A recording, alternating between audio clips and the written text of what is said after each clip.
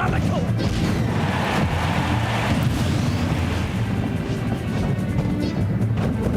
Get out!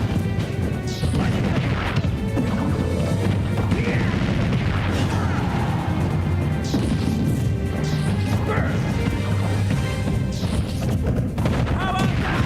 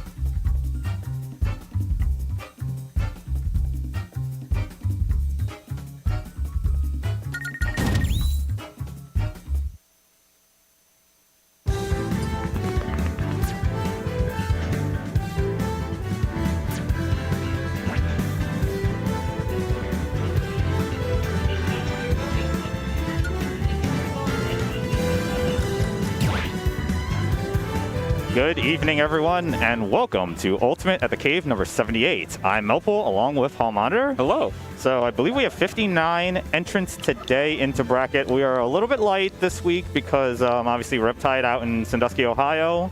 So a lot of players are out there, including AOS and Wadi. However, we still have some very good names in bracket here today. I know we have Smub, we have The Law, Alternus. Fritz is out here too. Symphony's in bracket as well. Archie might make some moves tonight and stuff, you know. So we've got a lot to be kind of be prepared for, you know. Yes, and we have Murun, and looks like we also have Mage King. Speaking of Mage King, looks like we're gonna have them first on stream against Cherry Bomb. That's quite a name.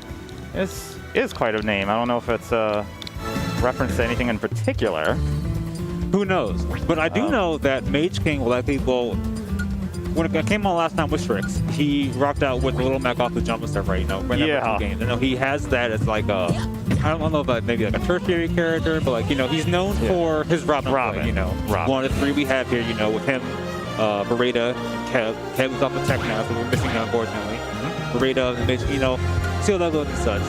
But Cherry Bomb, I'm not familiar with who they play. Be able to learn experience for, I guess, both of us here. Let's find something magical in the wondrous world of PG sets. I'm going to go take a look at that right now. But one thing to know, if you play here in MDVA, you better be. Player. Oh, is this indeed a pit? Okay, I think that's so, at least. Maybe.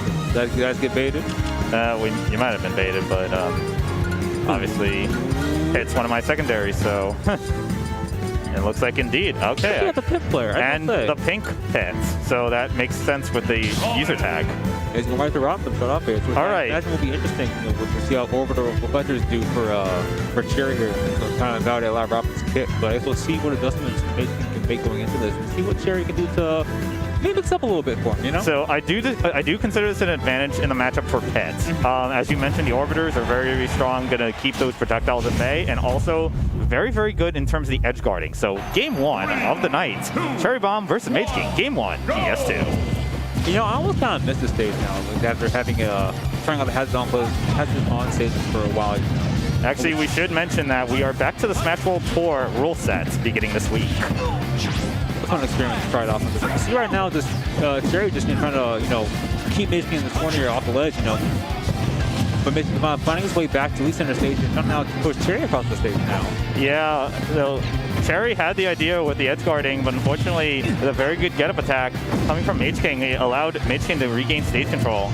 And right now, it's certainly an advantage in terms of the damage right out now, but will land that F smash, Cherry Bomb will, and reads that get-up attack. Good down tilt. And looking for the early spike, you got to be careful because of that recovery from Mage King. Now I do like Cherry's use of the arrows to, you know, kind of harass Mage King. Trying to pull out flames. Yeah, Mage King just misspaced the most Moratu there, and now here comes the edge guarding with a out of magic. So that is going to be a stock. And that's the edge guarding capability of Pit there. Oh my goodness. He wanted the shield break for sure there. Yeah, had to drop shield there. Currently leaving 104, use the Orbiters. There's a great use of the Orbiters to get back to stage, but caught the roll on the roll in, but not even Callous up, unfortunately there. Yeah. Well, sitting for your left here, going to go for it again, maybe? Yeah. He's going real deep for us. Yeah, if you're Cherry Bomb, you want to be very careful being below Mage King when they're recovering with that up B. About half of Flames and Thunder at the moment. You're going to catch him hanging on a ledge, though. Yep. Just a quick full jump into forward air there. All right, so pretty even here in this game number one. But here comes the Nair, comes out so quick. Literally one of Pit's best attacks. Only it works more consistently. Yeah, that's what can be frustrating about playing the Pits. It's like a lot of their moves don't work as well as they really should. I know they did buff that up air, and it's helped them a little bit, but it's still... And it's helping a lot of right now for Cherry, and she's just, at the moment, just had making track, trying to cover up stage there. All right, but, you know, doing okay. Mage King does his down air, looking for damage instead of back throw for stage control. It's quite an interesting, I guess, kind of game plan here. Right? You see him kind of running up, you know, just either charging thunder in Cherry's face, although here off stage we saw before. Oh my goodness! Runs out of options, going to lose their stock. I was about to say Cherry is doing a very good job of Mage King's getting a little bit predictable with their get-up attacks, and Cherry Bomb's able to read them.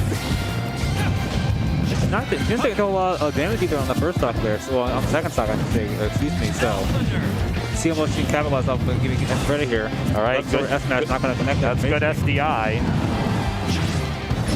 These numbers can come up at the stage here. Good orbitars to reflect negate the 11 swords. Yeah, it's a very safe get-up attack for Pit, especially in this particular matchup. You see a lot of it's what I'm looking for.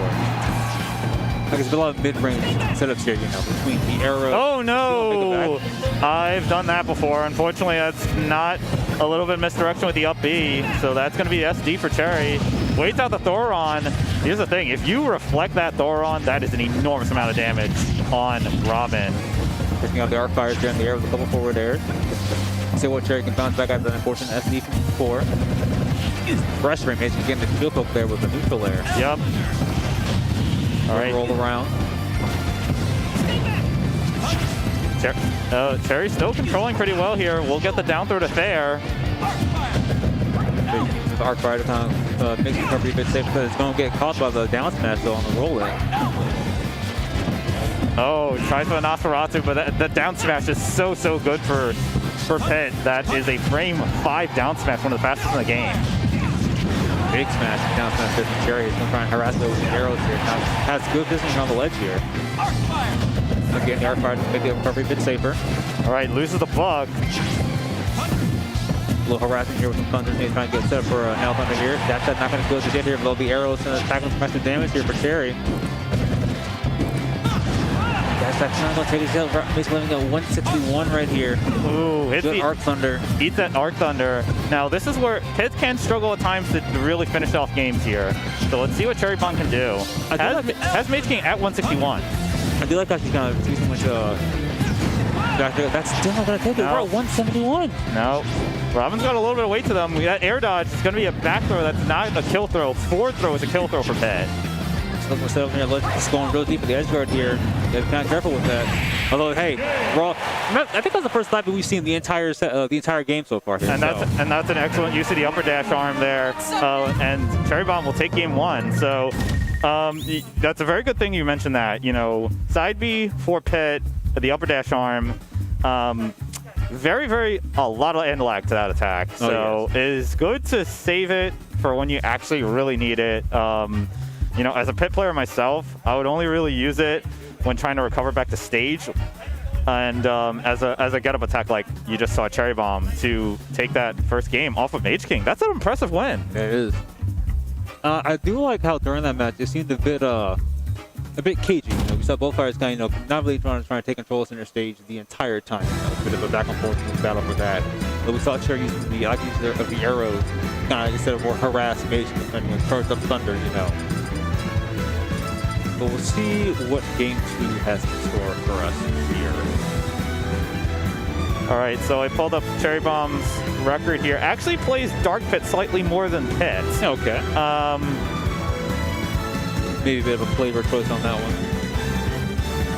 Just getting quick confirmation about the stage list here. We are about to hazards off for stage. Yes, very, very true.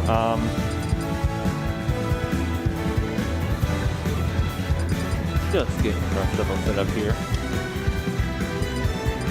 Now, I wonder if we're going to see a character change from Mage King. Obviously, we saw the Little Mac last week from them. Oh, yes, we are. We're going to see Hero. Well, we are going to get the Omega Mode PS2 here. We are getting the swap to Hero for Mage King here for Game 2. So maybe it's signing that the Robin's going to cut him in this matchup. We're going to go for a little bit of RNG in the process. Yeah, again, with Hero, you do have to be wary of those Guardian Orbiters, once again from Pit, but at the same time, you will have bounce. And I think that's what we're going to look for, trying to start the match off here. Nothing doing at the moment for the spell list here. And Cherry, I think we're doing it in the last game, they're really trying to harass Mage King, kind of getting hit. Now let it for the neutral be get through his spell slots, you know. Yeah, the one thing that's good with Pit in this matchup is that those arrows can interrupt the spell menu. Sure, go for that a couple times so far. Just throwing out a wall of aerials out here. Down throw. Oh, goes for the fair. Could have gone for the back air there. Cherry could have. Makes it back. No bounce yet. Still here from Mage King. Yeah, so I think Cherry saw the black in that menu and ready the orbiters. And there's bounce, so no more arrows if you're Cherry. Ooh, not the greatest recovery there from Mage King. Cherry able to punish it a little bit with the nair. Downstairs, Mike. Oh, that's a great DI. That's a good tech roll there from Mage King to avoid that. But Cherry was hunting for that. Yeah, the downer hit stun from both of the pits is like one of their main kill confirms. So it was very fortunate on the part of Mage King to get out of that. I thought Mage King's kind of doing a little dashing. It's not really committing to like a forward smash or an up smash here. You see Cherry kind of floating around trying to make her way back to stage here. 16 minutes, able to make it back safely there. You only lose about 4 in the process.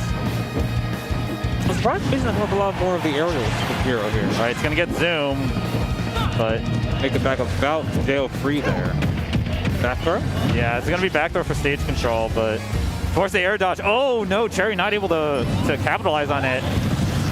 Still catches with the uppy there. The 9 MP match first. You would see that coming right. Rapid jab not gonna kill. Just again a 177. Rapid jab generally isn't a kill move. That could have very easily been an F smash, but Mage King was out of mana. Charge maybe a bit too long there, but get the free bounce off the jump to start off with. So a good 20 seconds if you can't touch me with arrows. Yeah, but you can still get naired. And he's gonna get naired to death here. Ooh. Cherry trying to catch him down low with that. So I think it's caught by the kaboom there. Good play from Mage King there. Yes, absolutely. So that will even up the stocks here. Okay, coming out there for Cherry. Will chain it to itself. Ooh, I like it. Spike there. I like the use of uppy to catch a neutral get up or get a roll get up there. Yeah, that's a pretty common hero tech. But again, Nair catching recovery from Mage King. Oh, yes! Caught him with the snooze there. That's not going to take maybe full kill there, unfortunately, for Cherry, but good damage nonetheless there. Gimped with the neutral there. Cherry got gimped there for a second. All right, low on mana, so it's a good point to try and throw him off stage here. Force the air dodge in, hit by the neutral there. He's not going to make it back from that. Yeah, was fishing for the zoom and did not get it. Top deck snooze, not going to connect there from Mage King. All right, yeah, those take about 10 seconds to regenerate. Gets hit with a side B. I'm probably seeing Mage King go for anything like boom or psych up, trying to make it a bit stronger for this matchup so far. He's got a lot. He's looking for bounce or maybe Kaboom or Track available to him here. Honestly, I think he might be looking for a crit F smash. Just trying to get themselves back in the game. Yeah, Pit will make that back. Yeah, okay, that's a great recovery from Cherry. Going high to avoid the lightning attack there. To get back here, they would have worked there for Mage King there. Yeah, but catches the jump in with the S-Match there, and we're at a last stock situation here. Mage King at 75% though, so let's see what Cherry can do. That being said, Hero can absolutely make a comeback, so just a couple of correct spells. Already got Cherry back up to 31%. Now Cherry just trying to get some chip damage with these arrows. I thought Mage King's kind of been backing away as Cherry was running. Go for a run up in the air, try and start the damage and maybe get a shield off of it here. Yeah. Going to lead to a grab there.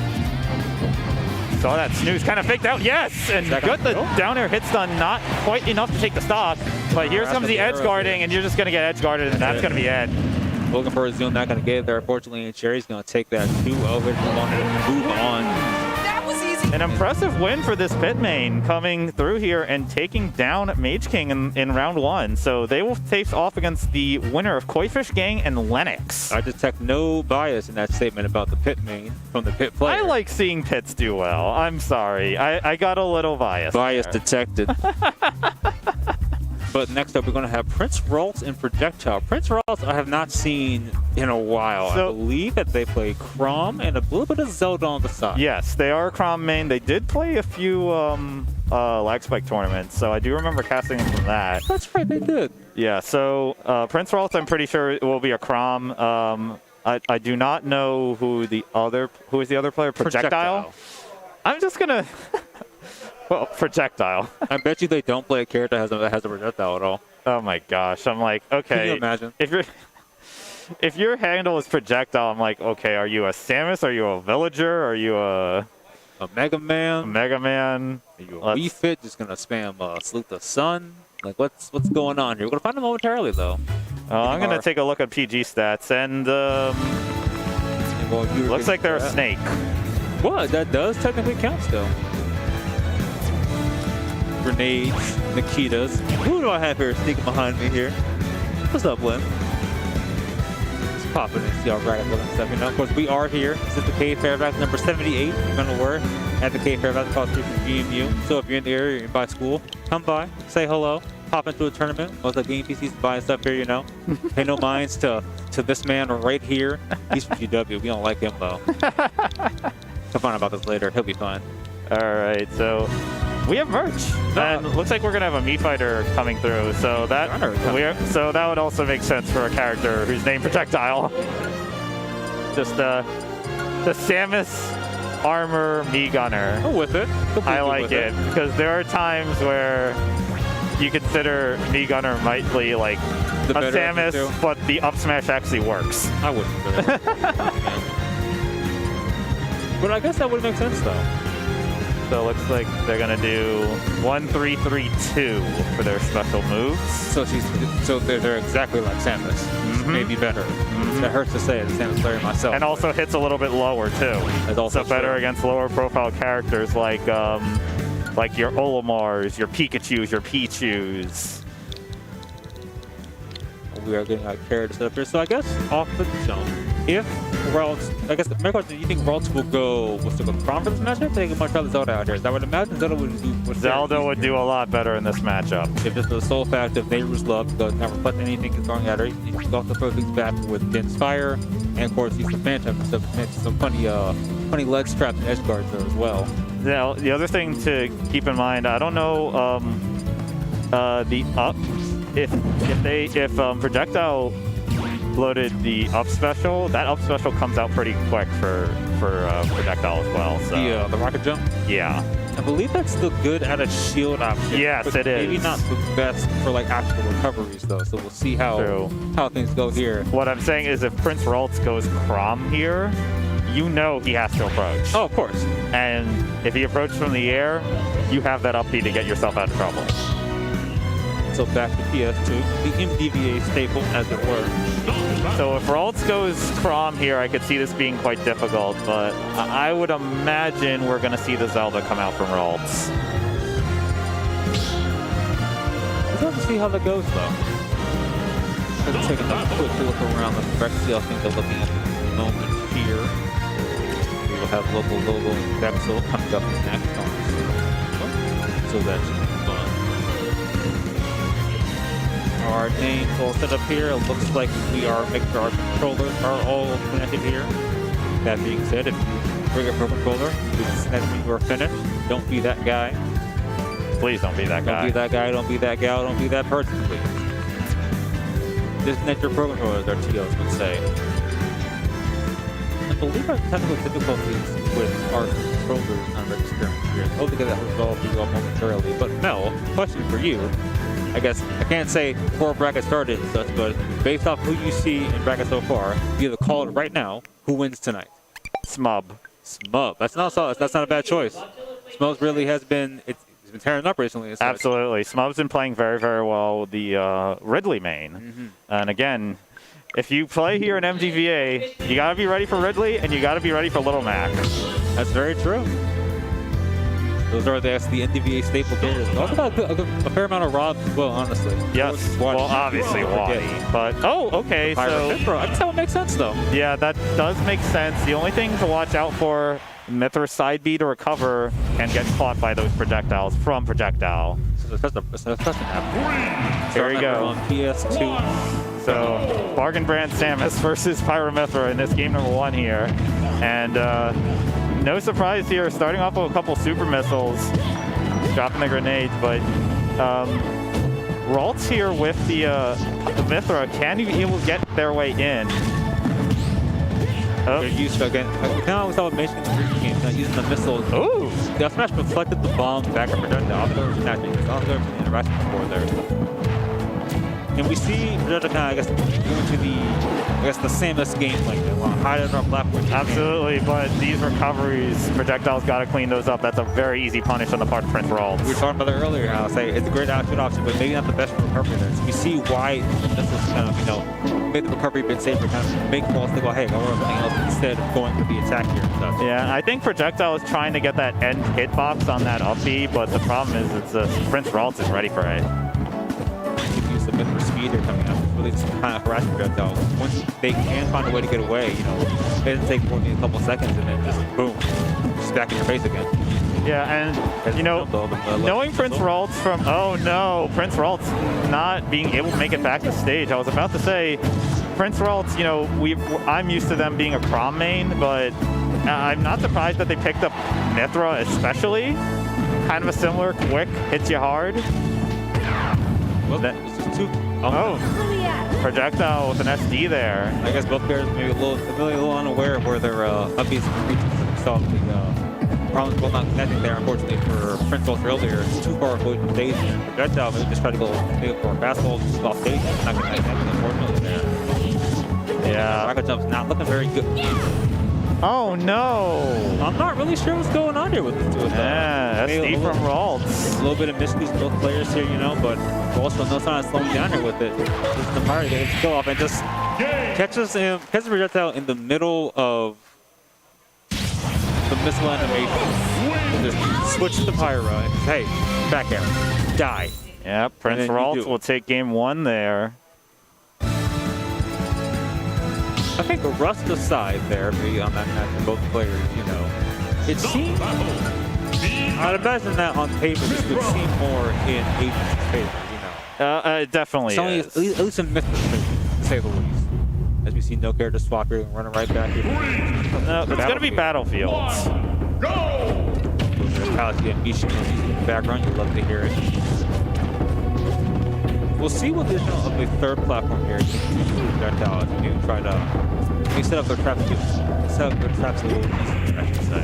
Yeah, as Samus, I like this stage for Battlefield, but as me, Gunner Samus, I'm not so sure. Well, something about that. Coldness is coming out here.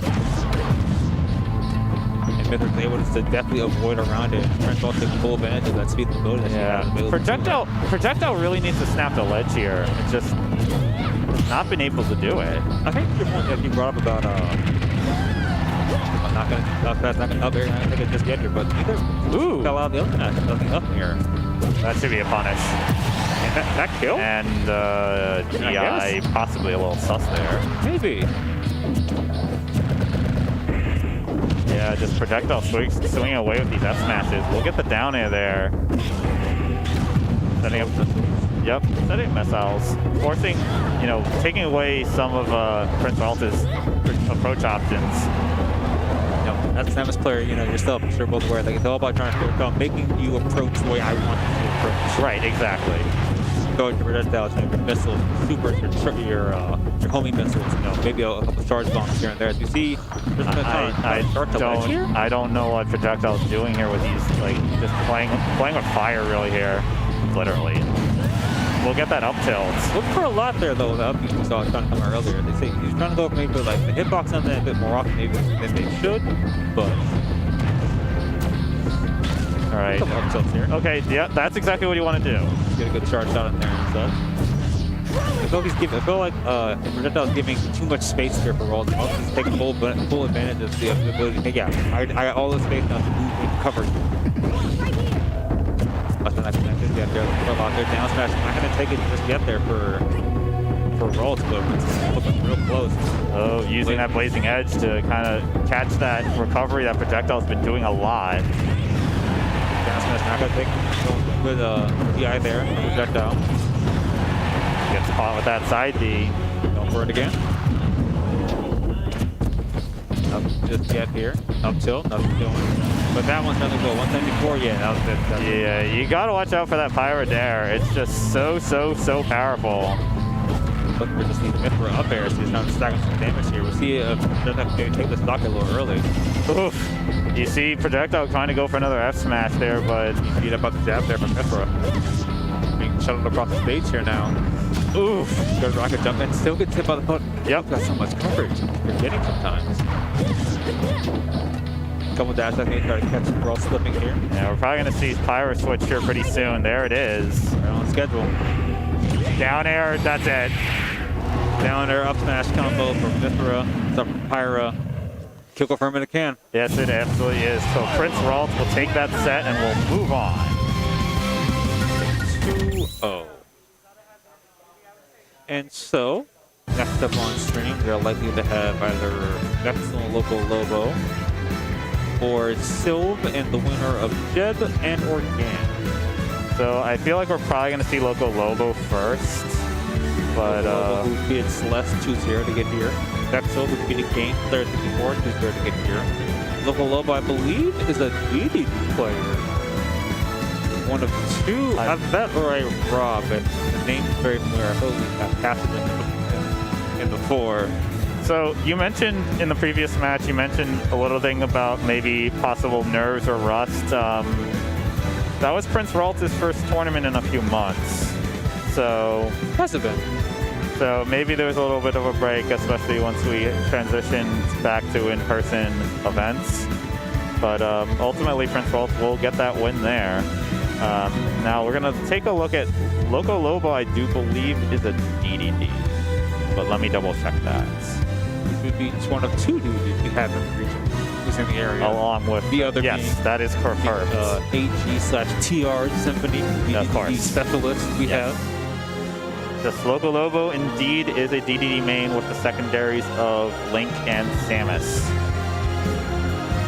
Likes a good projectile. I can respect that. I can respect that. All right, so friendly reminder, guys, welcome here to Ultimate at the Cave number 78. I'm Melpool along with Hall Monitor. Some of the regulars are out at Riptide right now. I guess our first super major in a while. At least in-person super major, yeah. Huh. So I think we're going to see, that's going to be very interesting to see, how people have progressed during our, time playing Suffering and Wi-Fi. So, chance for the, I guess not to discredit, the players who are still here and such. But I guess now that the upper echelon has moved on to something else at the moment, at least temporarily. I mean, see how the rest of the pyramid kind of reshifts itself. Driving to Ohio is expensive. It's also very true. Ohio is, and it's very far. Kalahari is pretty expensive too. I don't know what that is, though. That's the location where Riptide is being held, the Kalahari Resorts in Sandusky, Ohio. Shows how much I know about things. So, what do you have on Vexel in Smash? Sorry, let me take a look at Vexel here. Yeah, so I'll set up for that. Both our players are arrived at the station here. So Vexel appears to be a Zelda. Okay. I like little Zeldas. They're very fun. If they go Zelda here, I do not see this being fun for DDD. No, that validates a lot of his kit. Now, by a lot of his kit, I mean Gordo. Gordo is the kit. That being said, if you main King DDD, you got to expect these tough matchups. So of course, characters that have the ability either to absorb or play projectiles are already tough on paper. Right. It's no matter how much that you can throw off your projectile timing to make it easier. Yeah. At least for yourself. Make catch your opponent unaware that, they're going to throw a projectile, maybe get up from ledge, maybe cover high or cover low. And again, King DDD, literally the worst airspeed in the entire game. So that's going to be a challenge fighting this Zelda. So we'll see what Loco Logo can do. In the meantime, we'll take a look at some of the other scores early on in bracket. So see Archie defeating Pirate DK727. Moving on to take the winner of Tyzane and Equinoct. They're playing Tyzane. Equinox has already won his match here. So it should be, I believe Archie is... Sounds so, I can't place who they play at the moment. But as you mentioned, Archie and Tyzane playing winners round 2. Smub, your pick to win it all. Yep. Currently going to play against Lasog 46, excuse me. Crits and... Crits took down Bert. Crits took out Bert 2-0, fortunately. We have 4-1 off our commentator brother. So that was most likely a well. Crits has a few characters, but I'm used to them playing Lucas. Trying to cheek a bit here and there, so I imagine maybe you can cheek against either the Terry or the maybe the Richter, say here or there. We got Crits Willie going to play up on X Rimsey and BKV be on stream. Sylvan Jeb, the Law and Beretta. Linux will be playing Cherry Bomb. Linux beating Poiters game 2-0 to get to that position. And we have a couple matches in round 2 that we're waiting for round 1 to finish up. Diddy, that does sound accurate. Thank you, Sparkshot. We have now fixed our Switch issue here. So match will be getting ready for you guys shortly. Lennox is a Fox. Fox Yes. against Pit. That can be challenging. Fox is just so fast. And Pit's, obviously has that nair, but that's about it. Right. So we'll see how Cherry Bomb fares against Lennox there. We're getting our name. Lennox, one of our better players here, has made winners finals here before. Number 75 was actually up against Smub. My pick to win it all. That Linux plays over at Xanadu? No, it's over at the Ladder. Oh, yes. Over in McLean. Sheik Ink Diddy. Appreciate it there, Knock. It's a little bit of character variety here. We're getting our stage. It's all verified again, and we are back to the Smash World Tour stage list. Yeah, when I was in bracket a couple weeks ago, that was really throwing me off. I'm just instantly PS2 and no, that's not allowed. I'm like, why? Embrace the change. No more comfort zone. Play on moving platforms. Yeah. To answer the chat, Archie is a Young Link main. At least according to the PG stats data. But we'll see what happens. The character swap here. You see the Zelda coming out from Vexel and the DDD. All right, so here we go. Lobo with the DD he's known for, and Vexel rocking the Zelda here on PS2 to start things up. All right, quick grab to the back air. Start things off. Really start here on the part of Vexel. Lobo not able to find a way in at the moment here, trying to avoid the band's coming out here. The sour spot there on the back air Zelda. That's what makes this matchup so tricky for DDD. It can be very tough to avoid this Phantom Knight. It covers so much station, and also you have to worry about the position of Jen's Fire coming out as well here. Again, sweet spot back here from Vexel here. Who's just wrecking the damage here, almost unannounced. Ooh, what a combo there. The Knight into the sweet spot back here there from Zelda. Yeah, Lobo aiming the inhale the wrong direction, just left him wide open for that. Can DDD inhale the Knight? I do not believe so. At least I've never seen it. Pretty crazy though if you could though, right? Yeah, that would be a little wild. Good but back there, going to be for troubles there. A couple up tilts, going to get the party started. Yep. Knight set up, then fire, not yet. Alright, this is classic Zelda play. Just sit back, control the front of the stage, and set up that Knight. Big Gordo from Lobo to make the Knight disappear there. Trying to get the shark of the up air, but gets clipped by the Gordo on the way back. I don't always want to try to be a legend. Ooh! That hit behind too. I guess the hammer there is going to do for Lobo and Zelda. All of her technical setup stuff, you know, not very light, not very heavy. Excuse me. Yeah, Vexel got caught jumping there. Lobo using that up smash, it covers a lot of ground, but How about anti-air? Am I right? yes, indeed. Quarter to the ledge there, make the recovery a bit safer for him. Full night charge that up. Back air. Gordo. Alright, guys, gonna hit the little platform there. Ooh. Trying for the 2-frame with the dash attack, but not gonna able to get it here. Jumps up. You see Lobo a lot when Knight's being formed really. Okay, well, I have to back off.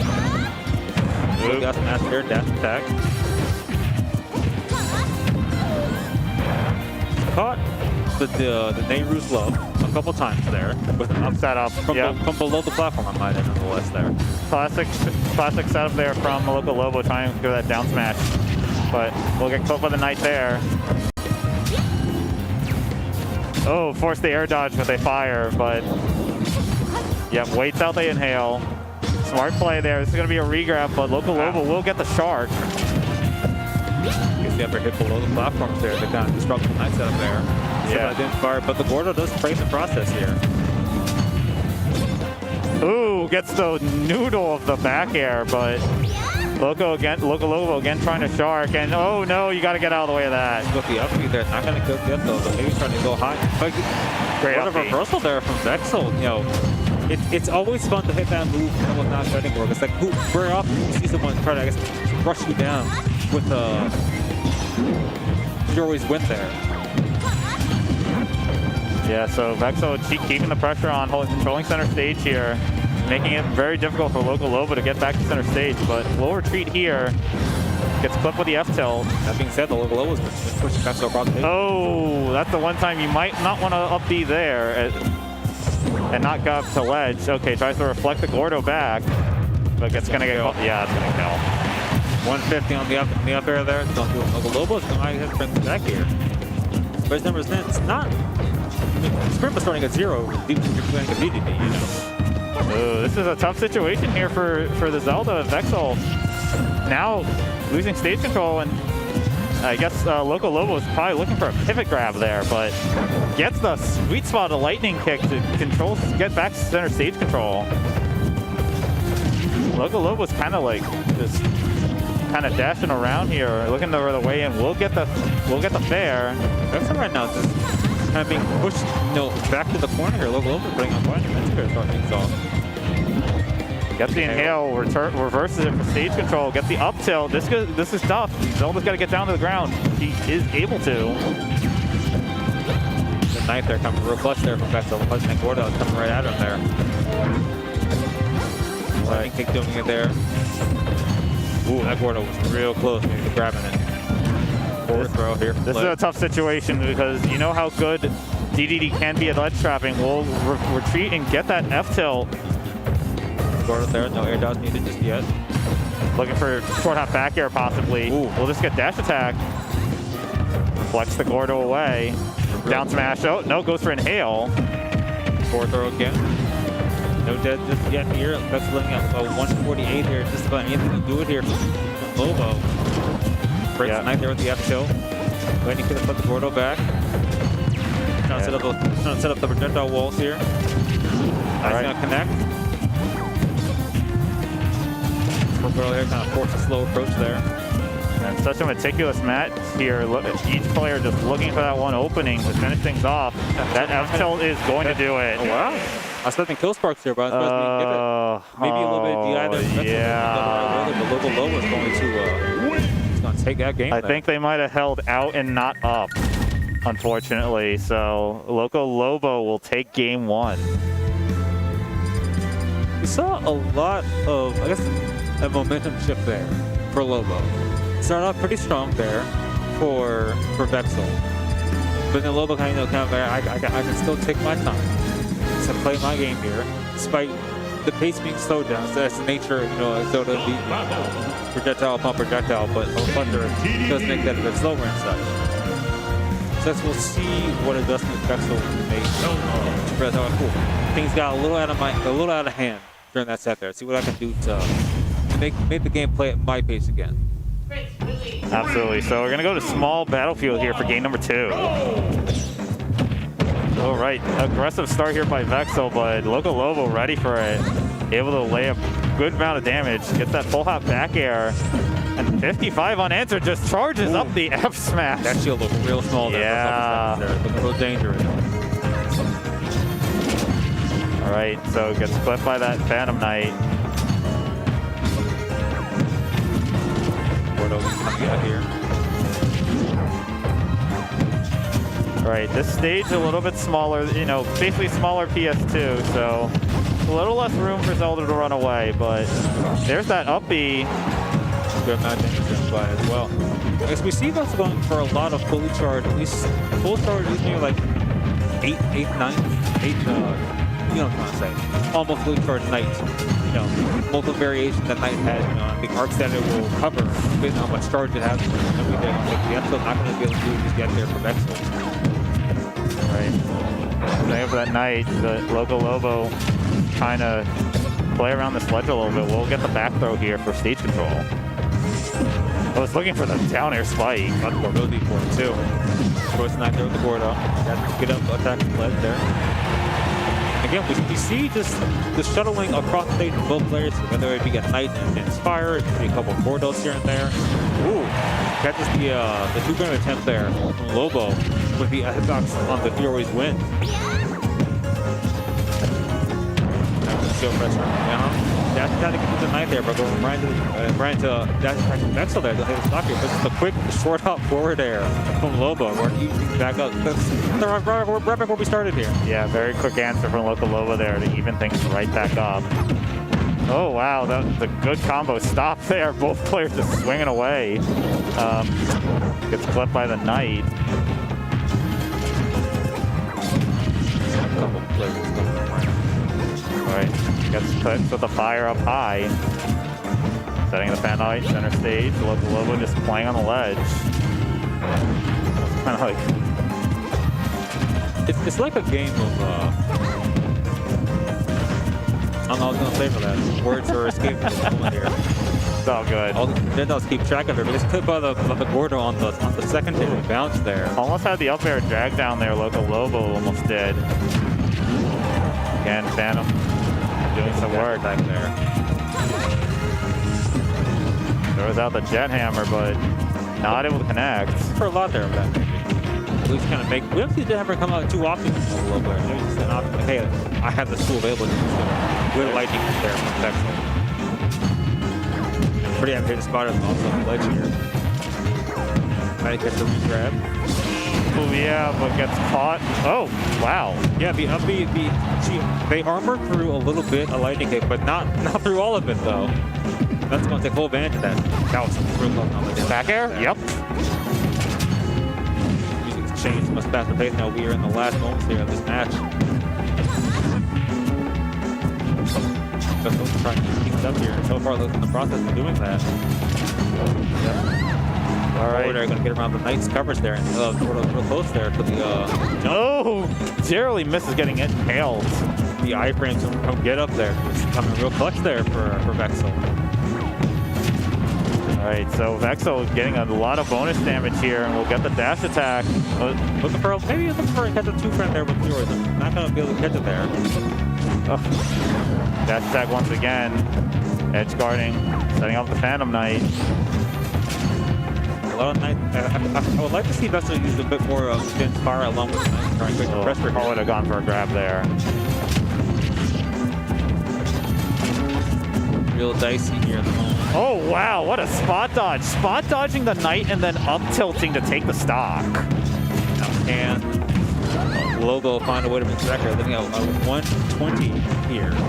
I mean, as we saw in game number 1, if Loco Lobo can regain control of the stage and force Vexel on an edge guarding situation, this is not out of the question. But right now, Loco Lobo will get the shark. Gotta respect the Phantom Knight. Gets back to the middle. Starts setting up with the Gordo. Oh, wow. Now we have tilt there. You can see above the neighbor's love. Yeah, past the jump and retreat to get away from the Phantom. Oh, that's trouble. Quick short hop, lightning leg, and Vexel's going to even things back up here. So we are right now at 1-1 here. Winners round 1. All right, so here we go. Game number 3. Winners round 2, excuse me. Yes, this actually is winners round 2. So I wonder where we'll go for the decisive game 3. Both games have been on platform stages. You know, went from PS2 to tiny PS2. Yes, exactly. So we think maybe we'll go back to PS2 again, or do you think maybe we'll switch to a platform stage to go something crazy and go FD?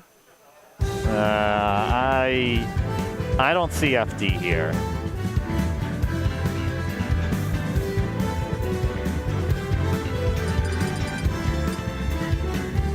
Town and City for the pivotal game here. And no character swap. Running right to it. The decisive game 3. 3, 2, 1, go! All right, once again, no surprise setting up the Phantoms. It's going to give Zelda a little bit more space here to set up those Phantoms and set up all of Zelda's ranged attacks. Now, I wonder why Level went here for the stage. It was his choice. I guess it does benefit him as well.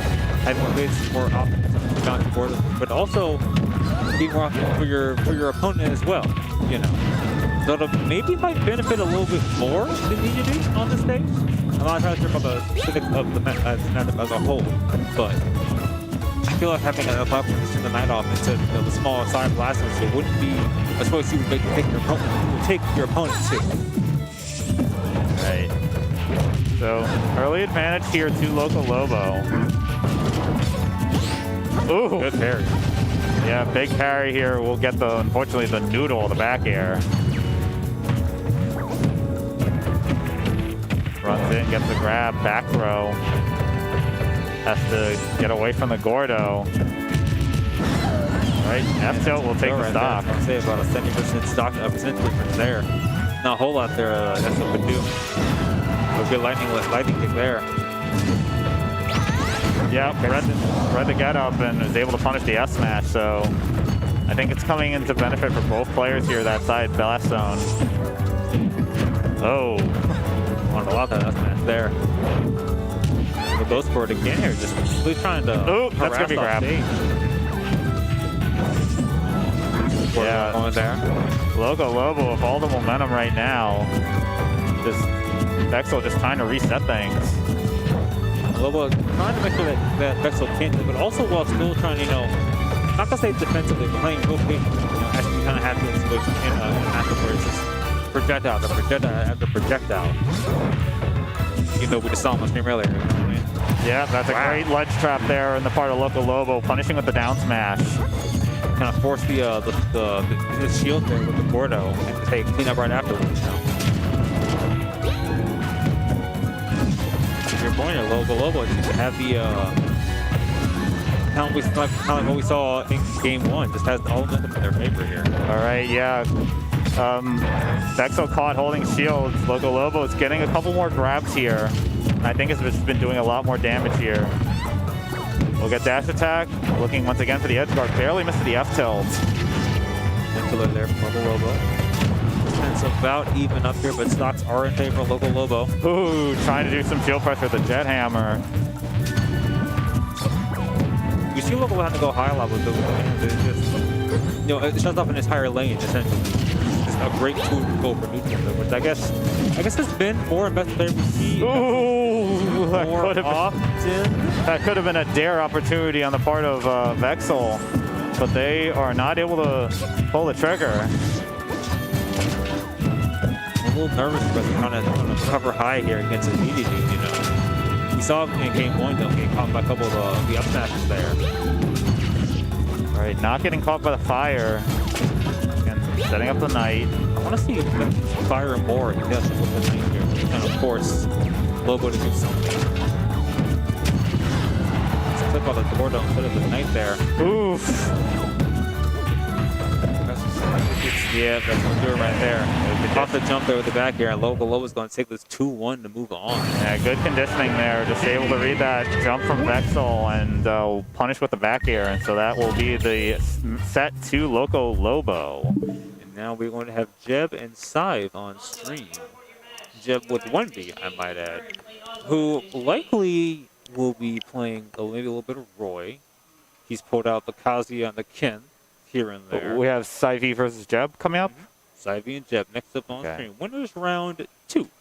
All right, so Scythe defeating Jivro to get here, and Jeb defeating Gan to get here. So I personally am not familiar with these players. What do we have for Gan in TG stats, Mel? I'm going to take a look at that right now. We are getting our controllers all adjusted here, and so we're having a little issue with that at the moment, so don't mind us. Yeah, autocorrect. Jeb out here rocking the looks like a Marvel 2 shirt. You love to see it. Free in VC2. Autocorrect. So Scythe, I have listed as an Inkling main. That does sound accurate. That does sound accurate.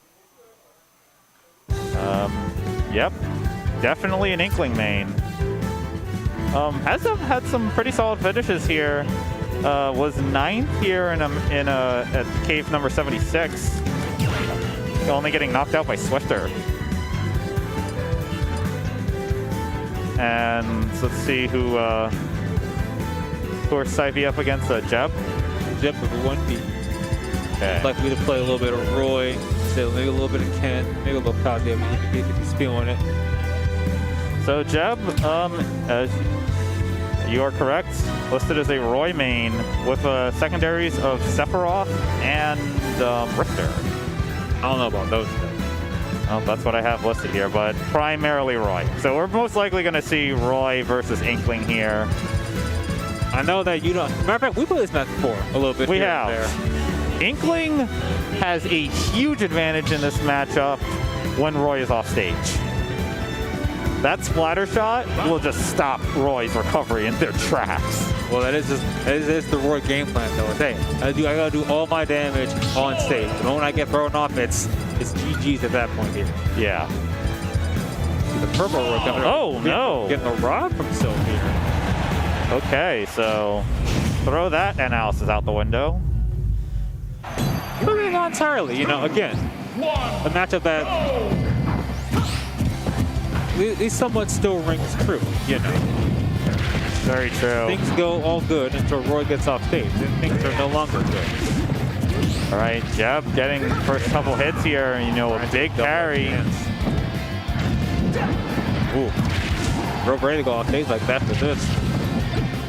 So we see him trying to maybe be a little too aggressive on the ledge there. How about with the laser now and the gyro so far from Civ. And I like Jeb backing off there. New Scythe is probably going to throw that gyro out. So that's. I'm sure there's probably a lot of matchup experience. We have so many Robs here in MDVA, so I'm sure Jeb has plenty of experience in this matchup, and we're seeing it right there. We'll see that approach and is able to answer the up B. I like Blazer as learn to get off into if your phone's going to an down throw, up tilt, up air. Yeah, a little quick on the up air there from Scythe. And oh my goodness, the up B just shield poking. I see Blazer coming out a lot there and getting the, I guess, the sweet spot on the up air there. Yes, indeed. Up air not going to take it just yet there. I guess in the joke about Roy, fighting their demons and ghosts that they see on stage, and a couple of nuclears coming out there. Yeah. You got to space that correctly though. Giant up air, up smash. All right. Again, Blitz coming out there to get off and kind of power through a little bit on there. Good spots out there from Civ. Yeah. Uh-oh. Get for the flare blade there at ledge a couple times before, but it hasn't been caught by the laser now and the gyro a couple times. It's able to DI away to get away from that down smash. And you know what? This Roy's been using this up B a lot and has been using it very, very well. You don't see it used very often, honestly, by Roy's. Back throw there. Civ, no problem trying to go high to avoid that, but again, the sweet spot on the up tilt there. This is a great job of spacing so far. I really love to see it. This is where it could be a little bit trouble. Yeah, they could get the word the hefty boy here. Oh my god, what a combo by Jeb. Just getting that grab and just converting it into the double-edged dance. Jeb just continuing to lay the pressure on. Gets it down tilt, chasing away, but Ivy will answer with the back air.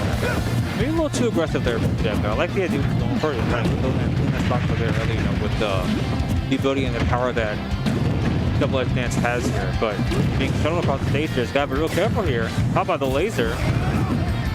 Laser gets through the gyro to trap the ledge there. I like the delay on that. That was a great delay, barely connecting with the end, the last hit of the double-edged dance. Gets the up smash. Nair gets caught high. Wow. That is a robbery of a game there. Ivy will take it. Robbery. Ooh. I didn't even realize I made that pun. But to your point, though, the up air there, the catching Jeb trying to be a little too aggressive, maybe trying to work for his own up air there. But Rob's just got so much range. It hits so many times. Yeah, you can tell you could tell Jeb was a little disgusted that that game was effectively stolen from him. Jeb for the most part had all the momentum going for them, and Ivy is just like, I'm going to find you and I'm going to up air you. And you are going to die. So, game 2. Adjustment Jeb has. I think it's Town and City. It is indeed. Go! And bigger. This is Roy and Crom are very, very good on the stage.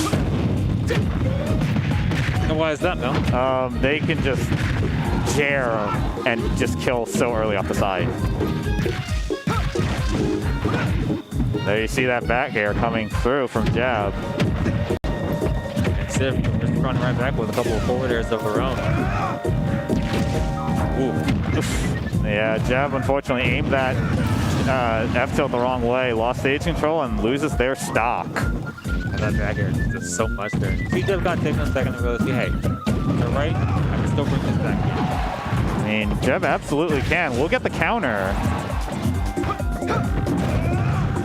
Ooh, get shield pokes there with the blazer. Whiffs on that up smash. Basically trying to pull a Rob on Rob. And you're seeing that Jeb looking for the Jair, but just oh my goodness, Ivy just continuing the pressure. Just wait for the attack. Blazer on the platform there, something on take it. Rob being slightly bigger, not gonna live through that though. Alright, big parry, but not able to do too much. Just down tilting left, down tilting right. I really like the use of up B here by Jeb a lot. That's the way. See the shuttle set across the stage here now. Oh! Big call out on the S smash. That was pretty. That's exactly what Jeb needed, but gets caught jumping against Ivy's, connecting with those up airs. Grab. Good air does get around that there. Yeah. Go for it again, though. He can have it twice. Yeah. No, he can't. And hello, Ray Face. And Civ here looking for the, kind of halt Jeb in his tracks here at the moment. Oh, can use that platform to their advantage, Jeb, but I think Ivy, realizing the situation, just able to just jump up and get out of that situation. We'll get hit there. Yeah, we'll get hit with the up smash, but not gonna kill just yet. Rob, big boy, heavy stage here. Big stage. Big up blast zone here. Town City, cannot make it back, unfortunately. So that is gonna be 2-0 in the favor of Ivy. Unfortunate there for Jeb, but Civi did a very good job. Just forcing the off-stage positioning, as you talked about before. It's all fun games. You're thrown off stage, and after that, it's just like, hey, what do I do now? And it's just like, I don't know. Guess I'll die. Guess I'll die. So, all right. So next up on stream, we're likely to have Knock and Fudge. Fudge, who defeated Slink, is here to get here, and Knock, who defeated Instant to get here. All right, let me take a look. Get our calls here from the TO. Those players. So momentarily here.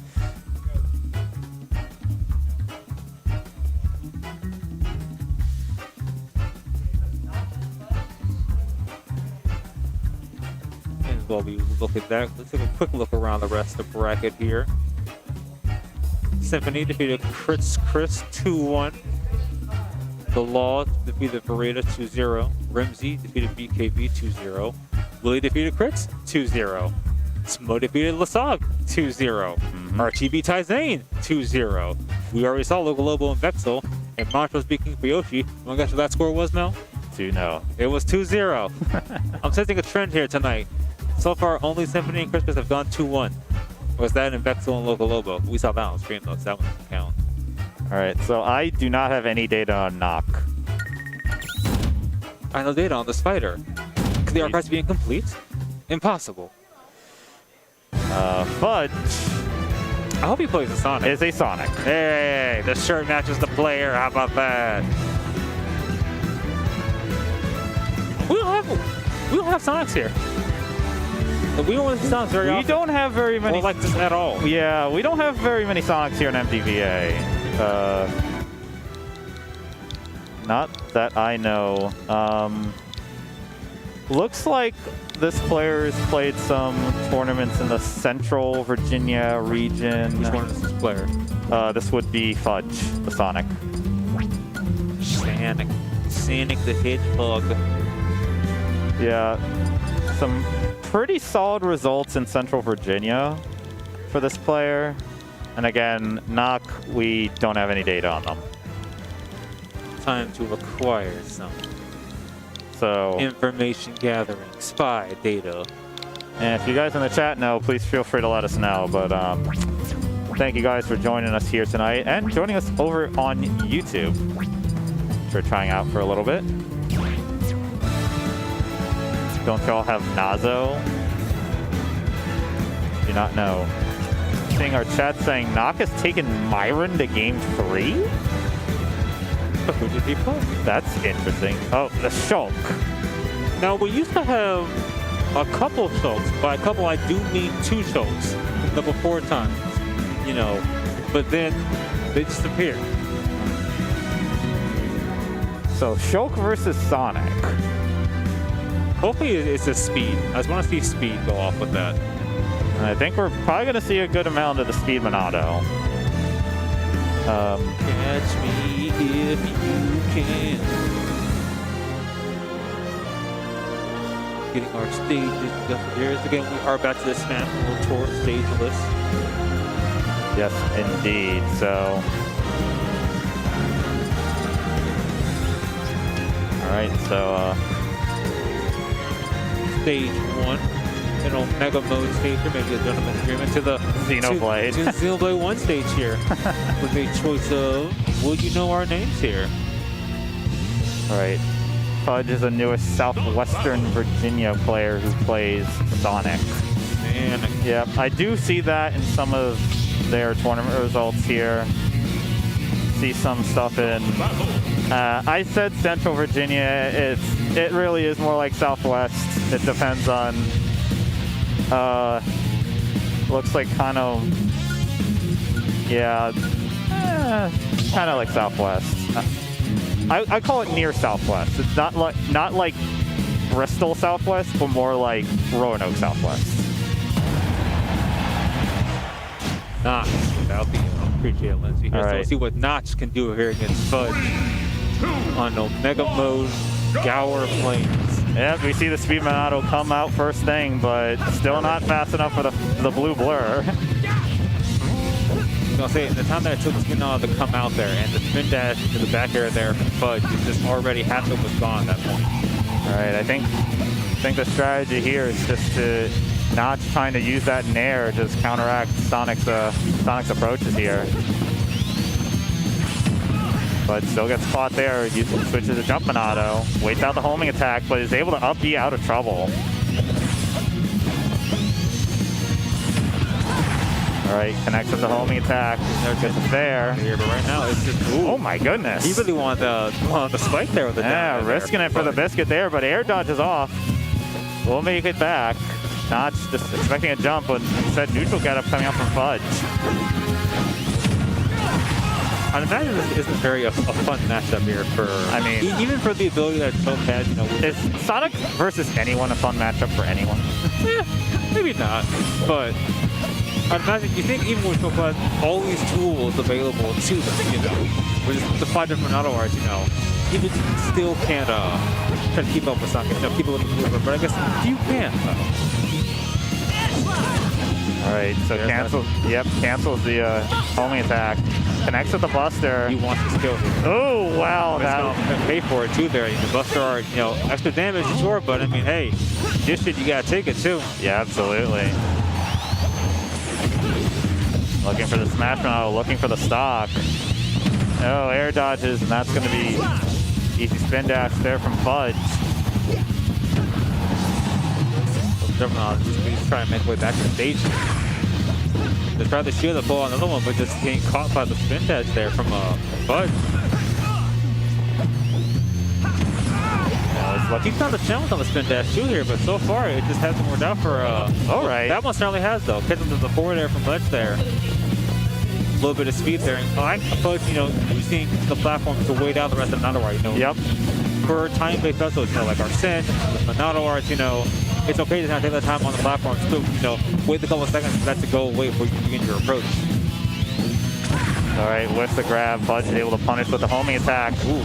Yep, had the jump Monado. Real deep there. A little late on that grab, but it's very tough to grab Sonic, so. Switches to Buster. At 116, I have to question a little bit at least. Yeah, that's a little risky. All right, switches away from it. Forward there. All right. Look at this dude just avoiding everything by those up tilts down there. Getting caught by those a little bit. All right, unfortunately not able to space that back air. It's going to be grab, back throw, back slashes all the way back. Sometimes you got to just commit to an option really early, you know? I always get scared when Schultz do that because I'm like, they're just going, I feel like they're just going to SD, but Knots had that space well. Go call on the jump there with the back out there, but he's going to take that stock there and have a little bit of advantage around as well. Although the shield not over, although right into the speed not over, kind of, you know, match mobility with mobility there.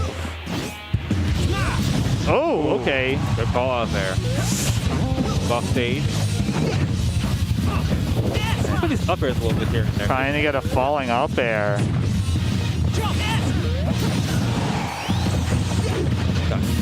Jump with Naruto art. It's not like Colorado. It's like Naruto art here.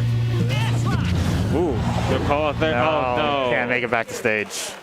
Just a little too far away there for the air slash there. Yeah, and Bud's going to take that take the first game here. Yeah, I think Nox burned their jump there, so they're afraid of getting edge guarded with the fair, so they tried to up B early. Unfortunately, could not make it back to the stage. So that's going to be Fudge, going to be up 1-0 here in this winners round. We looks like we're still in winners round 2. So the winner of this will take on Lennox, who took down Cherry Bomb, our pit main from earlier, 2 games to 0. So Lennox, very solid Fox main. So we'll see who they will face off against between these 2 players, Nox and Fudge. Nashville for game 2 here. Maybe a little bit of comfort pick here for Tom. I see. I understand this. Using that long hitbox of that Nair has a little bit of a better chance of catching Sonic. 1, go! Let's see what. So no surprise, Speed Monado out first thing, but Fudge still getting the first couple hits. Now, I'd imagine that the switch here for Smash Ball, you know, one platform, relatively small stage, you know, so trying to make it easier to try and catch Fudge here. But Fudge, even with the limited platform space, you know, he's still able to take full advantage of it so far. All right, tries to fair there after he saw the spin charge cancel, but it's still ambiguous enough to know whether he's trying to go into spin dash, maybe a homing attack sometimes. It's just, you're kind of waiting to kind of almost scratch here, but like, ooh, that was a risky up B.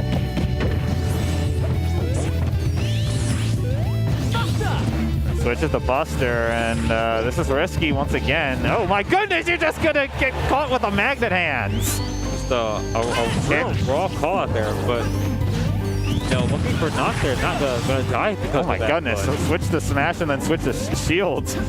He's able to backslash their way back to stage, jump Monado out, so should be able to make this back. Gets through the spring as well on the way up. All right, trying to space out these back airs, gets called out with a jump with that back air from Fudge. A couple times we can talk about that too now. Ooh, thought that made a little too far there for Fudge, but he'll make it back.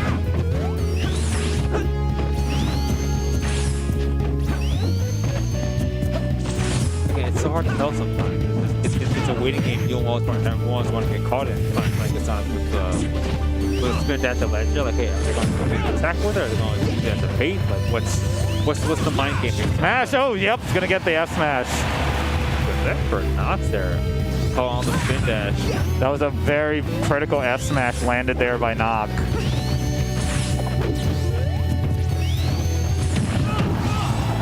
Right to shield Monado out there, trying to avoid some of this pressure here put on by Fudge. Has the parry, but not too much you can do with that parry. Whiffs the grab. It is tough to grab Sonic, so. Alright, now going for Fudge. Get the homing attack right into it.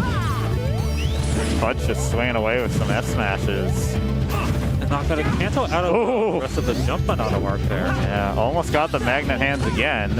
Oh, I like that. Using the spring to mix him up, and he's doing it again, but... Wait out the time on the bus. Yep, we got to make that back. Oh, yeah. Oh, except he got clipped there, but... So how don't be able to him, though? Like, don't do it! Oh, the bill would have been a big call on that hit, though. You see, but I guess maybe in a reversal, I guess, of expected play styles here, so I'm not going to make it back there for a second. I guess see Sonic waiting to try and time out and wait out the Monado arts here from Schultz, of all things. Gonna make it back the air slash. Alright. Back throw. This is gonna kill. Yeah, back throw very good for Sonic. So, oh my goodness, backslash right off the Angel platform for Knock. Looking for Smash Monado. Playing stock off here early. Should be able to punish this. Oh, not able to. And Smash Monado runs out, so Fudge is able to wait that Smash Monado out. Good spin dash there.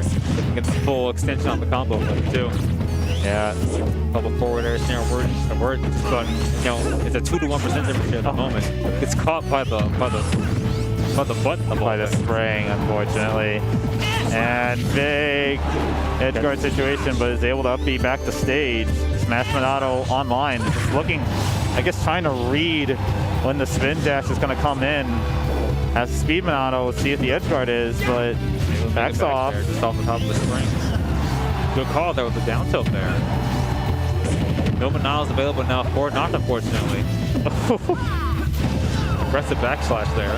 So answer that with more aggressive forward air from ledge. And again, dropping down from the platform. Yeah. And again, dropping down from stage there. And just three. I like that from Knock. Gotta be aggressive here. I like that from Knock, absolutely. 113. Gotta be real careful though here. All right, down air mix up coming out from Knock. Oh, sorry, from Fudge. Spin charging. I'm still not gonna do anything just yet. Again, using the spring there. Recovery mix up there. What a grab there from Knock. Yeah, I wouldn't be going for grabs here. It's just, it's tough. Looking for, oh, he's gonna connect, but not gonna kill on Smashville. Not at that percent either. That looked real nervy there for a second. Yeah, one more of those could do it though. Oh my goodness, it's looking to steal a game here. He's able to backslash back to stage. Oh, that up B. Yep. Yeah, but drop down back here from platform there, and Bud's going to take that 2-0 over Knock. With that, Knock's going to take on Linux here in winners round 3. But unfortunately, that's all for me tonight here. Mel, wish you the best of luck commentating the rest of tonight, and I will see you all later. Absolutely, always a pleasure.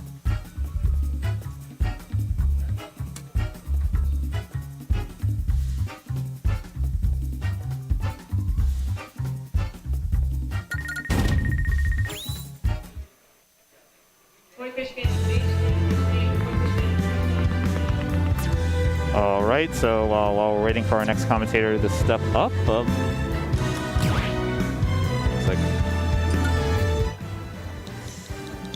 looks like we're going to have next up on stream. Looks like looks like Montrose versus Loco Lobo.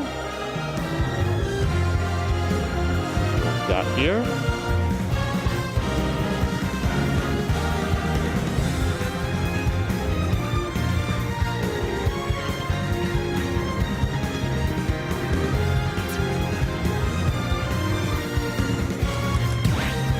Looks like that's confirmed. Loco Lobo versus Montrose coming up here.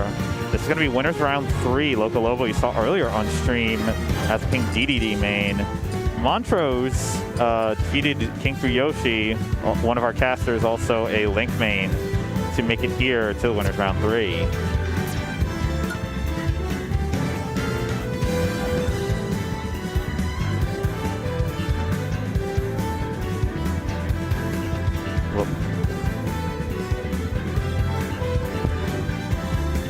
Can you hear me now? There you go. There you go. I don't mind supposed to put it close.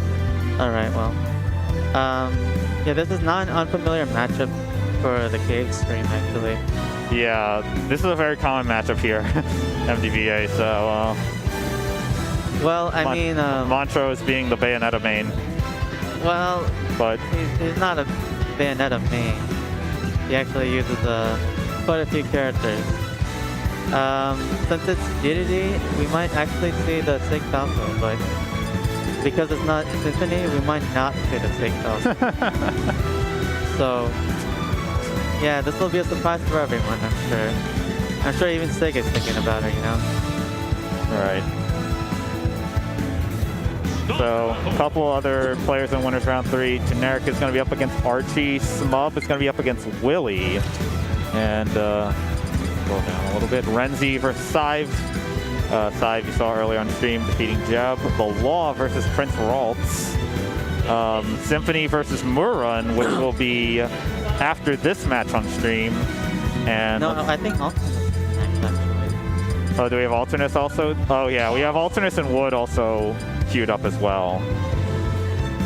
So let's see. Looks like we have King DDD and Fox. Are we? Whoa. I don't know about this.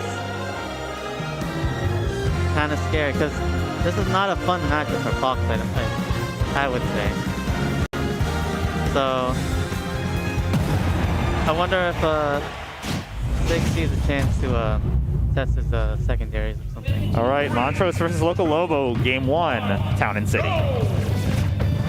All right, starting off with the lasers, but here's, you say it may be a tough matchup for Fox here, but at the same time, Fox just has such good tools and just able to smother you like we're already seeing a little bit of from Montrose. Yeah, but how's he gonna kill him though? Yeah, that is very true, especially on Town and City.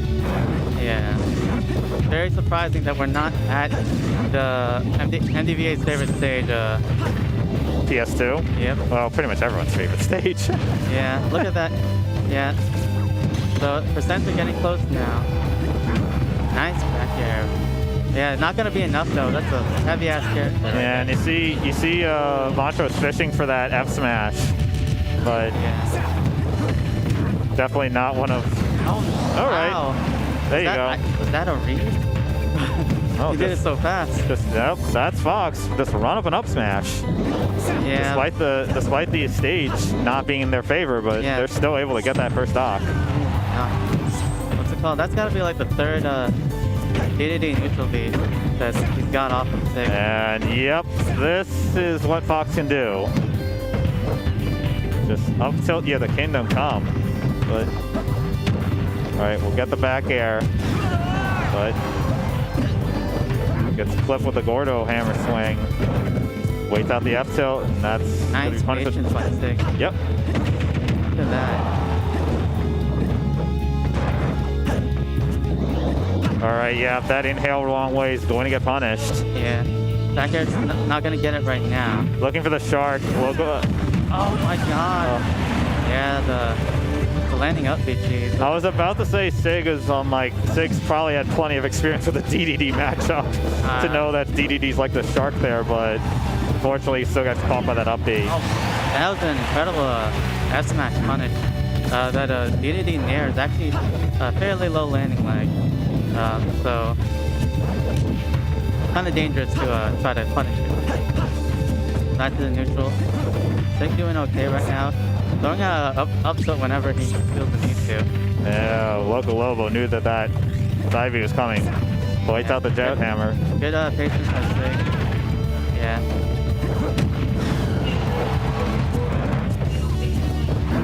Ooh, look at that Sig's patience. Yeah. When it comes to approaching the... Yeah, Nair's gonna beat up... what's gonna happen here? Ooh, and that still could have been a lot worse. Yeah, that could have been definitely a lot worse, but... Oh! Yeah, even stocks. Not... Rather, percent difference not very high, I would say, honestly. Yeah. There's another one. Especially with weight difference, but... Oh my god. I don't think that would kill at 30%, but you know what I'm saying. Ooh. Right, connect to the back here. Let's see what the edge guard is again. Local Lobo. Oh no! Yeah, Sig not falling it for a second time, but Local Lobo not grabbing the ledge either. Returning to base. Very different outcome from the first off. All right, so Sig will take game one here. And let's see what the stage counter pick is. What's it called? He's gonna have to make it count because this is not even the character Sig uses for DDD. I mean, I feel like Sig is like... Obviously, we have at least two very solid DDDs here. Yeah. And I think Sig was like... Sig might have saved this Fox specifically for this matchup and just really practiced it, so... We'll see what happens game number 2. They're going to stay here on Town and City. Actually a good choice for Local Lobo. This is a good stage, I think, for DDD. Up tilt punish. Alright. The up tilt's coming out. Yeah. I mean, that's just pretty much I mean, that's just pretty much a guaranteed minimum 40% damage. Sig opting for the lasers instead of... Oh, he's getting a good amount of chip damage here. No, that's like... He got like 30% off the lasers. And look at that, camping? Would you call this camping? I guess so. Yeah. That was a good combo by Local Lobo. Didn't get all of that up air, but Sig's still in a very good position. God. Just kicks the Gordo right back at him. Yeah, playing soccer out here with those metal shoes. And here comes the drag. Oh no. That's Yep. That's like the third jab that didn't really connect. That's the thing. See Local Lobo going for those inhales, but just Fox is just so quick to get around them. Oh, that's like... And here comes more up tilts. Yeah. Yeah, he was actually ran out of invincibility that time, but Sig not gonna try to giving him a bit of respect there. Oh, nice catch. Yeah, threw out the Gordo too early. Yeah. Up smash? Yep, there it is. Read that air dodge, and that's it. Just easy up smash. Getting hit for the falling back air, but overall Sig doing much better than the first game. Ooh, big damage coming up from Sig. I mean, really just not letting Local Lobo play the game right now. Oh, definitely not. Look at them. He's trying to pull out those side Bs, but that's the third spawn in a row, I think, that he got interrupted out of. Fox being quite fast doing the chase from the Gordo. Yeah, and doing a very good job mixing up those recoveries, just getting around the Gordos, getting around the inhales. Yeah, what's it called? The stage is coming to Sig's benefit, helping him run away or recover better. All right, just spits the one laser back at him. Okay, big one, 3% damage. Again, waits out the inhale. Oh, tries for down smash, which is smart play there because Local Lobo running off the stage. Down smash covers a little bit more territory. Yeah.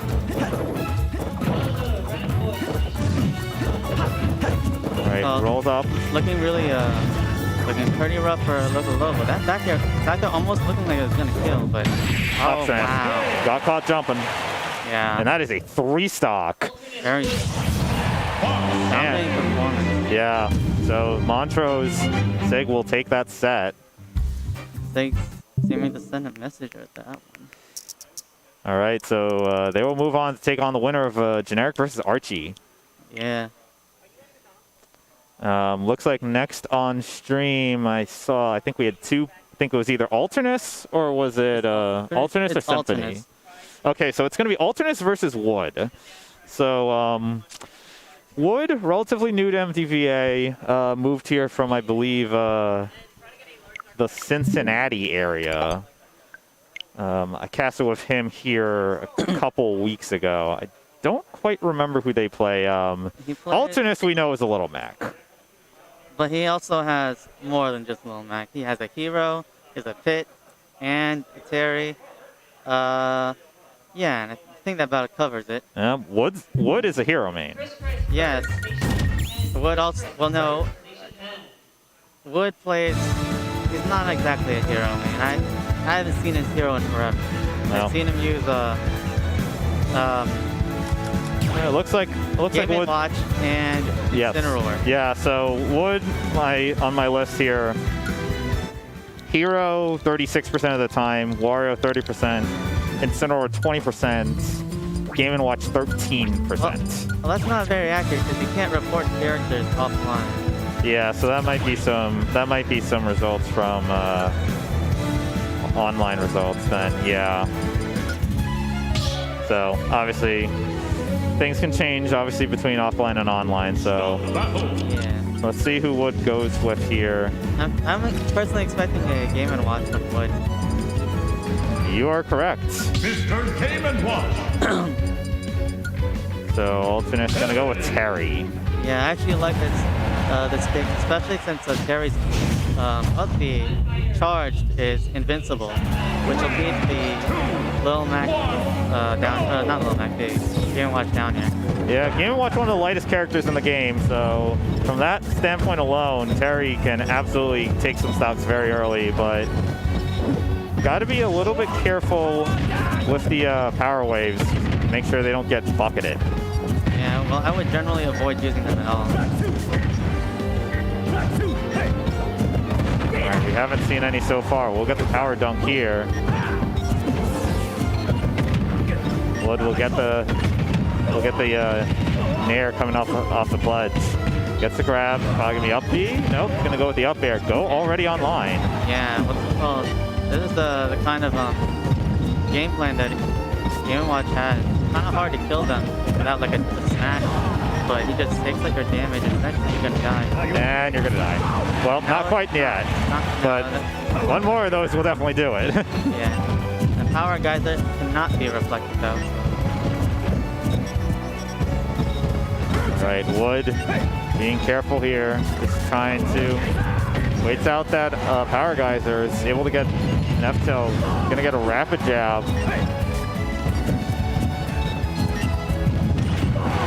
Oh, gets a good down air. Yeah, the spike doesn't kill them though. Ooh, almost caught that side B. This could be bad. This could be very bad. Yep. And the thing is, he didn't even need to do that. I think he could have just done a... He could have just done straight power guys. Yeah, or that too. Oh, big time spike. Yeah, this is definitely going to be a really slow-paced match. What's it called? The Wood definitely would want this to go in his pace rather than alternate. Yeah, power dunk, 28% right there. Ooh. All right. Just getting that down air. Yeah, that's safe. Yep. Suppy's out of trouble. With the grab. Big punish by alternate. Right, so that nair coming off the ledge connects with the nair again. Nice trapping by oh, F tilts the wrong way. Yeah. We'll get the back air. Oh. Not gonna take it yet though. Around the world, but no dice. Yeah, gotta be careful going high. The attack is gonna take it. Yes, indeed. And it's a dangerous situation here. Go still online. Yeah, that was actually a very dangerous jab right there. Could have gotten a huge punish off of that. Right. Dash attack. Wood desperately looking to take the stock and go away. Yeah, again, more jabs coming out from Wood. Ooh, yeah, I like that because back air is his best chance. Ooh! Oh my gosh. Literally looking for the edge guard, but The upbeat right out of there. The Nair almost gonna take it. that's still but not going to do it. Oh, The chair will do it. Yeah. Alternate's laughing.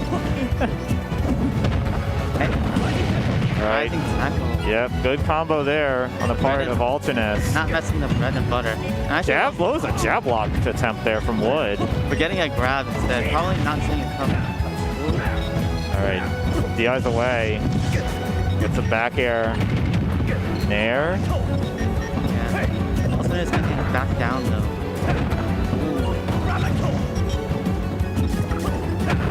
All right, so Getting a lot of mileage. big time Nice. parry into the burning knuckle. Alternus takes game 1. Yeah. I will say that Alternates generally had the lead towards the end there. The rhythm all going in his favor. Completely unflustered by the Game & Watch shenanigans. To be fair, he didn't get hit by many Game & Watch upbeats, nor any of his smashes either. All right, so game 2 is going to be on Battlefields. It's gonna be a bit less range for either player to run off. So we'll see how that plays into Wood's game plan. All right, so Ooh, okay, well here comes. power wave. This could be a good amount of damage from Wood, but good Yeah. 61. Yeah, his number is still climbing though. All right, up air. Go already online. Yeah, in 30 seconds or less. Gotta get this edge guard. Up. Now we're giving it some respect. Ooh. Oh, able to jump around the power geyser. Gets the back throw, but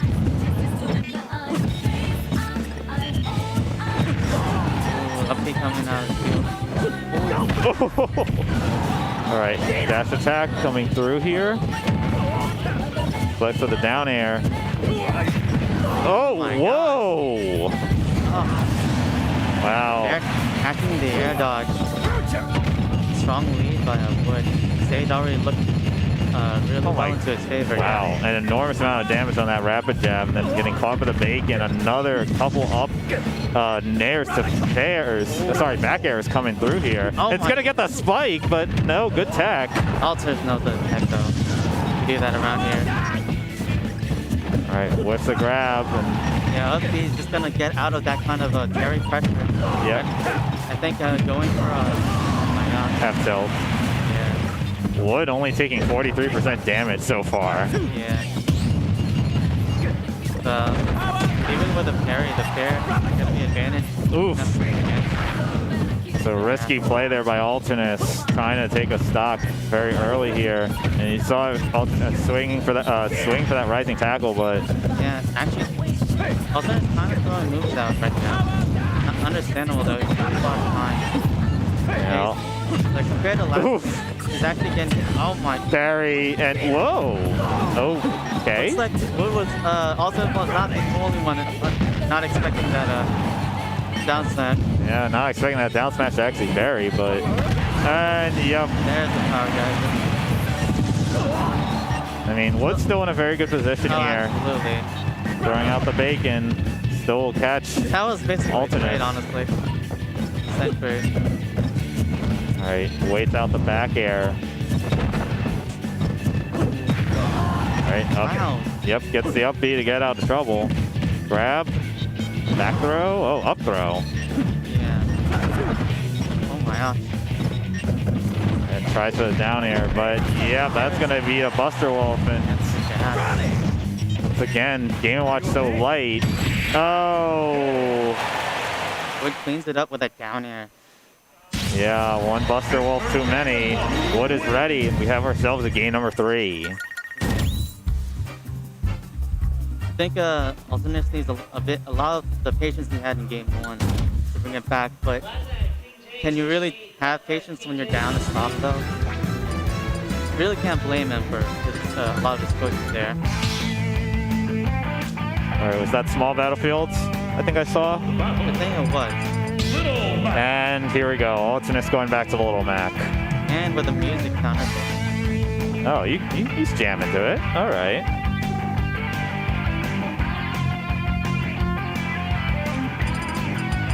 Mr. Cave and Watch. All right, let's see what can happen here. Small battlefield for this game number 3. 3, 2, 1.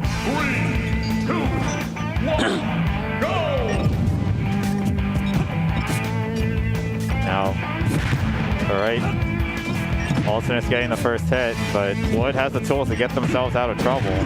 But at the same time, again, Game Watch being so light, stocks can take. By, Alternus. Yeah, stocks can be lost very, very early here. Yeah, definitely. Oh, yeah, yep, connects the counter.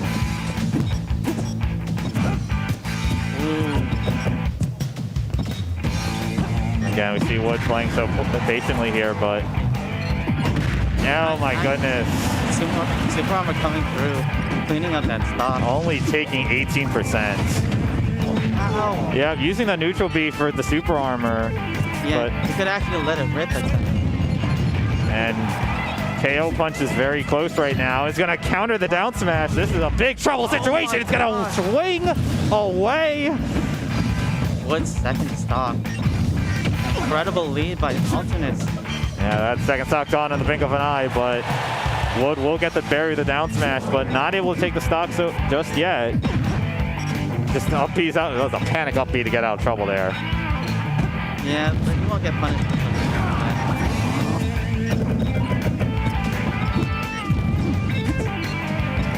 All right, so again, Wood just playing so patiently here. Yeah, definitely. Right. You kind of expect a... Yeah, that was such a critical edge guard there. Get rid of the KO punch. Yeah, he might get 2 to 4 more of those left for the rest of the game. Right. So. Next to F tilt, but again, up B's get out of trouble. Counters, but yeah, you can use that edge at the end leg of that counter and potentially bait. Yeah, not finding it this time, but who knows? Maybe Wood will be more ready for it next time. Good two up tilts into the up B there. Oh my. Ooh, yeah, the down tilt eating away at that bomb at fair.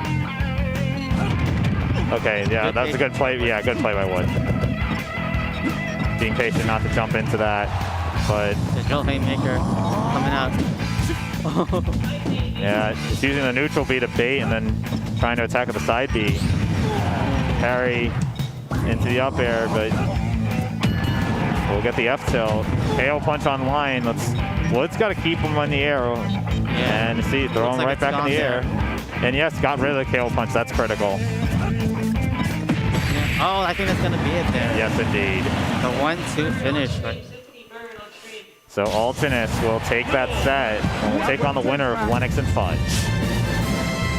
All right, I'll be out.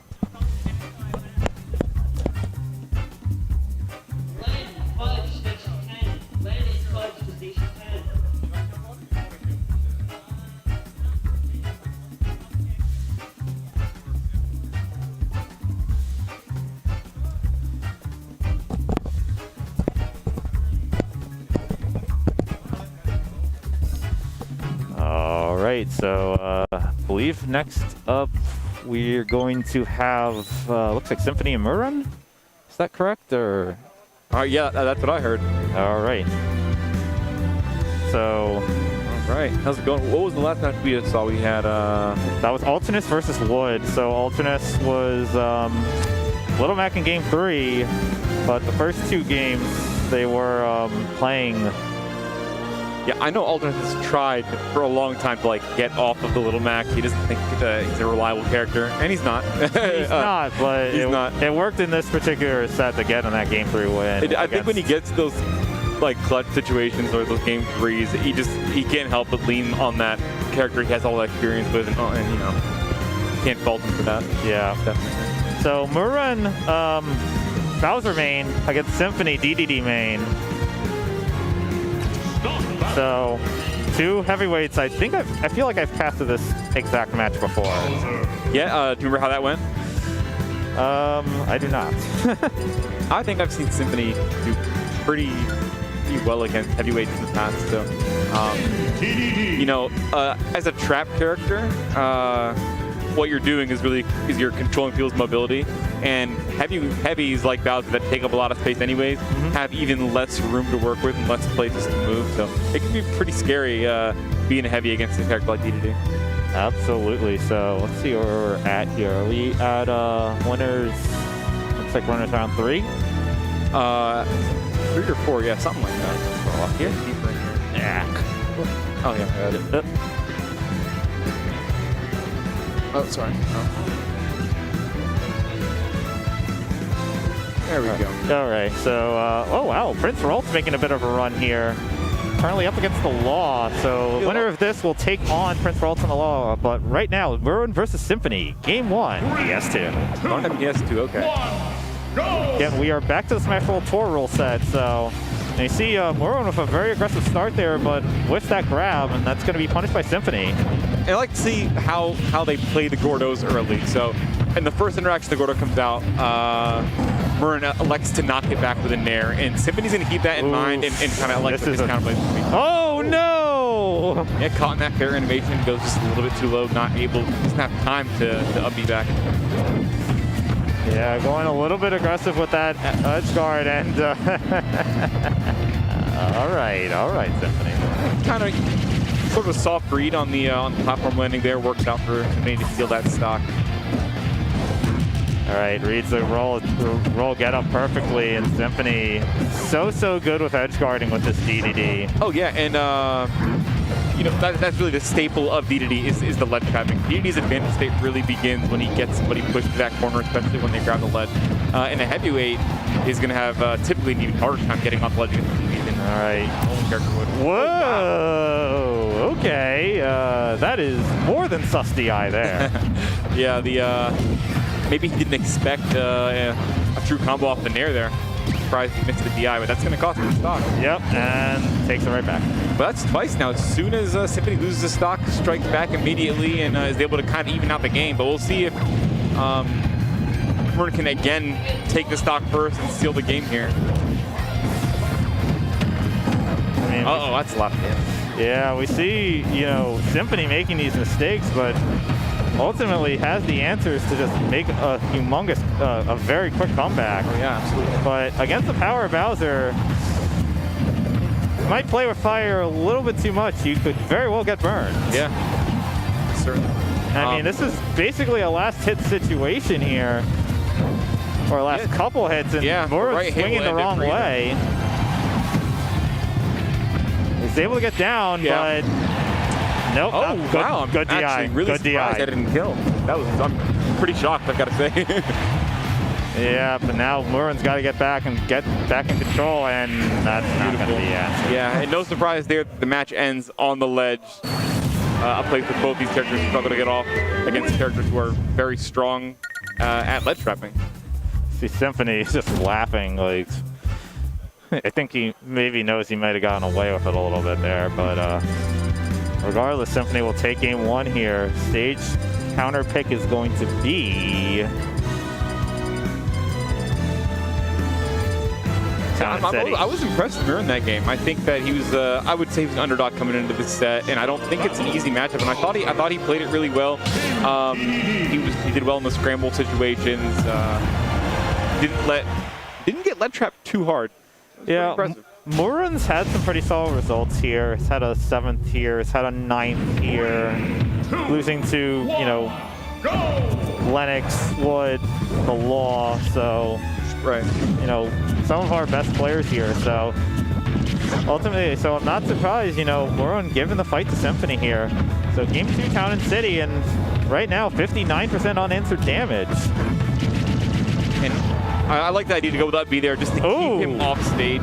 Again, what Bowser wants isn't a lengthy combo. What Bowser wants, or what either of them want, is to push the other to the corner. That's where this match is won. Absolutely. It's looking for the F tilt, but loses stage control there, and this is the classic Symphony ledge trapping situation.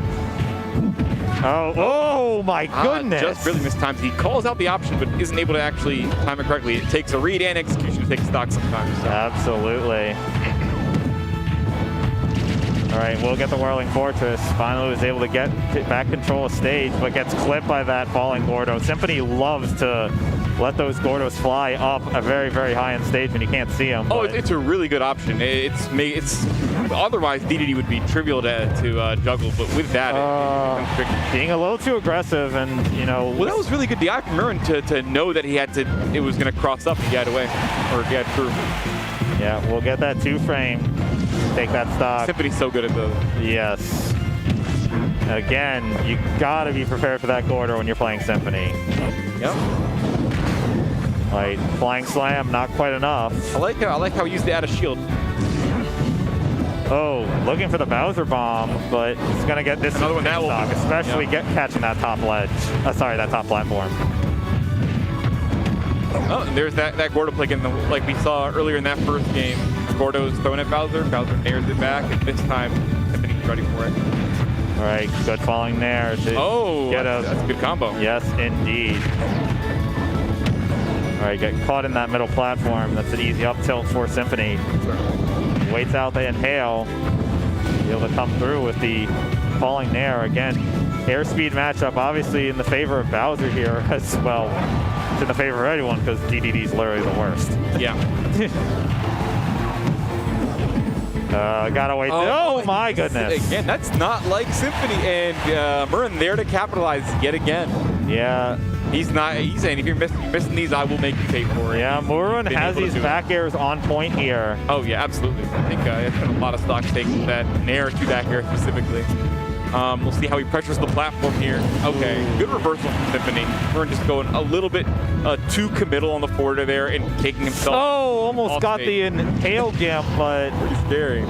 That is very, very scary. But oh my goodness, the hard read on the up smash. Yeah, we have ourselves a game number 3. It's a committal option, but man, it beats a lot of things. That invincibility on the shell and the strength. I like to see Bowser throw it out.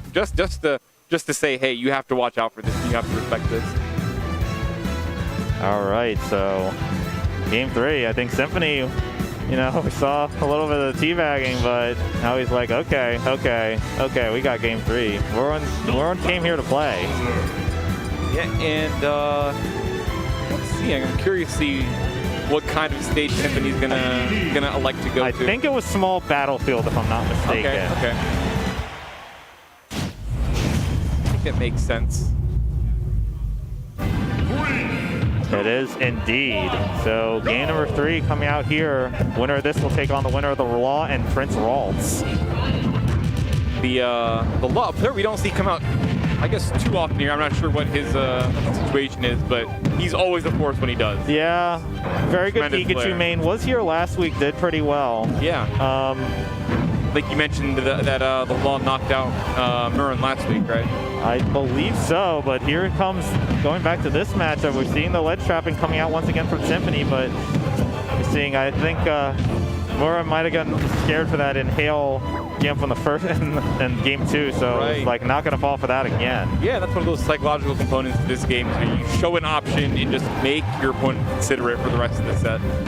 Very even here, at least to start things off. Symphony was looking for that short hop back air, but Murren's going to answer the up air to take the first stock. He kind of called out the drift a little bit there. Very nice. Very well executed.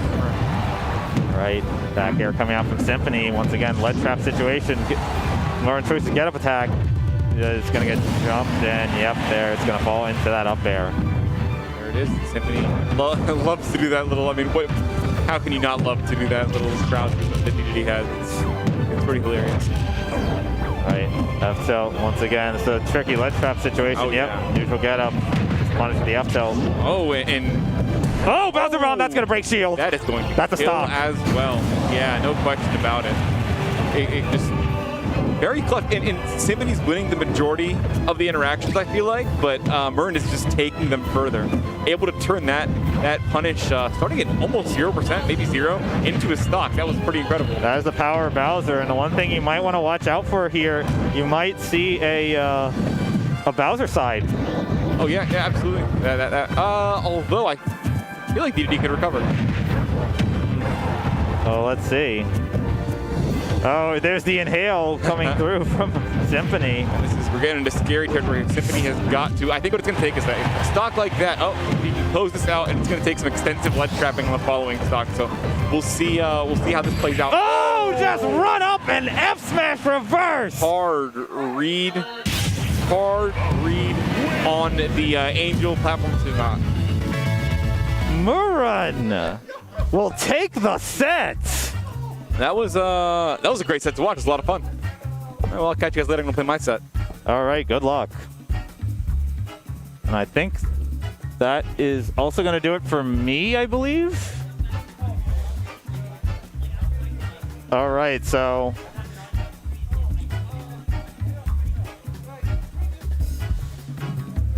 all right, looks like I'll be taking my exit as well. So I'm Melpo. You can follow me at Melpo Cosplay, and you're going to see Bert take over.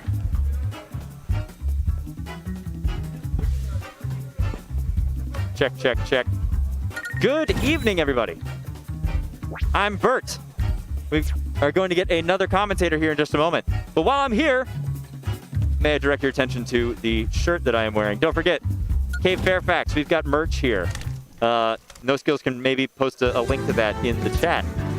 It'd be really cool to support your local LAN center, places that host all these tournaments and stuff. It's a good time. How are you doing, Pete? I'm doing good, Bert. Pretty good shirt.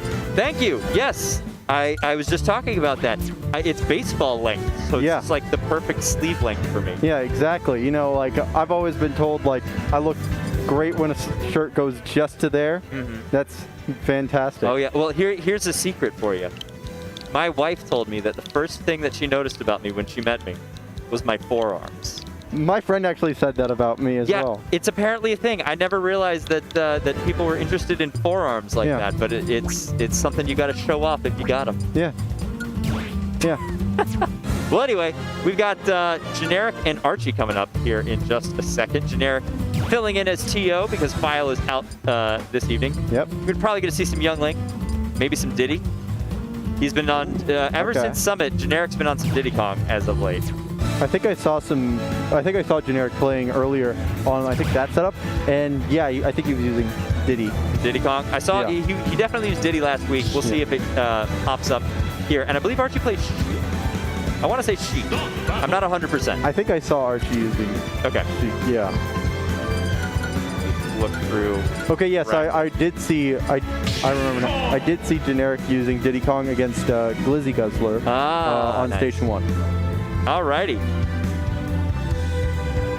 What is this, Smash 4? Sheik versus Diddy late in bracket? Oh, don't remind me. Wild. Next thing you know, it's going to be Bayo and Cloud. Corrin. And Ryu. It's the only thing I missed from Smash 4. They're still in the game. Yeah, that's true. Man, I love these animations. I do. Oh, these are so clean. All right, taking it here to PS2 Game 1. The classic. The classic. Banana is on lock. Yep, both of them just sort of starting off their game plan with the charging needles and getting Banana out. You know, pretty basic stuff right now. So the name of the game with Sheik like this is get the action going with the forward tilt. Obviously, Sheik's biggest strength is the low damage combo game. Yes. But the question is, will Archie be able to kill at a reasonable percentage here? Diddy's not super heavy, but Sheik is still struggles to kill more than most of the cast. Yeah, that is true.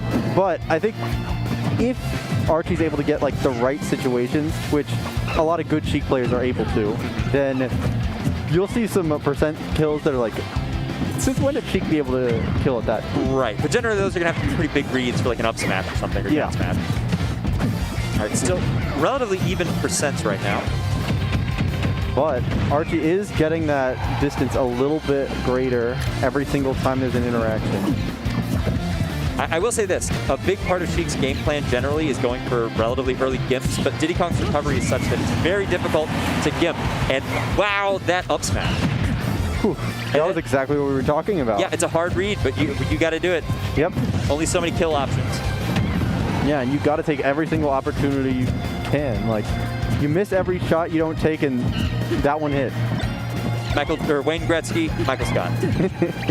Oh, banana into up smash. A much easier confirm. Yes, and we are back to relatively even. Ooh, already 33% just from that interaction. This does show sort of like that Diddy Kong versus Sheik matchup on like how it plays out. Right. Well, and also, I think it shows that Generic has been learning Diddy Kong very quickly, because I don't think he had played much Diddy Kong prior to like 2 weeks ago. Really? Yeah. I mean, I may be mistaken. He may have played a bunch of Diddy Kong back and forth, but he's pretty consistently on Youngling and has been for as long as I've seen him play. Yeah. I'm surprised. Because just off of how he's playing, I would not have expected him to have just picked the character up. Well, he's a very solid player. That's true. I mean, able to pick up a character like this in 2 weeks, that's nothing to scoff at. Ooh, but catching the spot dodge with a forward smash right there. That second hit coming in clutch. Yeah, and that is very important because once Sheik gets that lead, those low damage combos really start to pile on. Yeah, the extra credit is easy to get out of control. Ooh, it reads the roll. Not enough to kill though. And this is a good never mind. Yeah, and Archie trying to get a little further ahead, but not quite able to do so. Only 35%. Yeah, it's still a 19% difference. Not the worst in terms of extra credit. Yeah, Sheik is just so impressive getting in there with those forward tilt spares. Yes, so nimble. So, It's a death by 1,000 cuts. yes, exactly. A little 3% here, a little 5% there. Yeah, and just like taxes, that starts to add up. Exactly. There are two things in life that are always going to find you. It's death and taxes. I mean, maybe an up smash. Maybe an up smash. Depends on how Archie plays the rest of this round. Yeah.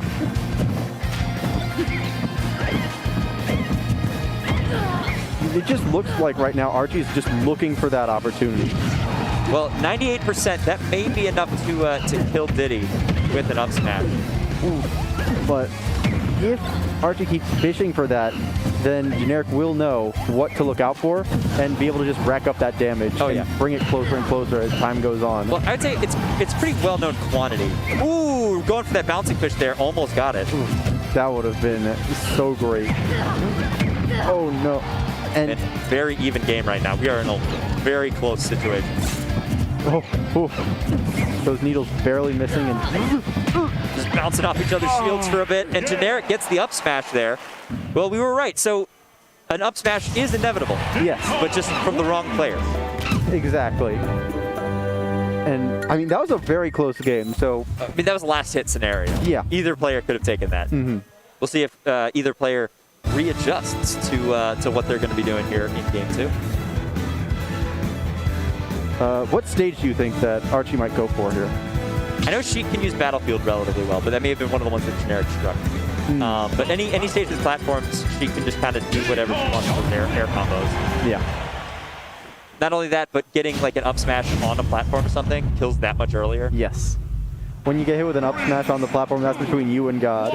And interesting, Archie going with the Youngling here. I've never seen Archie go Youngling. No, I've only ever seen Archie play Sheik. Huh. You learn something new. Not a great way to start off the game. That's always painful to see. Yeah. It's funny, it's gonna be weird watching a Youngling running around on screen and it's not Generic. Yeah, and it's playing against Generic. Exactly. Like, what? And I mean, Generic is just saying, you're trying to play my character against me? None of that. Inside each Generic, there are two characters. One, a monkey throwing bananas. The other, a young boy with a boomerang. The one that wins is the one that you feed.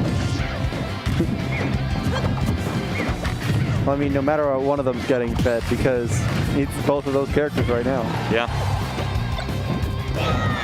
Ooh, punish. Oh, missed the punish there. That was a missed opportunity. And I feel like playing Youngling against Generic also might not have been, like, even if Archie has a very good Youngling, playing someone's character against them, that means that you cannot catch them by surprise. Right. They know exactly what your character's capable of. And they know exactly what you're looking for, too. Yep. Ooh. Just catching these bananas and Wow, that was so smart. Using the banana to just sort of keep them in their shield and then get the throw.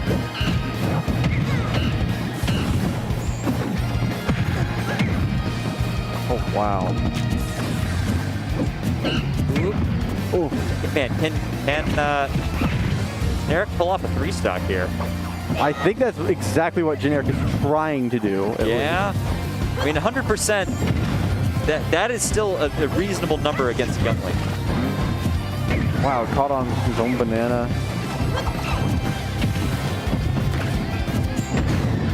Forward throw going to do it. Okay. Yeah. We're not going to see a 3-stock situation, but still, Archie's a pretty big mountain to climb right now. For sure. This is a very difficult situation to work with. Wow. And Diddy Kong ledge trapping is so scary. That's exactly the scenario Generic keeps bringing out. This is the grab.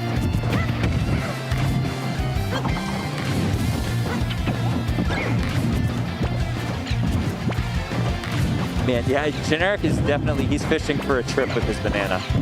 Absolutely. This is, at this point, There sort we of go. playing with his food. Yep. Well, good set there. I don't know. I think Archie may have been better served sticking with Sheik there in game 2. Yeah. But yeah, Generic knows Youngling pretty well. For sure. That, like, I thought that Sheik was amazing. I was like, wow, I want to see more of that. Right. So, Well, Sheik is a pretty uncommon character. yeah. You don't really see a whole lot of her in Smash Ultimate. A lot more in 4. And it looks here in the chat you're saying that Archie plays Youngling, Sheik, and Diddy, and Generic plays 2 of the 3. So this is quite a mirror match between these 2 players. Uh-huh. I would love to see a squad strike with both of them playing those 3. That would be an interesting squad strike to watch. Yeah. Who knows which way it would go. Alrighty, so in bracket, I'm just looking here, see what else we have coming up. We've got Smub and Sive? Yes. Sive. I do not know Sive, but I know Smub. Yep. Smub plays Ridley. Yep. Seen Smub play here many times. Yes, I have suffered a Smub in bracket many times. Let me say, look for a lot of downward angled forward tilts Yep. for 2 frames. Yep. Smub is extremely good at those. And especially because we're both Terry players. Yes, It's a very painful. Yeah, you can't snap to ledge. When I play against a Ridley, I go Simon for it. Yeah, I can because survive a little better. especially because Terry's one of those characters that has the difficulty with if a character just hangs at the ledge, because Terry Yeah. can't really do much about it. Yeah, you got to really space it just so to snap right at the end of your invulnerability from up B. But I have no idea who Sive plays. Yeah, I don't either. This is the first time I've seen this name. Let's take bets. Who do you think Sive plays? Wolf. Wolf? That's a safe bet. a very safe Palu. bet. Also a safe bet. We're not gambling men. No, maybe Joker. Or Pyromithra. Ooh, yeah. Sephiroth. Seen a bunch of Sephiroths. Pikachu? Not a ton of Pikachus, That's surprisingly, considering how top tier he is. Yeah. Maybe a Mario. Mario? Potentially.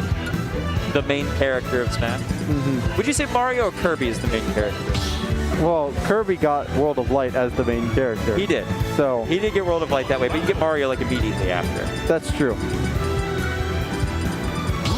Ooh, Rob. Okay, that should have been another good guess. There's a lot of yes. Robs in this region. This is definitely a Rob region where if you do not like the sounds of whirring machinery, Yep. you will not enjoy playing in this region. We've heard a fair number of those since Waddy picked them up. And there's a lot of other very solid Robs here. Yeah. But this is something that I'm sure Smub has a lot of experience with this matchup because he has played Waddy a number of times. Absolutely. Like, you're getting no sense of unfamiliarity when playing against Robs in this region. Yeah. On the flip side of that, not a whole lot of Ridleys. So I don't know how well Sive knows this matchup. And Smub is definitely one of the better Ridleys in this region, too. So, definitely, like, a very difficult situation here of your opponent knows your character, and you barely know your opponent. Yeah, potentially. Sive knows some Ridley. Yeah. Ooh. right, so Sai coming back a little bit on the offense. He was down there like 100-0 for a split second. Oh my. Ooh, I thought DI was going to save it there, but I guess it was a little further than I was expecting. Yeah, deceptively strong. And that neutral air is such a huge part of Ridley's game plan as well. Like we were talking about the forward tilts angled, but that neutral air, it commands so much space. Oh, yeah. It really... sorry, go ahead. It really just says, like, this part of the stage is mine right now. Right. And I will say this, that getting 2 frames against a Rob is a lot less of a big deal here because there's no way you're gimping him. He's like the least gimpable character in the game. Yeah. Not only is he heavy, his recovery is one of the best. Just a raw up smash, I like it. Yeah, that says that they are a bold player, Yes. for sure. Okay, can Smub get back in there? I mean, right now it's a pretty big percent deficit. Definitely a lot of extra credit on Smub's side right now. And, Also worth noting, as heavy as Rob is, Ridley still kills very early like that. And like, that forward smash kills at like 80 or something. Yeah, forward smash kills super early. His side B can kill at reasonable percent. And that up smash just caught him. Yeah. We saw 2 of them. Can we get the Holy Trinity right now? And that's been a very solid option that Smub's been doing when getting up from ledge. The ledge jump into neutral air. Yep. Because it gives you so much of, like, it's very safe. Right. And then you condition your opponent into shielding that. And I've also seen him ledge jump into side B. Get those command grabs. But, I mean, look at that. Saib has managed to make it a lot closer than that previous stock. Yeah, I think the name of the game here for Saib's got to be he's got to zone Ridley out a little bit more. He's got better range tools. He needs to make better use of them considering how big a target is. Whoa. Going for a very hard read on that F smash. Charging it, and then just, Saib was just looking at it for a second like, am I seeing this correctly? Right. And that should be enough. Yep. Yeah, that's... Deceptively. Smub is very clean with when he goes to those side moves. He rarely misses. Yeah, and that's a really good thing about the side B. If you use it very sparingly, you're never ready for it. Yeah, your opponent's never ready for it, and sort of like that idea of in a horror movie, you just don't show the monster until the end. Yes. Give that maximum impact of when it's finally there. Right. You show Jaws in the first 10 minutes. Yeah. And it loses so much of the emotional reaction. Last half hour, suddenly it's there. Absolutely. Like switching to Inkling here for game 2. A lot faster of a character. Yes. So maybe thinking, okay, if I can outspeed him, I can outplay him. Right. And also, like Rob, very strong recovery. Not liable to get gimped early on. 3, 2, all right, taking it to Smashville. This is definitely one of the stages Inkling loves to play on as well. So probably Smub did not know that Saib was going to go Inkling here. Right. Oh, we have a pink Ridley going on right now. And look at that already. Yeah. 91% in the first 20 seconds. That bonus damage from being inked adds up, and this could be... Yeah, oh, not quite enough. So, like Sheik, who we were talking about earlier, Inkling's biggest issue, in my opinion, is their kill moves are relatively telegraphed. And so you generally got to go for a roller or a really hard read with it. Like that, I guess. We've seen from Saib, actually, a very bold player that just goes for those raw up smashes. Yeah, and it's worked out so far. Yep. Yeah, Inkling's not getting gimped very easily. Very strong recovery. Saib completely turning this game around. This does not look at all like the Rob game we just saw. Absolutely. I would not have thought these are the same player right here. Especially with how commanding Saib is playing in this game. It's like the entire playstyle managed to switch up. Ooh. And that missed command grab also really set a precedent for this game. True. This is very true. Oop, just locked an image shield there with the ink gun.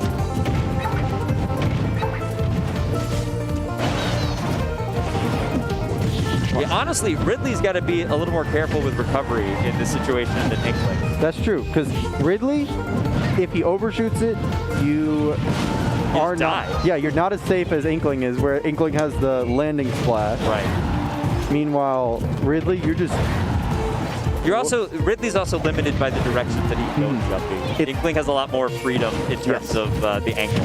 Yes, it's only directly up, directly to the sides, directly down. Yep. But I mean, this is definitely kill percent. Oh, and that should be kill. Yes. Yeah, you get buried at 150, that's going to happen. Yeah, 150 is generally the percent where a lot of the shenanigans can just be guaranteed. Also because Ridley's deceptively light for a character his size. About Belmont weight, right? Yes. Yeah, he's the size of a super heavyweight, but not quite as heavy as the rest of them. Right. Lighter than Samus. Lighter than Kazuya, I think. Yeah, Kazuya is heavier than, I think, tied for 9th now. Or maybe 8th.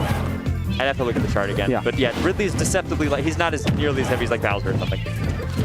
For sure. All right, so Saib trying to close out the second game here. Oh, I thought that was an up smash he's charging. But there's the up smash that I predicted. I predicted, it was not that I misread what the animation was. I just knew that an up smash was about to come along. All right, I think it's probably in Saib's best interest to stick with Inkling for game 3 because that looked dramatically different than the Rob matchup. Absolutely. I think it might have been Saib was trying to, sort of like how Wadi was going Mewtwo, so to just sort of just get the character better. Right. I think Saib might have been trying the same thing. With Rob. Like an Inkling main that is trying to get the Rob because Rob's a very popular character. True. Yeah, there's a lot of, Rob has a lot of good matchups, but most people around here have kind of learned a little bit of how Rob works. For sure. And there's a lot of resources to learning Rob. True. There's not a lot of Inklings, actually. There's a bunch the first year. We've not really seen a ton of Inkling play in the last year or so. That's true. At least since quarantine started. Because this is a character that I don't think works that well online either. Yeah. You got to be very timing specific with Inkling play. Ooh, going for the up B spike there. Getting bold.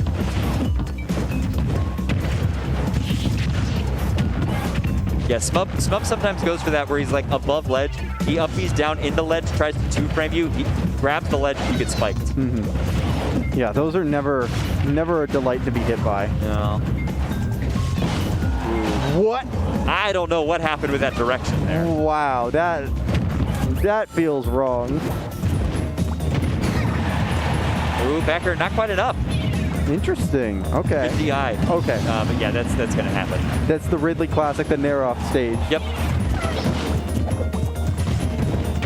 All right, how much extra credit can Smub rack up? 31, 40. Ooh, okay. We could just see an extra stock here. Yeah, we are not at all out of the realm of possibility of that. I don't think Saib has landed a single hit yet this time. Not yet. This is completely unanswered, and this is Ridley with rage. Yeah. Oh.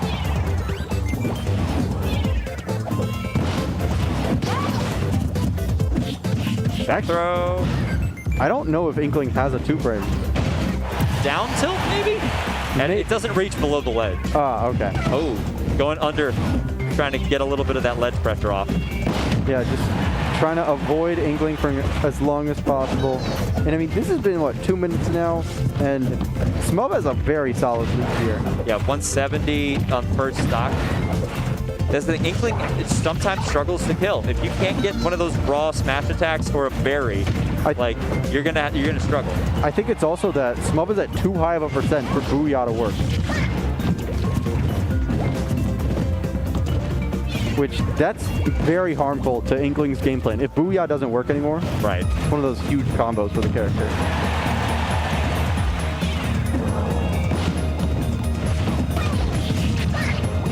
Yeah, I guess down smash does not hit on the ledge. I guess not. And it looks like Saib is just trying to figure out what works. Because Ridley is, along with like Wii Fit Trainer, one of those characters that can just sort of stay off stage. Yeah? Oh, okay. Finally getting the back air there.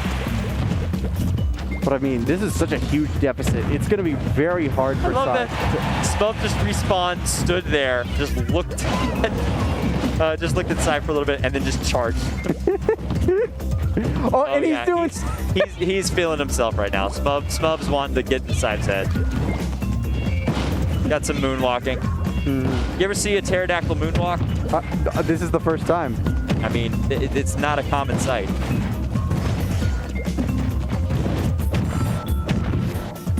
But, I mean, that moonwalking, might be a bit of like that.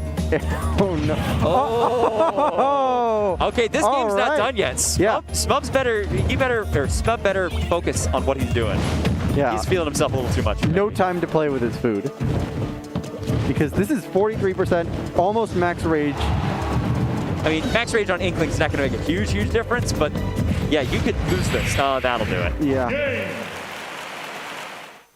That'll do it. Well, good games for both players there. Smub feeling himself a little bit that last talk there. If Smub lost that, Honestly, if Smub lost that, he deserved to lose it with how much he was playing around with him. yeah.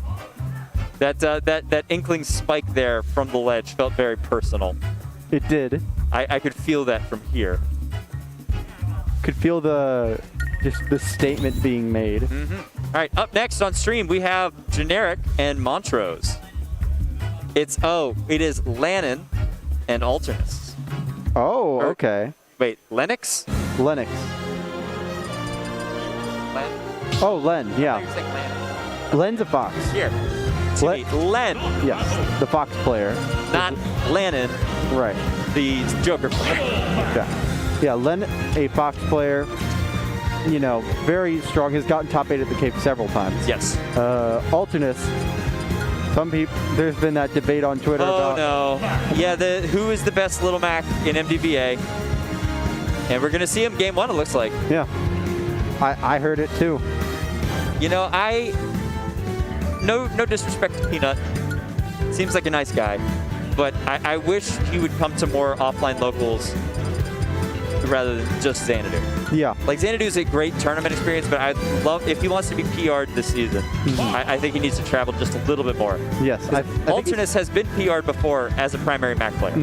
I think he's from Maryland, so it might be a bit harder for him because To come down here, but there are other locals up there. that's true. Like, what are some other roads? I don't know. I don't live in Maryland, but I know there are others up there. Yeah, I usually just go to the Virginia ones because it's easier for me. Right. Because they're not as far of a drive from DC. All right, so that's a tool that I've seen Ultimus use a bunch of times there. When you're getting comboed and something is not true, ooh, nice downward angle S-Mat. Little Mac's Nair gets him out of a lot of problems. It does. It's very quick. It's a fantastic combo breaker. To my knowledge, he's the only character in the game that can short hop and Nair twice. Yes, off he the can. short hop. It just comes out that fast. It's a, Oh! 3 up airs. Man, I thought for sure that Alternus had this in hand, and then Len said no. This feels like it's like we're going back to 2013. Yeah, we could be. Interesting, you need to go for the side B there. Sorry. No. I was just saying, man, he's getting those kidney shots in. Yeah, for those that don't know, if you angle down his F smash, it does very little knockback, but it does bonus damage. So at lower percents where you know you're not going to kill, it's pretty good. Yeah, I mean, It's a kidney shot. Yeah. You know? It's not going to knock you out, but man, it's going to hurt. it's going to hurt the morning after as well. Yeah. Yeah, that's what I thought he was going to go for a little earlier. Down tilt. Ooh, great 2-frame there. But yeah, on Little Mac, down tilt into side B is true if you do the short side B most of the time. But Alternus knows the character significantly better than I do, so I trust his judgment on that. And one of the things about Little Mac, that counter is really good in the air because it lets you sort of slide forward. If you know it's coming, you could use it to help your recovery. Oh yeah, it's a little bit. recovery tool if someone's coming out to contest. But if you get too predictable with it, they can just jump out and do nothing, and then you just die. Yeah. All right, last stock situation for both players. And I mean, KO Punch has not been used yet, which is all. That's whenever Mac is on the screen, that's always an option. You have to keep it in mind. It's not a huge part of his game plan, but it's something that even just the threat of it changes how you play. Yes. Because like, oh, I can't just hold shield. I have to sort of stay aerial. And it always gives him a comeback chance. And that F tilt. Wow. I didn't think that was killed. I didn't either. Like, it looked like it was slowing down at the end there. Yeah, maybe that was a little bit of suspicious DI. Yeah. But yeah, Little Mac taking game 1 there. Good job, Alternus. Pretty good. It says tiers don't exist. No such thing as a tier list. The only tears here are on your face. Like the ones that Fox is shedding. All All right, we got a straight run back here. Back to PS2. Same characters, same outfits. 3, 2, 1. I actually like the Mac with the sweats on. Oh, with the pink hoodie. Yes. Good luck. Go run behind a bike. Yep.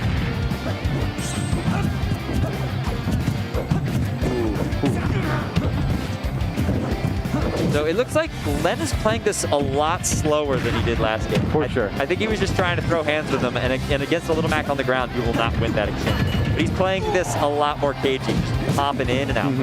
Oh, and ledge jumping now. Oh! But getting KO punched in the process.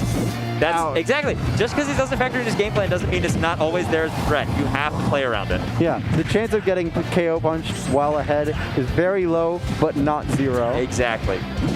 Just like the chance of getting into a car accident in space are very low, but never zero.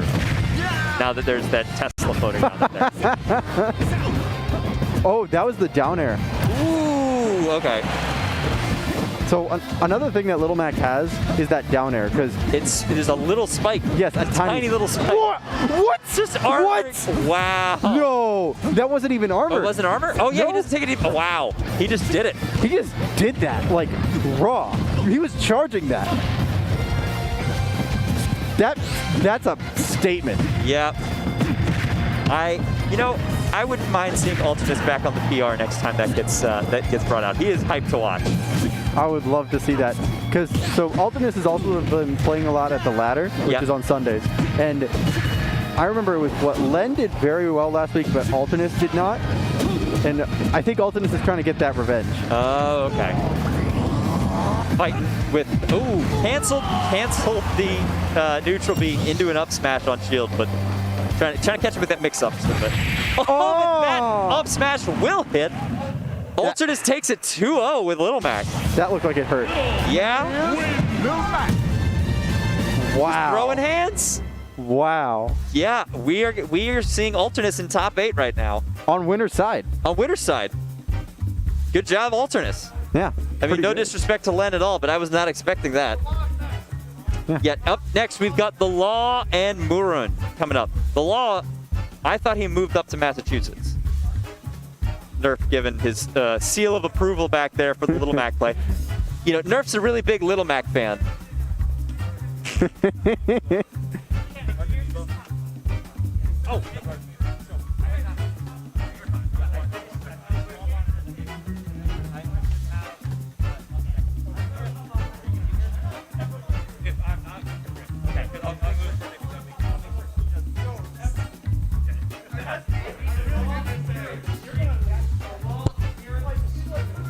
So, the law. The Law. So, yeah, like I said, I thought The Law had moved away for like the school year or something, because he'd played here a bunch over the summer I remember that.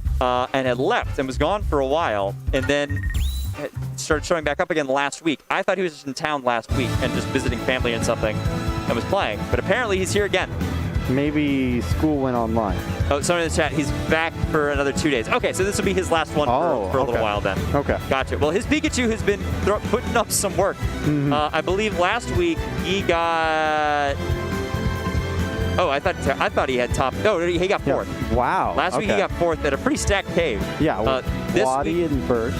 exactly. Yeah. Well, and this week we have a lot fewer players, so I think he's maybe a favorite for at least getting to grands. Yes.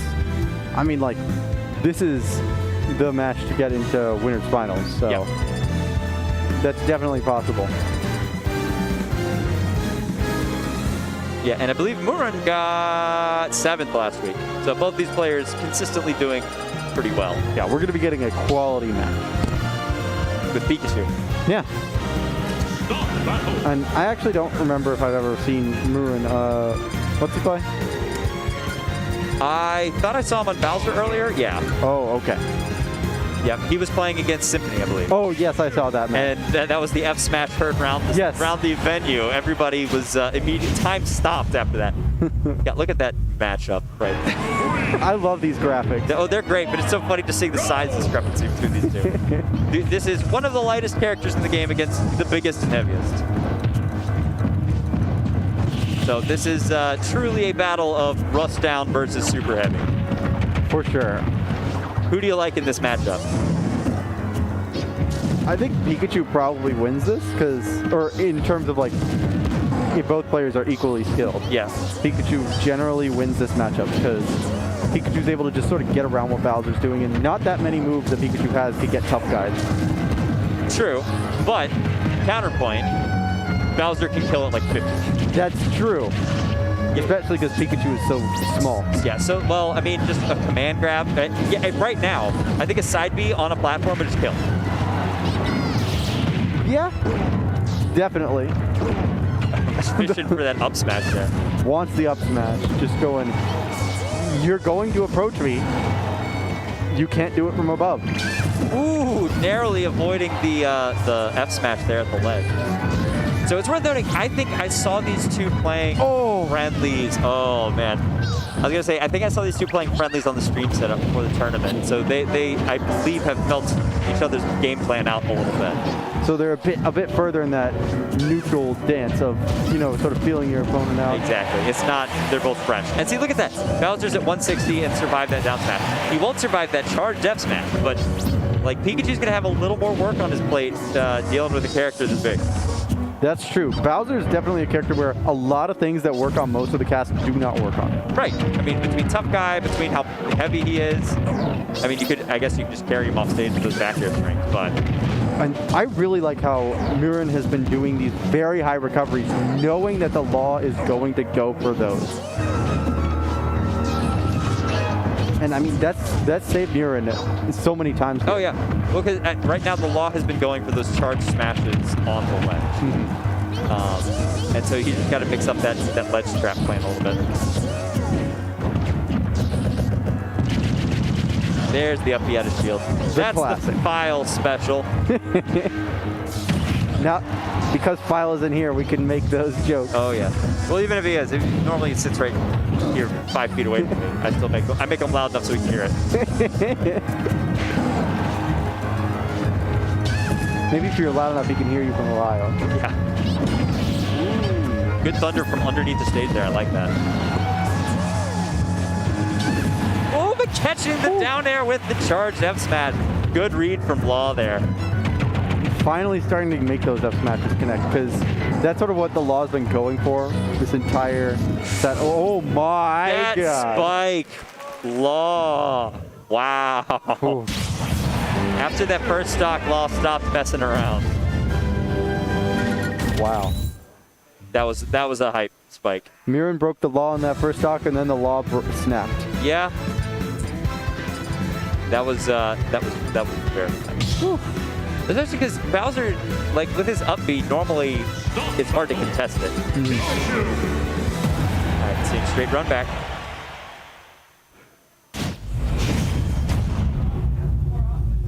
I wonder how Murin's gonna. Okay. Oh, going to Lilat. Okay. I thought they picked PS2. I actually don't know. Is Lilat a good stage for Bowser? Oh wait, it is. Triplats. Well, yeah, it's a good stage for Bowser because generally Bowsers want to have platforms to side B off of. Yes.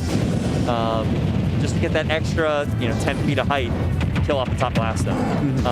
It's just that Lilat happens to have the most coverage of all the stages. That's true. So Kalos is the one that most commonly Bowsers go to because the platforms on the sides are so high. That is very true, and you can get some very cheap kills off of those. Yeah, I played File on stream a few weeks ago, and he got 2 of them. Ouch. Yes, I did not strike Kalos because I did not know about that interaction, but man, I know about it now. Yep, that's Bowser in a nutshell. Yeah. Ooh, going high, yeah. I guess Murin's been doing very well trying to recover around this pressure, but the neutral has not been in his favor much this game so far. And the law sort of picked up on that. Yeah. On how Murin likes to get around the Pikachu stuff now.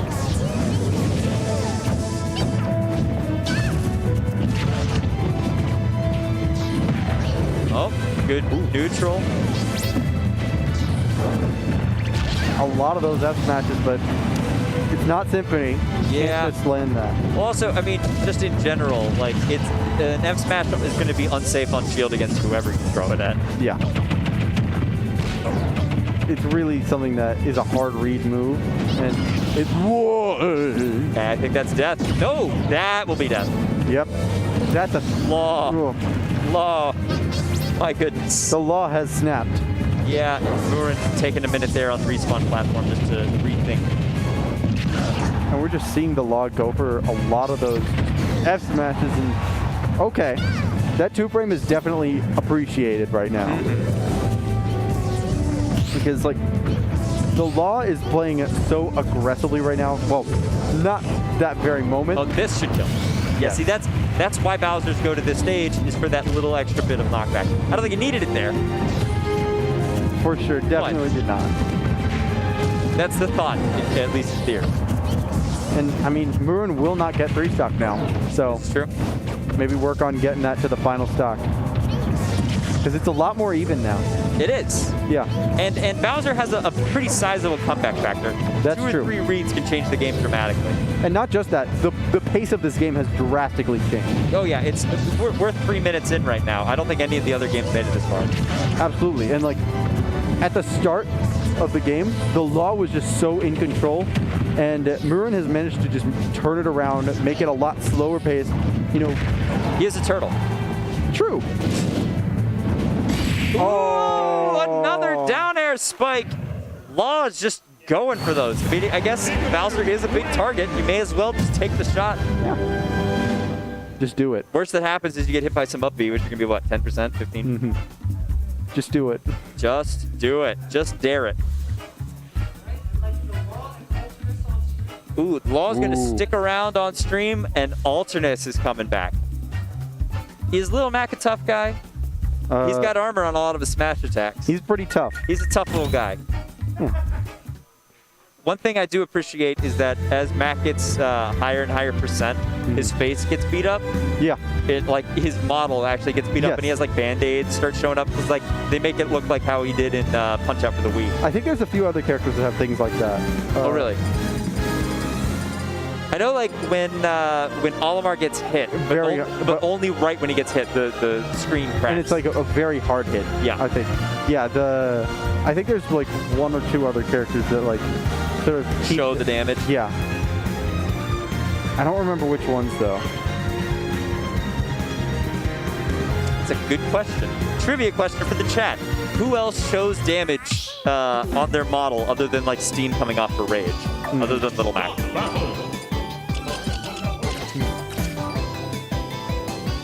I like KK Bubblegum.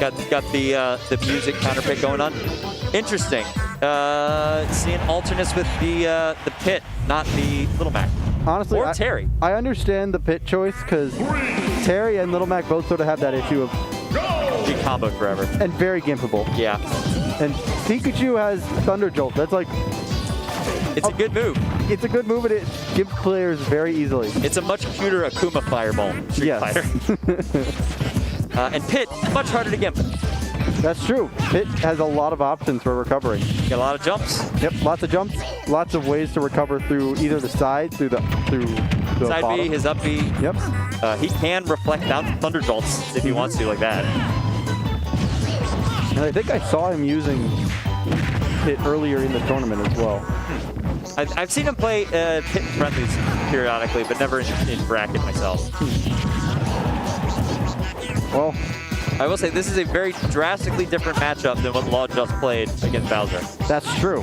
Like, it's been a minute and no stocks have been taken. And no one's even at 100. Ooh. And that always reaches further than I think it will.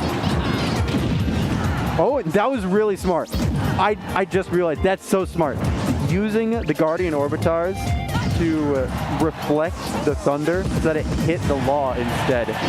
I didn't even think about doing that. Oh yeah, I've seen people do that with Fox Shines before. But you gotta be quick with it. Oh, the illiteracy. Oh, he never learned how to read? Yeah. He never learned how to read.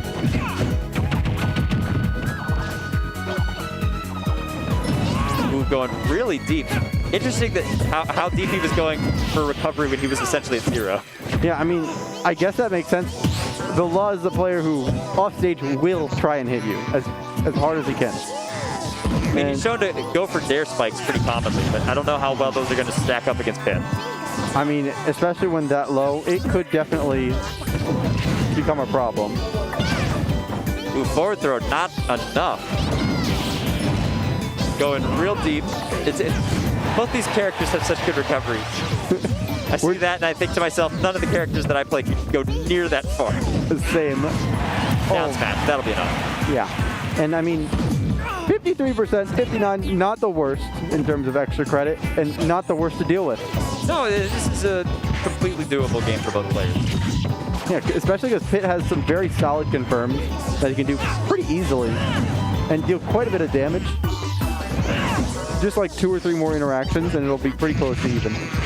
Private, what is the name of Pit's side B? I actually don't know. It's not Electroshock, because that's what Dark Pit has. Right. You know, it reminds me of those like big inflatable boxing gloves. It does. Like, carnivals.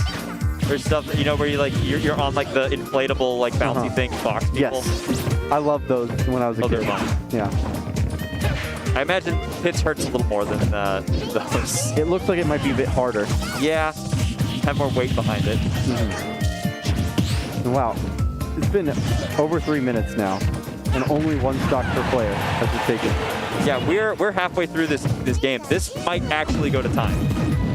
I would not be surprised. And that's really smart there, just holding the Guardian Orbitar the moment he's above Pikachu. Yep. Just removing Thunder as an option. Tech. Good tech. Wow! I didn't even think you could tech at that point. The up throw. Yeah, the Pikachu's back air doesn't have a ton of knockback scaling. So even at high percent, it's impeccable.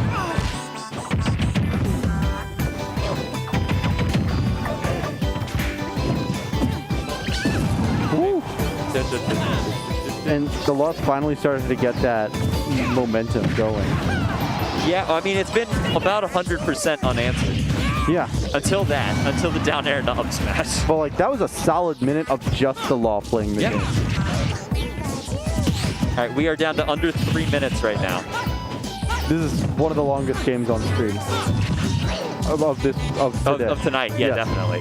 I think only one that might have been longer was Vexel's game. Oh, I didn't see that one. It was with Zelda versus DDD. That'll happen. Yeah. What a stalemate. Okay, so right now, Alternus is at 125. I think an up smash would be enough to kill him. Down smash, definitely.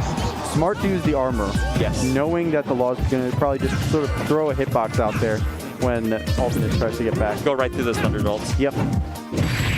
Dash attack? Dash attack. The sweet spot of dash attack will be enough there. Neat. All right, what are we going to see? Game 2. I mean, that Pit worked pretty well. Pit did. I mean, Pit held his own there. Yeah. I still kind of want to see Little Mac. Or Terry. I like Terry. I like Terry because I play him. And I know you like Terry because you play him.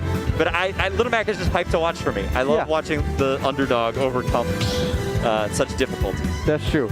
But I can understand not picking it against Pikachu. Yeah. I mean, I get that. Okay, so sticking with the Pit. Alternus thinking it worked enough. Just need a few more adjustments. I maintain that the hypest match I've ever commentated was a Little Mac Ditto. Alternus Zephyr. Oh, wow. Oh, good. Yeah, there it is again. Good reflect on the Thunder. Yeah, Alternus knows what he's doing in this matchup.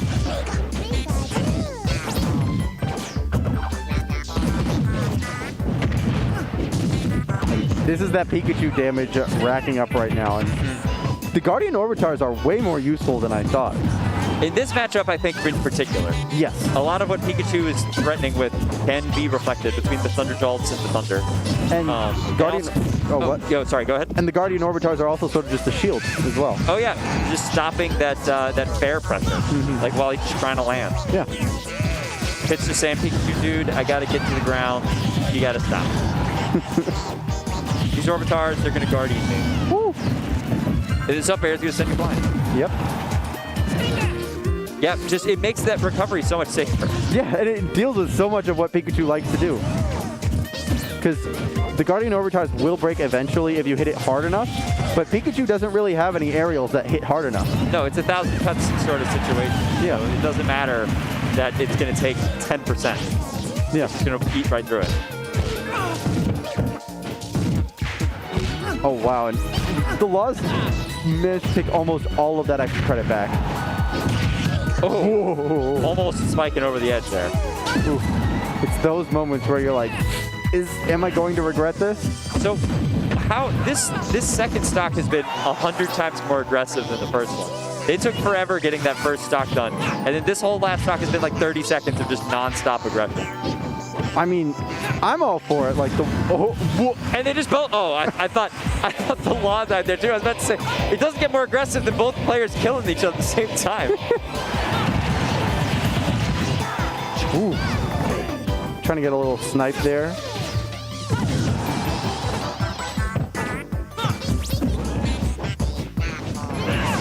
Ooh, going to side B.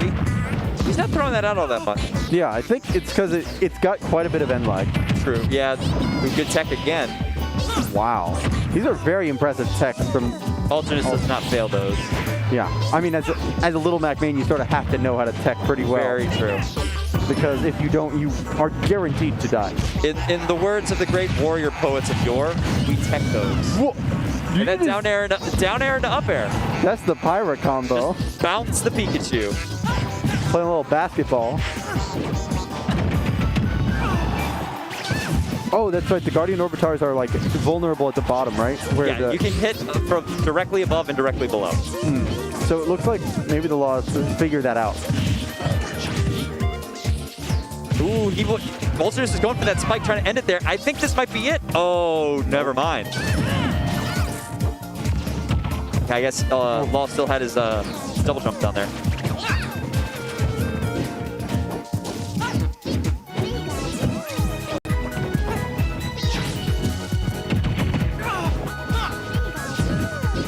Ooh, 127% on Ultimus right now, and he rolls into the F smash. That's an unfortunate way to end the game. Oh, that's right. It is 3 out of 5 right now. Yep. So After the set. Yeah. yeah, same for me. All right, taking it to game 3. But like, these were all very close games. Oh, yeah, they've both been very close so far. Yeah, and this is with a pit, With Pitt. which I didn't even know Ultimate Oh, had. and there it is. And there he is, ladies and gentlemen. The Little Mac is back. Whew. Just going, well, the pit's not working well enough. Punch the Pikachu. Yes. When in doubt, punch the Pikachu. Yep, hit the rat.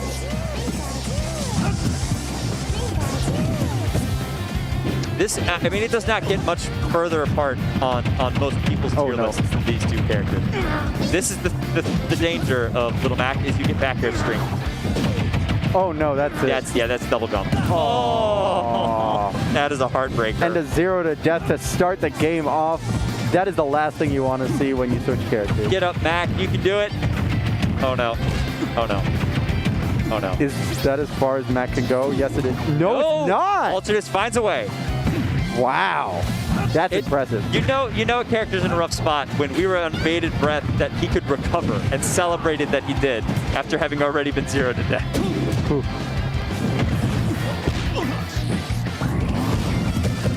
Oh, that was smart using The neutral B armor, yeah. And I mean, we've talked about it before with Alternus' previous set. KO punch. It's online. Yep, it's something to always consider. Missed the 2-frame there and lost his KO punch. That's unfortunate. Oof. But he will up smash on the on shield. It looks like a very painful punch. He lit the Pikachu on fire, you know, it happens. Ooh, okay, armoring through the Thunder Jolts. I think he was expecting Law to land a little bit closer there. Ooh, missed the counter. That's always a dangerous situation when you miss that counter. He's so vulnerable. And the counter had almost hit too. Right. Because the Law was going for that up air. So, I mean, he's close to max rage right now. He could totally bring this stock back. That's true. With KO punch. Oh, but not if he misses that counter. Oh, but a great tech, whoa. and he lives, and he KO punches. No way. Alternus is a madman. Alternus. Okay. All right, we gotta resettle ourselves again. Yeah. But that whole exchange was ridiculous. The tech was so perfect. The tech followed immediately into the counter punch of the KO. And the Law didn't need to try and do the down air there. No, he If did the not. Law just did nothing, it would have killed Oh no! Oh, all right. All right. All right. Well, you know what? Alternus may have gotten 3-0'd there, but man, if that 10 seconds wasn't the hypest thing I've seen all night. He got 3-0'd, but he 3-0'd our hearts. Exactly. Well, I'm signing off. Pete, I believe you are signing off Yes, as well. I am. We're going to get some more commentators for you for the last part of Top 8, but thank you all for joining us here at the Cave Fairfax. Yep. Come on out on Thursday nights. Yep. Have a good night. Bye.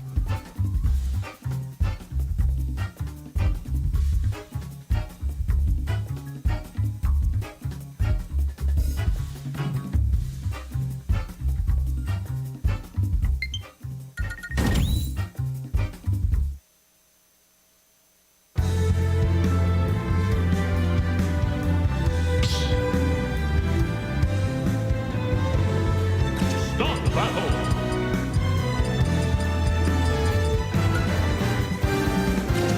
Alrighty. What a good send-off for the Law. Just kind of like getting so far into bracket, going to winners finals, and then just before he decides he has to go back to his school time. Well, I mean, the Law playing impeccable right now. Playing too well, All honestly. right, I hate to see so- my boy Alternus take that L, but it is what it is. Good, convincing, strong 3 games for the Law there. But we've got Smub versus Sig, aka Montrose. Montrose pulling out the Bayo. All right, so The Bayo is back. the Bayo is back. I haven't seen it in a little while, but It is a Sig classic. yes, indeed. It's a So Sig classic, and against Ridley, we understand why. Yeah, right? The absolutely. combo food, and I think it makes sense. However, that's the thing. Sig's got multiple characters he can pull out, and I'm mad because it's like, I had to deal with this Min-Min, and now he's not playing Min-Min today, so it's like I feel left out. oh, we know how you feel about Min-Min. So. Yeah, I am no slouch in telling everyone how I feel about that wretched character. But we got the Bayonetta, which for many people was the Smash 4 killer. Absolutely. Something similar to what we were seeing. Obviously, Sig loves his oppressive characters. And it does show here. All right, so Smub just getting an F tilt there. Looking, gets the first couple hits here. Smub playing patiently, just canceling with these nairs, but here comes the blender. Oh. Yeah, I mean, so far he's doing a good job of getting some trades as well. I think the F tilt is a really good just like poke tool just to keep his distance from us. Oh and my a goodness. strong up smash under the platform will seal the first stock. He's doing a great job of putting Bayonetta in her place as soon as possible so she doesn't get the snowball on you. Yeah, Bayo very light. Smub able to take full advantage with that up smash, so that's definitely setting the tone here.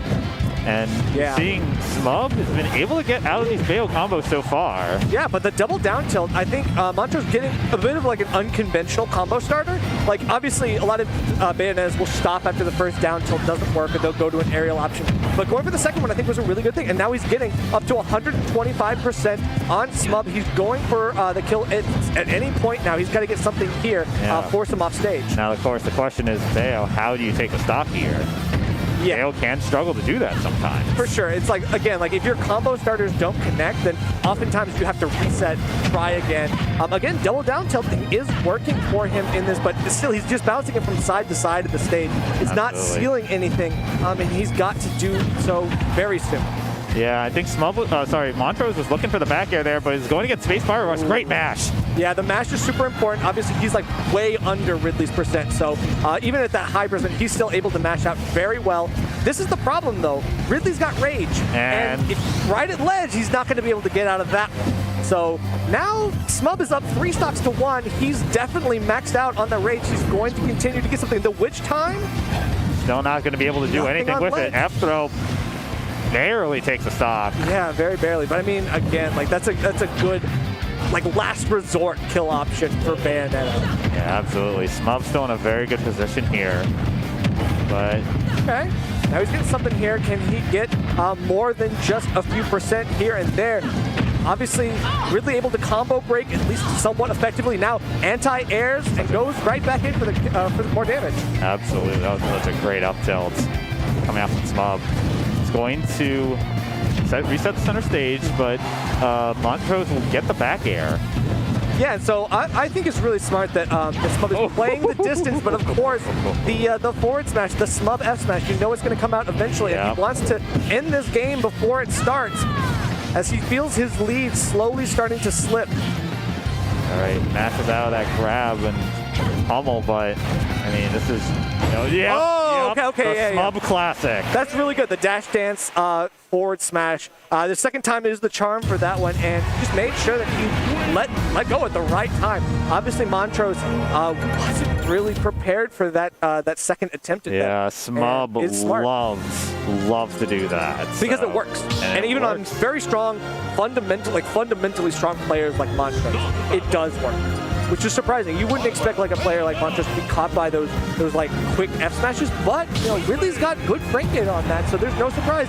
And it's deceptively large in the hitbox, so it's very good call for him. I think that right now Montrose is going to try to make the Bayo Magic work better here on Battlefield. Okay, I can see this working a little bit better for Bayonetta. Just able to use those triplats to kind of extend some of those combos. And not only that, I think it's really important because he's going to avoid up smash on the top platform. Right? So obviously on the side platforms, it is still a major issue, the elephant in the room. But on top platform, he can find himself a way out and a way to land afterwards. All right, so using that nair covers so much options, especially with Bayonetta loves to jump. So trying to catch him with these up tilts. And he's gonna go a bit into the blender here, but able to get out of it, but there's the Space Pirate Rush. Yeah, getting that really nice side B on ledge. He knows that he doesn't want to give any second chances, right? Like, the closer you are to ledge, the more secure you are in using them. All right, so we'll punish that back air with a little bit of a whiffs on the Space Pirate Rush, and this could be, nope. Ends up DIing back to stage. Yeah, I think that's smart. You want to at least retreat back to center stage at all. Absolutely. The air dodge. Yeah, he doesn't have the aerial range to get back. That buffered air dodge, you hate to see it. It is the ultimate classic. What can you do? Unfortunately, Montrose will just take that. Absolutely. So still able to get a little bit of bonus damage, but Smub will drop down and get that aerial to take the stock right back. Yeah, I mean, the drop down aerial are very nice. Like, the back air is still a convincing stock taker.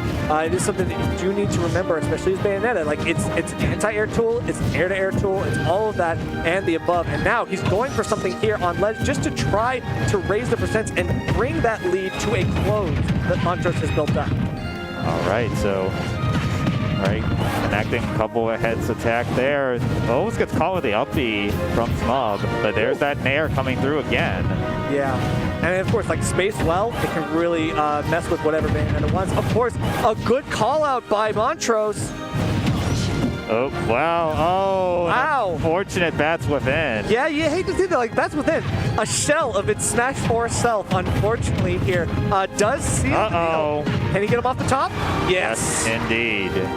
Okay, so yet again, a very back and forth match here in game 2. Obviously, we've seen both of them have the lead at different points throughout this game, but now it just depends who can make this last stock disappear fastest. All right, so there's that nair down throw, controlling things, tries to reset things, throwing out that F smash. Great setup with the plasma breath. Yeah, the couple fireballs just enough to create a combo and opportunity. The trade with the forward smash. Yeah, sees Bayo being aggressive with these approaches, able to just run back and get the F smash, but going up to the skies. And it's interesting because normally you would imagine that someone's going to just shield the down tilt from Bayo, but the forward smash, a risky but bold option. It works. And okay, one air dodge and you are dead. Bayonetta and this is tied up at 1-1. Yeah, Bayonetta things, it is just like that. And obviously, Montrose getting the right combos, right? The first game, he was having a little bit of trouble pinning Smub down and actually converting off of the things that he was connecting with. However, this second game, he's definitely found the magic. He's able to at least pull out more percent, more kill opportunities, and Smub has to make the adjustment.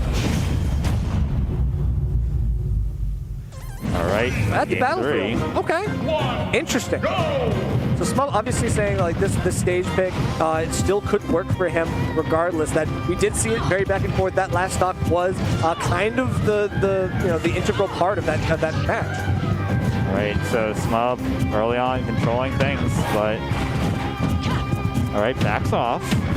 Yeah, Smub, he has to reset, and that's the thing. If Montrose is aggressive enough, he will not let him reset. That could have been an F smash there, but choosing the safer option with the tilts. Yeah. Again, like he was getting a lot of leverage off of the tilt in the first game, and good holding in for that spike so he does not die too early. Yeah, read that space Pyro Rush, and it's going to be a good amount of damage here. Okay, yep. Air dodge into ledge. Obviously doesn't want to take any chances. Oh, risky, no. risky. But no, I mean, this could be a big punish. And should be able to live this, though. Yeah, definitely going to live. 150. This time he gets does not save himself. Wow. The downward up B spike is definitely a strong tool for him here just because there's not too much Montrose can do at that range. He's got to get in close to actually like stop that from happening, but at that point, you just got to get out of the way. Yep, absolutely. We'll get the back air. That back air is one of Bayonetta's, few strong aerials, so I don't know. I mean, that's the thing. Like in the kill aerial. Yeah, in the kill areas for sure. Most of her tools are like kind of funneled into combo tools, but now I think the different aerials that she's able to mix up and use is still a very dangerous force to be reckoned with. Absolutely. So, all right. Some up whips on that up smash. Gonna get caught into the blender here. Going to go up to the skies, but. Yeah, one misplaced tech roll on ledge, or on platform rather, and it's just like, it's going to be tough to bat within. Can he get himself the ledge? Yes, he does. Clerical bats within there. Chooses the back throw. Yeah, just like that. Now he's actually using the tool very effectively. A strong forward smash to at least seal the deal. That's a huge range on that. So no surprise that Smub is unfortunately going to be hit by that as he recovers. Yeah, we'll get caught by a space fire rush with good DI to stay alive here. Okay. And now he's just like kind of doing a little bit of what Smub kind of does as well, the sharking on ledge. The come and get me sort of strat is really this is trouble. No. Oh, no. Good DI down. Wow. Except maybe too far down. Nope. Still makes he's back. alive. Yeah. Kept his jumps, which is super important. Obviously gives him more leverage because he's got multiple. Mixing up his DI is, I think, a good call, but now Montrose is going to try to pin him down. He's at higher percent, so it's not going to work, and he gets caught in the air dodge. And that's the kidnapping. Okay, we got something going. Obviously, Smub got a little bit of rage behind him, and now he wants to make this happen. All right. Oh, okay. Barely misses that F smash. Dodging some bullets. Caught on the platform. Yeah, that's the problem. Ridley now having a little bit of trouble landing. He does get caught with that as he goes for a center stage approach. And Montrose is now up 2-1. This is definitely interesting. Smub had a really great first game. And Montrose, just like that, has turned it right on its head. All right, let's see what the stage choice is going to be for small battlefield. That makes sense. So obviously, I think the top platform wasn't doing him any favors. I think that it was kind of like what we were expecting Bayonetta to gain off of it. It did. So I think in this situation, small battlefield at least gives him the side plat advantages that he was getting in these last games. All right, game number 4. Yeah, quick down air from Smub, but surprising. Yeah, I mean, I guess it's like the unconventional option, but still, it's just like unfortunately, it didn't gain him anything. And I don't know if like Montrose was really that aggressive at the very beginning to get caught by that. All right, once again, just getting comboed. Right, now the aggression started to rack up on Montrose's side, so he's getting a lot of these good combos. Ridley, playing the big body role now. All right, gets caught with a gun. It forces the air dodge, and you're not making that back. Fast fall, nope. No jumps, no fast. Just the fast fall is too much for him. All right, a very, very solid first stock on the part of Montrose. And looking for more. Yeah, for sure. He's getting caught on platform a little bit. Now down tilts, and he's catching these spot dodges as well. Montrose just has Ridley in the palm of his hand. I mean, that was almost beautiful, taking that stock. But F throw is, chooses up throw. I mean, yeah, like, Smub has hit him once. Force the air dodge. We'll get out of it with that up tilt, but get grabbed, back throw. Yeah, back throw gets him for a good ledge situation. Now, dash attack. Yeah, wow. I mean, Montrose really feeling this 4th game. He's absolutely demolishing Smub's approaches now, and it's like, it's so important for him to do so because, I mean, Smub is fishing for answers, and unfortunately, the up smash is not going to do anything. Forward smash across ledge, it's tough. Montrose ain't falling for that anymore. Ooh. Yeah, you see Smub looking for these very hard reads to try and get themselves back into the game, but... Right. And I mean, even before, like when he was hitting that clutch forward smash earlier, he at least did a little bit of dash attack, and he knew that Montrose was going to be approaching at that moment. Montrose is playing so patiently now, he can't possibly get anything like that anymore. I mean, just being so crisp with the combos, just laying on this damage and getting his bonus damage with the guns. Too. Almost hits with the F smash with the space fire. I was trying to get backstage, but just in case he was trying to notch that to ledge, and then there it is. Of course, Witch Time is a very valuable tool that Smub was getting hit by just whenever it got throughout, right? Montrose using it very sparingly, but effectively. All right, so it's tough. So they will move on to winners finals to face off against the law. Right.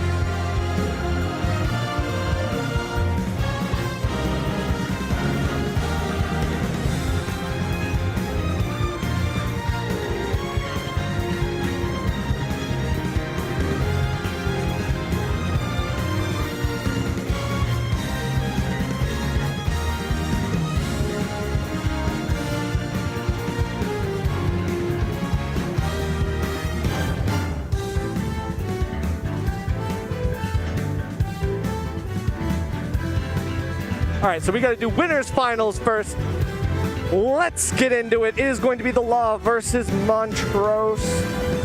All right, so obviously, you know, we saw Montrose with Bayo here, but has a whole plethora of characters to go up against the peak 2 of the Law. That's the thing. I don't know what he's going to go against. We don't. Because we were just talking about what is Pikachu's worst matchup. I don't know.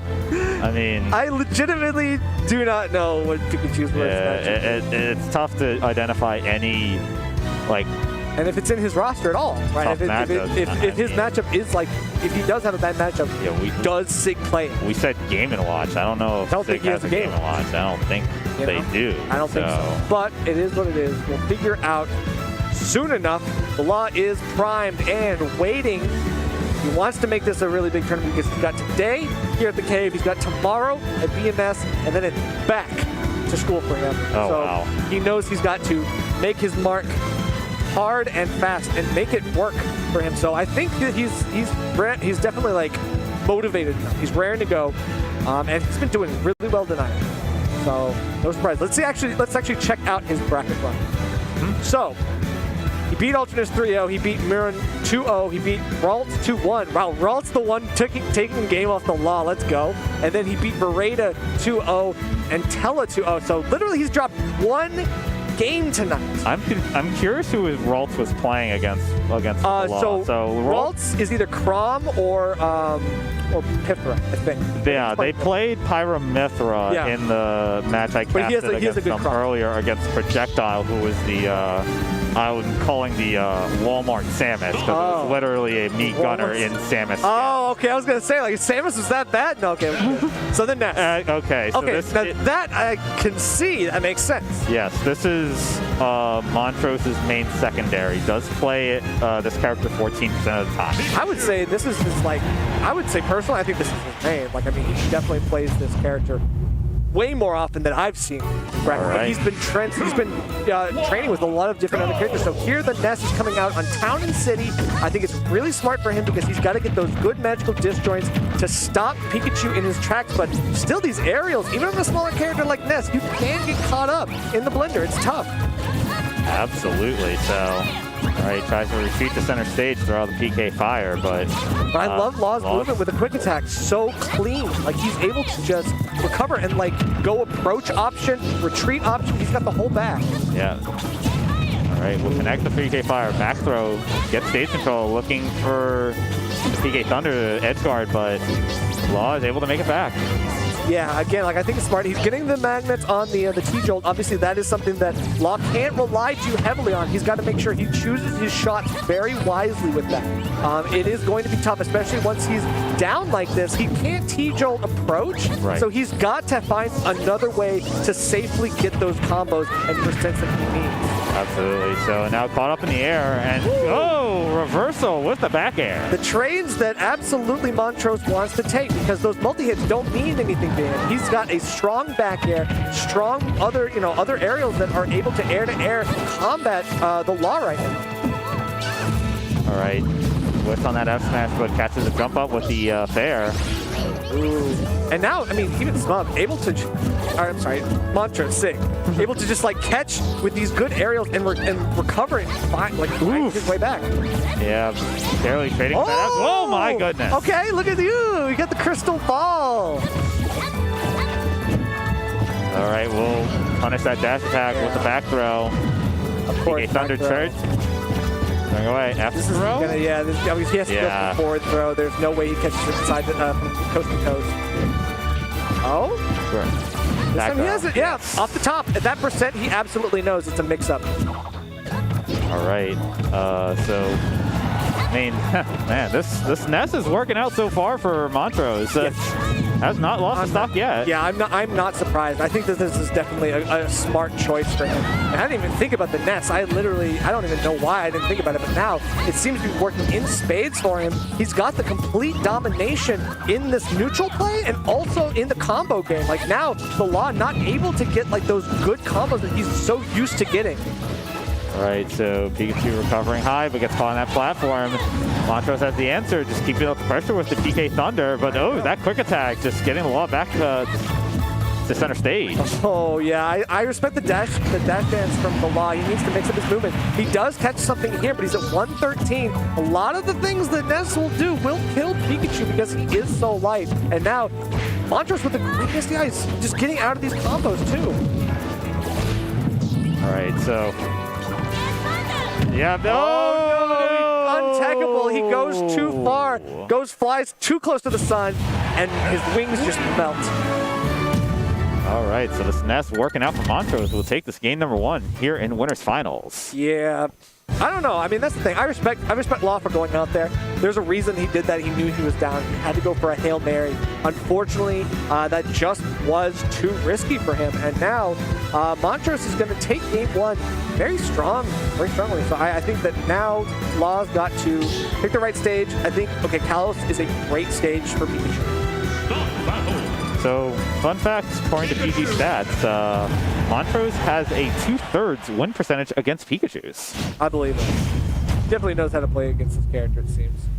He's got the right tools, get the early lead, force him to approach. And then, of course, like once you do that, he's all yours for picking. All right, so game 2 here on Kalos. So, that's PK fires, but good SDI on the part of the Law. Yeah. And here, able to get a couple of narrow loops, but yeah, the dash attack obviously gets you a free punish. Very, very unsafe on shield that Pikachu has to deal with. Okay, keeps it going, and he catches it with the yo-yo, but not enough to get the kill. This time he seals it. Obviously, what a stock from Montrose. Incredible pressure on ledge, just immaculate, just like spacing everything, holding the smash attack. Like it was perfectly done. All right, so Montrose is just spacing is just so good right now. Yeah. It's like we saw the Law just being so dominant in their earlier matches, and now they are facing quite a challenge here in Montrose. And see, that's the thing. I think sometimes what the Law goes for is like the optimal play. And when you play optimally against someone like Montrose, he knows how you're going to win. He can read your mind, he reads your thoughts, he can actually predict your moves so much easier. So in this situation, sometimes it is better to go for unconventional things. All right, so air dodges, but Law's going to catch him with the nair, but Montrose with the nair back. Yeah, the magnet reverses, and he goes for a little bit of movement. I see these magnet stalls are just so crisp, and catching Pikachu just dashing in is going to be able to get the punish with the back air. Yeah, I don't think the Law has been able to really convert off of any dash attack so far. maybe one so far. I think it's just so tough. He's putting himself in a vulnerable place every single time. That's Even, not... Oh, okay, we'll get that up air. yeah, again, up there wasn't it, but up there we'll do it. Yeah, again, high ceiling Kalos here will taking away some of Pikachu's kill options. Ooh, and he forward smashes the T-Jolt just in case he can do something on ledge. Like, he's smart. He's using it right. He's not just going for, like, Magnet. He's like, I'm already at, like, low percent. What's that going to do for me? I'm going to forward smash it and make it work for me. And when you have a solid Bayo, that makes matchups a lot difficult. And now you have the solid Nest coming out too.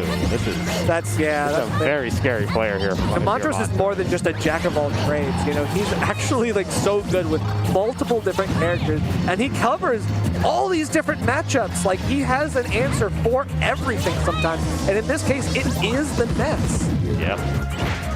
All right, so gets the drag down, but gets the trade, and the trade takes the stock. Every single time he trades, he gets something off of it. It's the powerful kills that Montrose relies on, and you know he's more than willing to like accidentally throw something out too late, getting comboed. Sure, I'm at low percent. What do I care?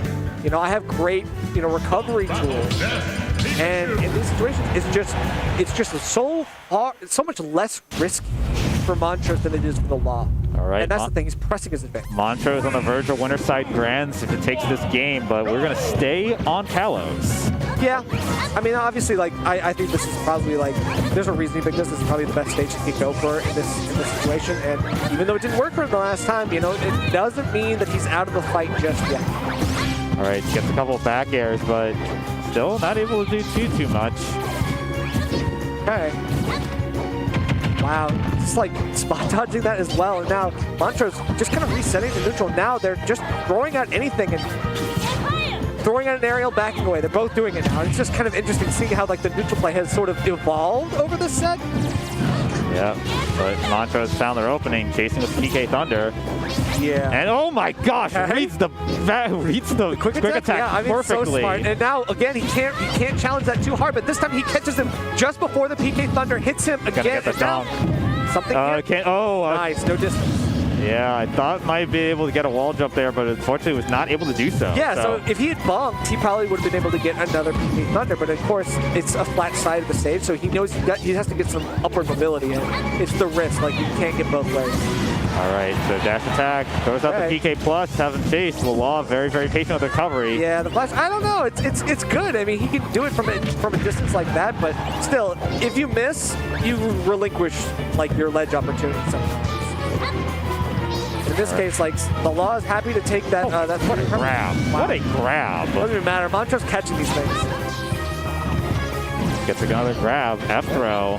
Throws out the PK. He knows he loves it. I mean, he's feeling very confident. He's able to go for these things. Less risk for him. Just being patient, waiting out these aerials from Pikachu. Gets the down air hit stun into the up air. Very nice. Very nice. Those custom combos that he's working on. I mean, you'd think that the Law would have to go for those things too, but Montrose is like, I don't have to go for the conventional stuff either. All right, Nair. Catches up the jump with the fair. Yeah, so he's baiting out the Magnet, which is really smart, because if you force the Magnet out of him, you can get a free aerial like that. Unfortunately, he's not able to get much more than that, so he gets that and then kind of relinquishes it. The Law dashing around, just waiting for the drag down up smash, but not able to connect. Yeah. Now it's tough. Okay, catching a good forward air. Now Law has the lead for the first time, but can he keep it?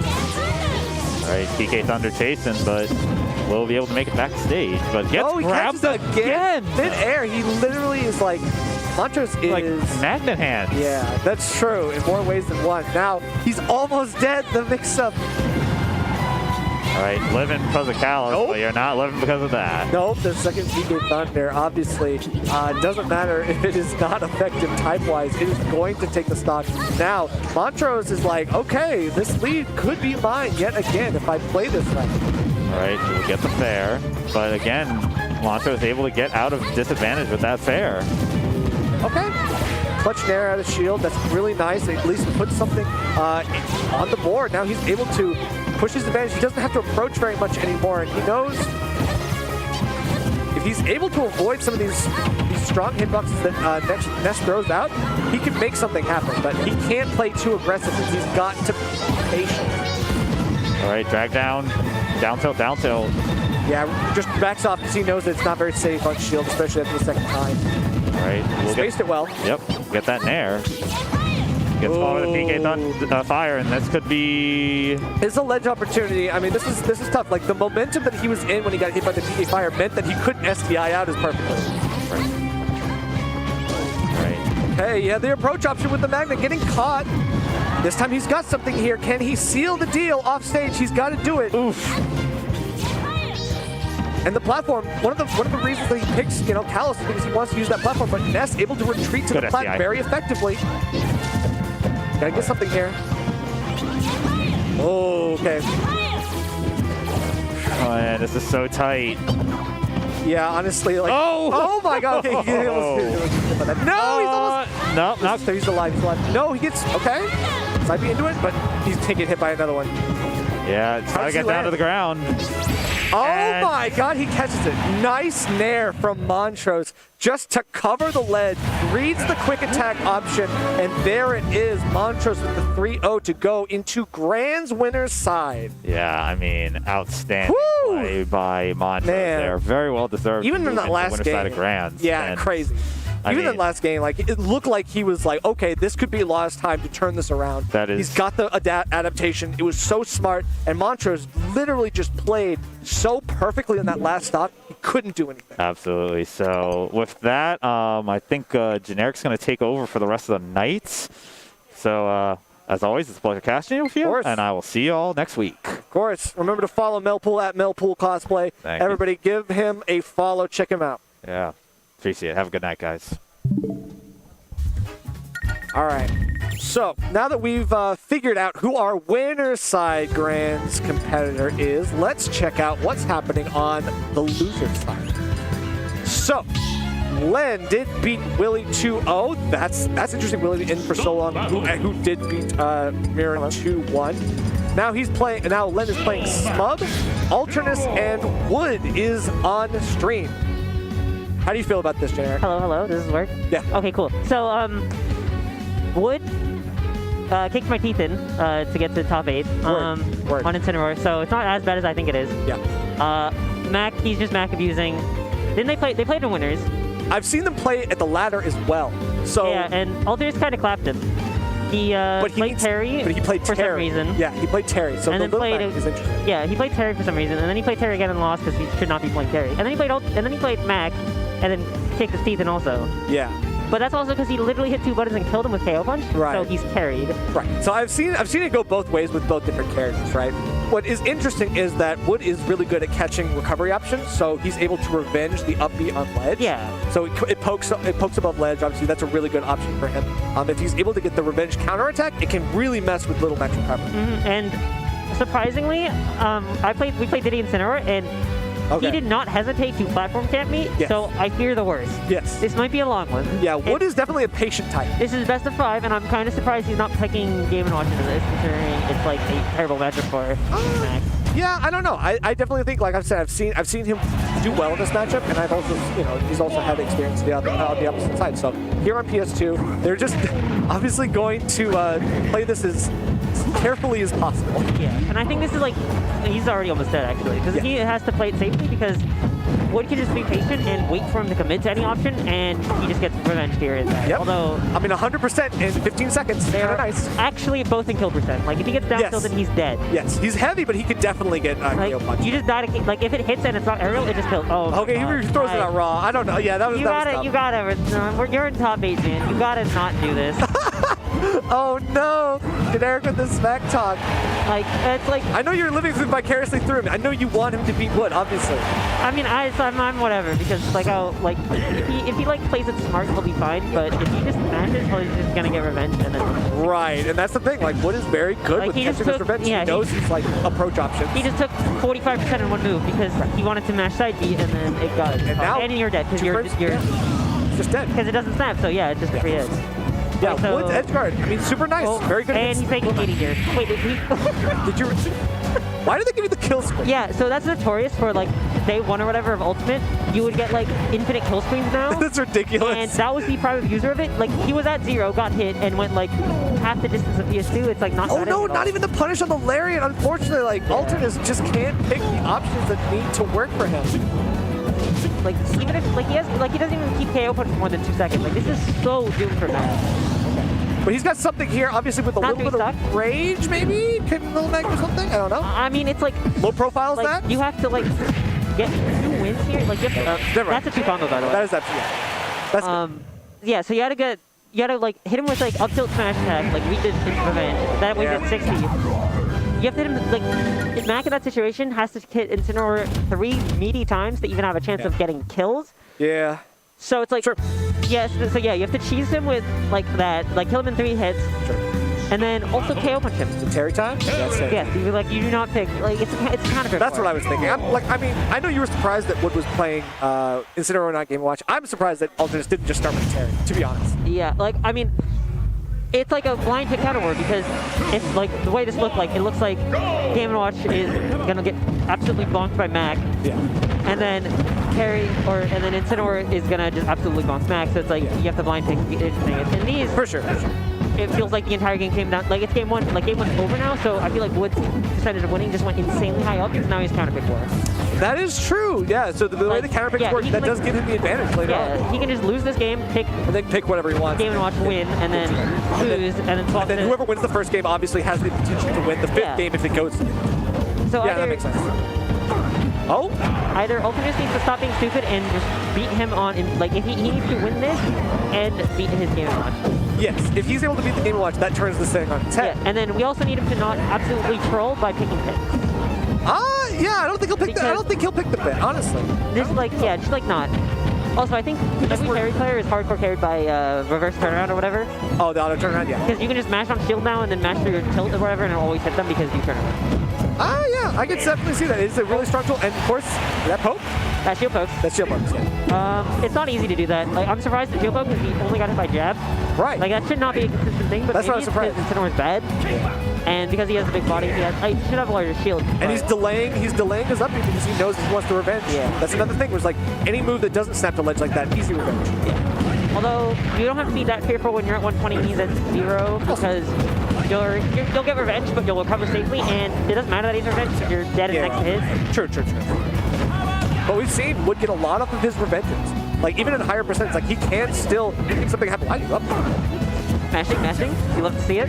Like, the random up down ledge. Okay, I like it. I think spot dodge down tilt is like, or tilt is like the most broken thing in the world on Shoto.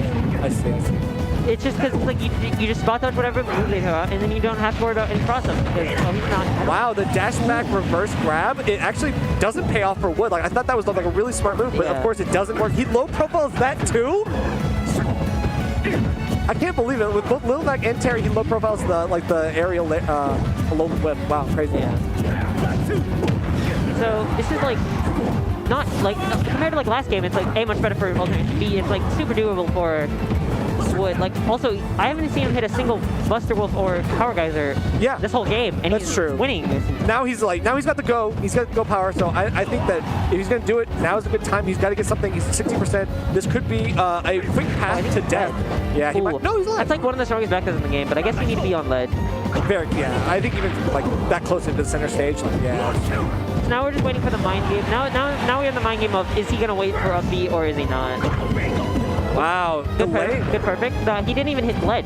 Yeah. Like there was no hitbox above ledge, so he did that perfectly. Yeah. And then he used to dash attack because Oh wow, he hits him, but he's still alive. He's still alive. And he's like not even near dead. No, wait, he tries to go for like a lower. Okay, so if this is BMS, you hold down there as Incineroar and you go for the B spike. It works. But there's money on the line, so we gotta be smart. We gotta. That's true. You know, we're at the point. It's like payout is in sight. We gotta go for it. Yeah, I think they're in 5th, right? They're automatic for payout, but you know it's like a bigger payout. The bigger payout. Good punish. Okay, so that was good. In theory, the way this works is he just picks the Game & Watch and picks the season. Right. Okay. But I mean that common sense would suggest yes. Yeah. And if you don't, you just get your like if you lose this set, like if you lose Terry versus Game Watch, I think you just lose the set. Yeah. Like if it's close, you're good. If it's not close, you might have an issue. Yeah. No, I agree. So What was the stage pick? I missed it. I think it was Town. Okay, cool. But Probably. I've seen Game & Watch take Town all the time. I don't know why it's good. Well, I mean, he's thinking about it. Is he? I mean, you just take Game & Watch. Yeah, Yeah, it's not going to He knows. All right. Well, in this case, like, it's going to be interesting. Like, obviously, Terry has some tools. Oh, it's Callums. Okay. Oh, okay. Yeah, I mean, this makes sense because you want FD because this is unbeatable. Yeah. You just up B downer, It's a lot harder to beat without a platform to hide under. Catches you off ledge. Does Kalos, like magic. and then you do Kalos over FD because you want the extra side blast zones in the corner because all of Terry's kill moves send in the corner. True. Like, even his side beat sends you up, you DI up, and out, and up so and you down. just DI up and hope to go to the corner. Correct. Yeah, for sure. I mean, it really depends. Like, he's trying to keep it even as best as he can. Obviously, Game & Watch is light, can die early. Yeah, but you've got to make sure you keep go. Like, if you keep your go, like you're okay. You can make this work. So this matchup is basically Alternus is going to be rolling a lot because he needs a way to beat Fair. And you just have to respect that. And he doesn't have aerials that he can like stop that with a hitbox. I think in this matchup you just respect Downer, unless you OP out of shields. I think that's broken as too. Makes sense. Like you're OP, but it's also risky. And I think Wood's gonna space himself. Yeah, and I don't think he's gonna hit. You have the 50-50 of. Oh, I thought that breaks shield. I almost I think he might have like spun down. Yeah. I think like and you just have to respect Downer, so he dashes back. And then there's the 50-50 of when the Game & Watch inevitably starts spamming Fair, like repeating Fair, you either roll through it, roll behind, and reset neutral, or you just try to fight through it with Nair or whatever. Yeah. So obviously he goes for the power guys when he wants to catch him in an aerial. Okay, it was a good anti-air option. That works. That just works. It just works. We don't question. I mean, yeah, I guess because Game & Watch is like never actually up early. They always only do it out of shields and grounded. I don't know if that's the difference. I don't play this character nor. But I mean, look, a quick 47%. I mean, obviously, Alternus getting more off the platform as well. I think he's got something in the works here. He's just mashing specials, but it's fine. It's fine. He's still winning, but he's right. Okay, if that Fair hit, I think he was dead. He might have. Game & Watch is a funky character, so. Yes. I don't think he should be left switching in neutral. Looking like Smub over here. Well. And then he's just like, he's just playing at disadvantage. He finally gets a neutral reset, and he has to deal with the random buttons of up B, Fair, and dash attack. Yeah. Which is you're not going to use dash attack, but you're going to catch them with dash attack. Like if someone dash attacks you, you're like, oh my god, I got dash attack. Why'd it work? True. I mean, what's smart because like whenever he misses an approach option, like he's like throwing something out, then he'll just hold shield, wait for Alternus to whiff something unsafe, and he just goes back in. Oh, that's his armor? Oh, and he dies. Wow, that's wow. I cannot believe that worked. I didn't look like great DI, but it also didn't look terrible. No, okay, no chair punish. Obviously, Alternus able to spot dodge out of that, but now this could be interesting. I mean, you have to be able to do a lot of stuff off stage for Wood here. And so, yeah, he just has the solid stage presence here, and okay, so he mashed up B, and then he didn't downer afterwards, and immediately got punished for it, so better, worse. Okay, calling out the jump. Carried by auto turnaround. Yeah, like aerial spot dodge auto turnaround is kind of crazy. It worked. Definitely worked here. This should be a big thing. Okay, he doesn't get the up B. Okay, he did that, maybe some misinput I respect the delay. I mean, I think it was kind of like making him think that he's safe to drop shield, but... I think it was true, and he just missed it. He missed it. Oh, okay. He did 2 nairs instead of up B. Nice. But also, I don't know if it's like true, but like not safe, if that makes sense. Like you hit him, and then it's negative on hit or whatever, and then you die. Yeah, I understand. I feel like that would have killed. That would have been fire, but he hits it this time. He does indeed kill. Well, yeah, so... Okay, so he's got something here. Wins game 3. That's big because now he's counter disadvantage. This is the play for Alternus. Now, what does Wood do in response? This is surprising because the whole point of picking Kalos is to do that, but I guess he got caught on ledge. Right. So you just gotta just close to ledge. You just gotta like run away from ledge and always take the hit center stage. Yeah.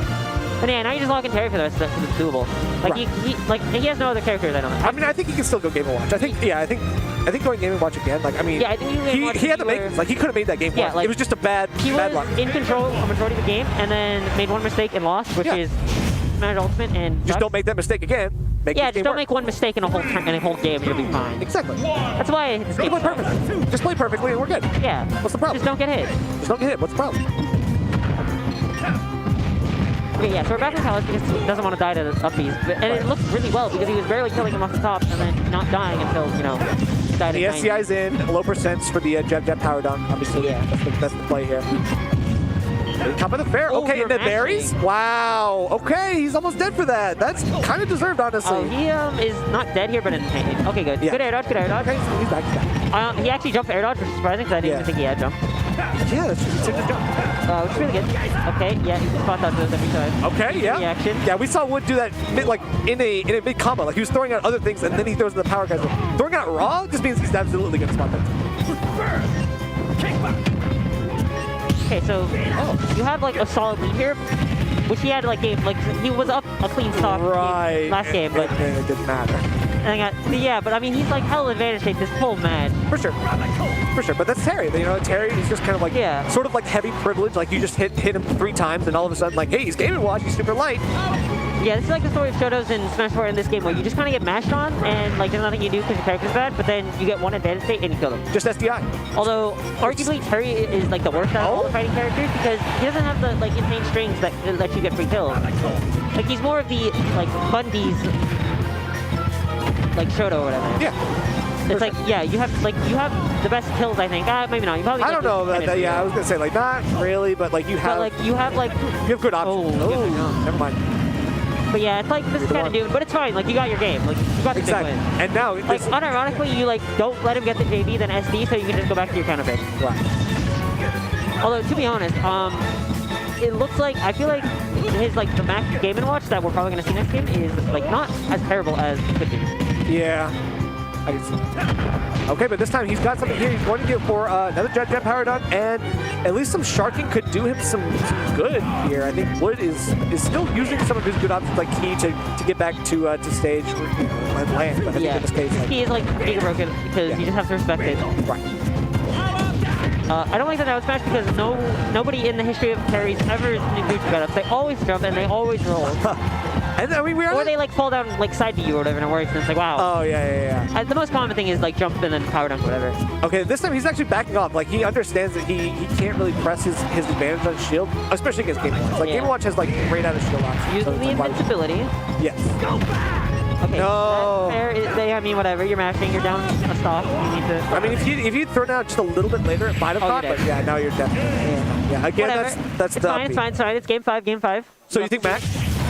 It depends on who he thinks. Like he might be like, oh god, I need to beat his Harry. Like you have to judge. Like is my I think like Mac. I think the Mac Game & Watch matchup is like so much more doable than it is. Although the problem is you're gonna go to small battlefield or FD or town. Yeah. I can see that. And then it's gonna be Mac. Yeah. Okay. So we're going to small battlefield. Mac's best stage. Apparently, this is his best stage. Okay. Like, and it's not even close. Like, it's better than FD. Why? Like, why? What's the? Apparently because you could shark smash or the platforms with up smash endlessly. Yeah. So because they're lower. Yeah, it reaches. Yeah. Okay. So this is the advantage of winning that Terry Game & Watch game. You gotta play this. He 3-stocked him here or something crazy. Like he kicked his teeth in. Yeah. I guess he punched his teeth in because Mac doesn't kick. But. Sure. You just, also, Game & Watch doesn't have teeth. So. Yeah. Anyways.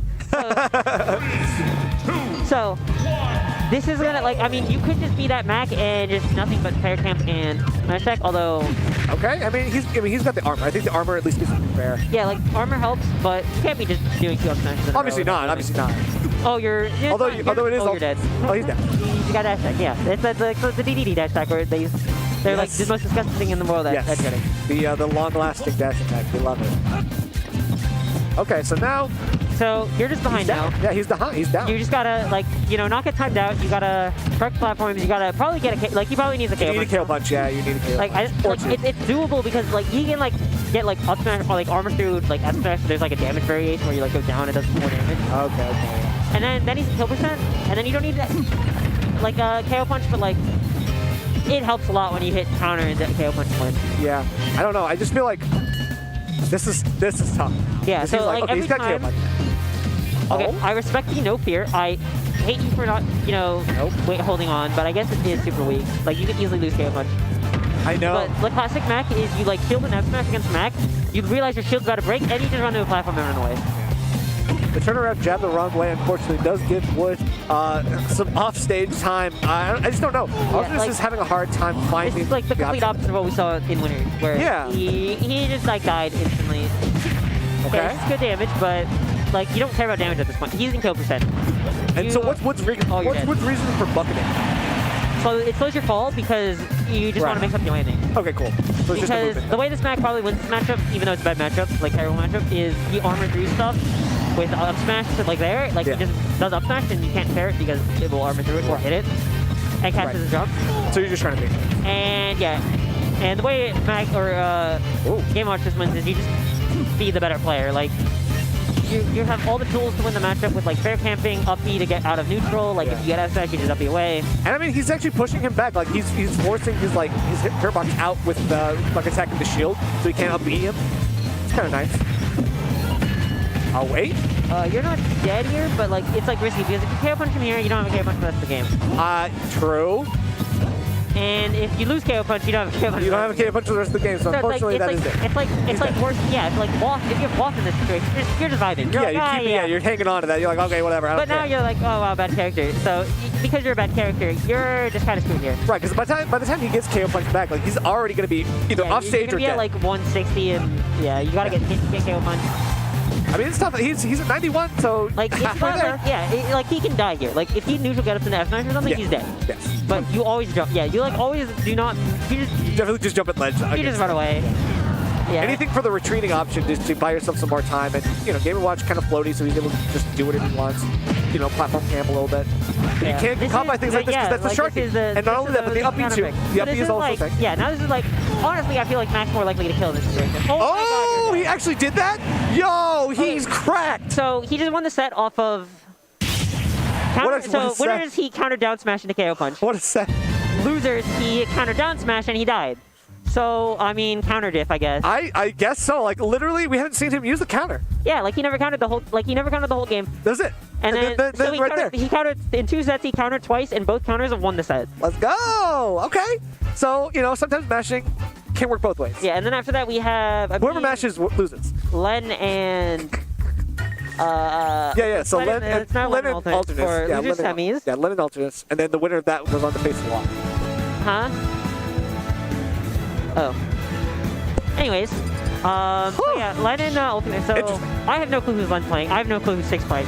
So actually, I've heard Sig was playing Fox tonight. Yes, he Is kicked that a my thing? teeth in on Fox. Is that a thing? Yeah, like, I mean, he obviously gets it from So now Len, they both play Fox. That's just great. which is terrible because This is great. I have a Fox problem. I bet he's gonna and play Midman. I bet he plays Midman. I can see it because it's so unplayable for Meg. I bet he plays. But like, he can play like... No, he's not. Fox. Okay, yeah, Fox. All right. Well, that's probably. I don't know. It's not better, but I think it's just as good. Yeah, I think he's definitely... Like, Len's definitely lost this before. Well, I think just because Fox can fall victim to a lot of things that like Mac wants because he's a fast faller, so it makes sense. Yeah, like you can... I think this is like one of the matchups where like up tilt into butt in is like actually an option. Yeah. Because most Macs like up tilt and then F smash and they think it works and then you always jump and get away, but Fox is Fox, so... I mean, if Alternus is able to get 2 frames, that could turn the tide of the battle for so sure. the way this match works is you probably get your team kicked in neutral because you're playing against Fox and he doesn't. Exactly. You can take 60% in 10 seconds. You have to hit him twice, hit him at 60 or whatever. Like, you hit him twice, he's at 60, when he's at 60. And then now you just hope for, like, a random F-tilt or something, because that smash probably doesn't work. And then you hope for a... 2-frame without smash. Right. And I mean, how does armor really work in this one? Is it really useful against Fox? You can call him out for being stupid with nairs. Like, if he's just naring at you, you can just up smash and be like, stupid. Sure. And your advantage comes with your burst option of side B randomly. Like, side B is a surprisingly fast option. Oh, you're dead. Turn around. Just turn around, go for it. So yeah, he's like, he won like neutral like 4 times in one set, or one stop. Yes. And he won led one up. Okay, there's getting some counters here, nice. And then no 2-frame there. Bit late. You also need to space it. Like, that was too close to ledge, you're right. Yeah. Also, one weird thing that's like really broke. Oh, you're dead. Yeah, I mean, yeah, you're mad. You just accept it and move on when you get down smash. Because like, there's a few down smashes in the game that are so unfun to play against because you just get down and away, and it's like, wow, I'm just dead at 90 because I'm getting spiked. Hey, he's still trying to get these 2 frames. I think it's, is that the best 2-frame option for him in this situation? You can down tilt, Yeah. and it's an option because it leads to side B, but it never kills, and down smash just kills. Okay, cool. That's good. That's good to know. Because I was wondering, I've seen him do down tilt on ledge as well. Like I know they both are like options. Okay, yeah. I mean, all of this just gotta stop.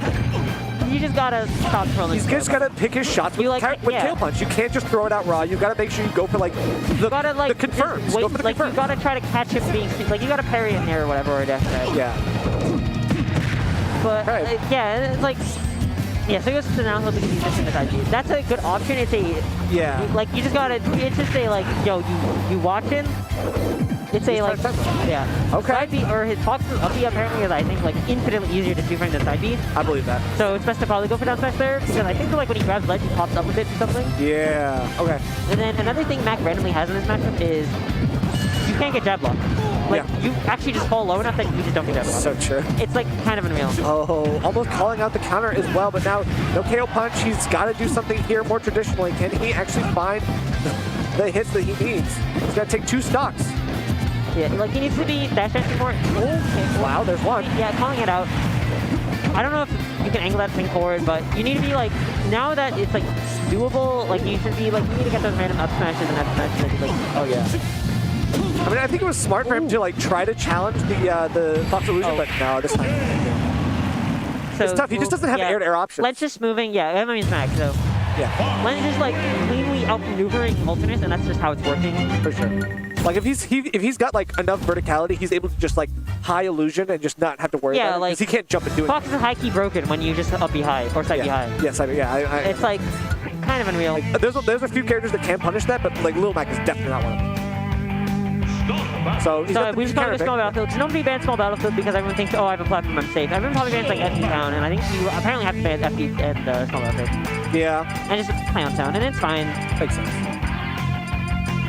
All right, so let's go back. Yeah. So Ultimus needs to move better. Like you have to keep up with Fox. Yeah. Which is hard. Like obviously Fox is very hard. Keep outpacing you. Yeah. But like you don't have to like keep up with Fox. You have to just be like. You gotta find ways to slow him down. Make him play at your pace. You don't have to like chase him. You just have to like deal with his chasing.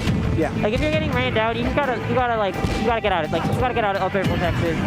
Yeah. You can't really afford to get dash attack, although it's hard because you're such a grounded character that you have to just literally shield it. Right. And he's already a KO punch, so he just throws it out center. Okay. I mean, yeah, he's just platform camping, so you kind of want to try for it, but at the same time. Okay. So it's wow. Oh. He, I think actually went over down tilt with up smash. And I'm gonna say it, he did not plan for that. It just worked. Yeah.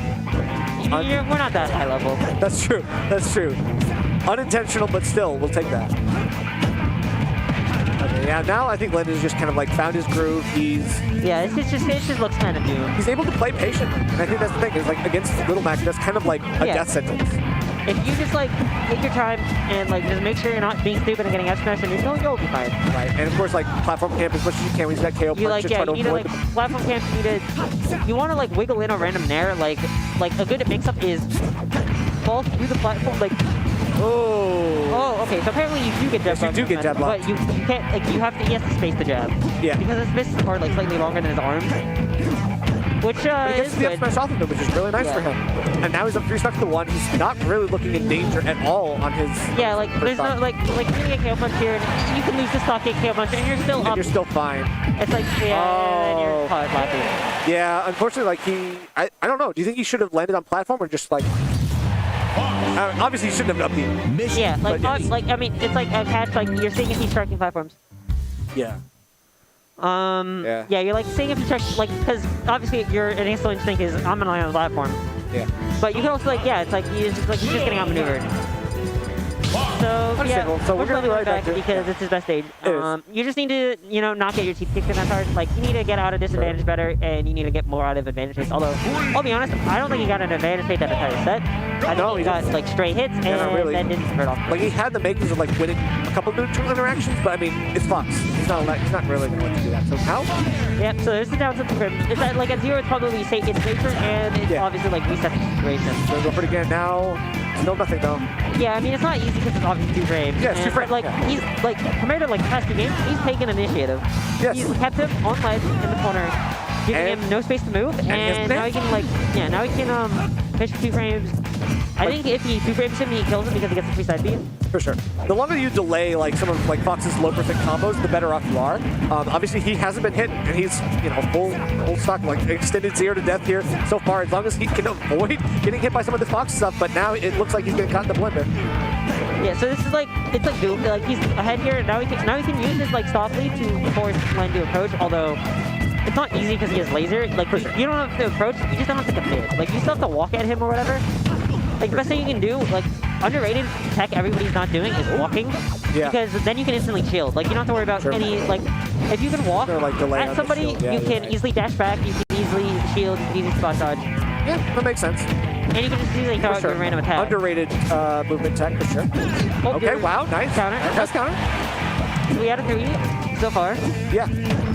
And you're gone. Okay, yeah, well, first stock gone, but hey, 97% for Fox. Now he's just like gonna die to F tilt. Okay, yep. Sorry. Nice. Good stuff. The only problem is you're kind of stuck now. You're in game 5, or you're down 2, so even if, like he's gonna have the momentum here after this game, assuming he wins, because he could just like get like hit here, die, and then get hit here again, and get respawn, get hit by Nair and die because you're Mac and Len's crazy. Okay, so Len is inputting. Yeah. Okay. Wow. Yeah, so nice. frames. Good 2 frames. That's what we need. That's what he needs. He needs to take his. He's got his advantage state. Yeah. Len needs to, just not get 2 frames, which is not easy, not hard. He needs to get his advantage state back. He had no advantage state that whole game. Got his deep kick in. Now we're back to PS2. There's MDSR, but no one cares. Yeah, it doesn't really matter. God bless PS2. It doesn't really even matter at this point. So, Alternate's going to try to make this into the next game. Trying to at least take it to a game 5 situation, but we'll see what happens here. Yeah, so this is gonna be a completely different experience than Smashville or Smash Battlefield because you got platforms that are actually safe to sit on. Yeah, you can. All you have to worry about is getting nared randomly because Max do that for some reason, and getting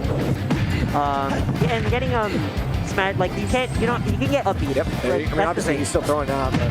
Yeah, it hits your. It's weird because if you stand on platform, it won't hit. Yeah. But if you shield, your shield will dip below platform, and you'll get hit, and you'll be like, oh god, that hit me on platform. That's funny. Wow, wacky game. It also might have a pixel hitbox or will hit. Yeah.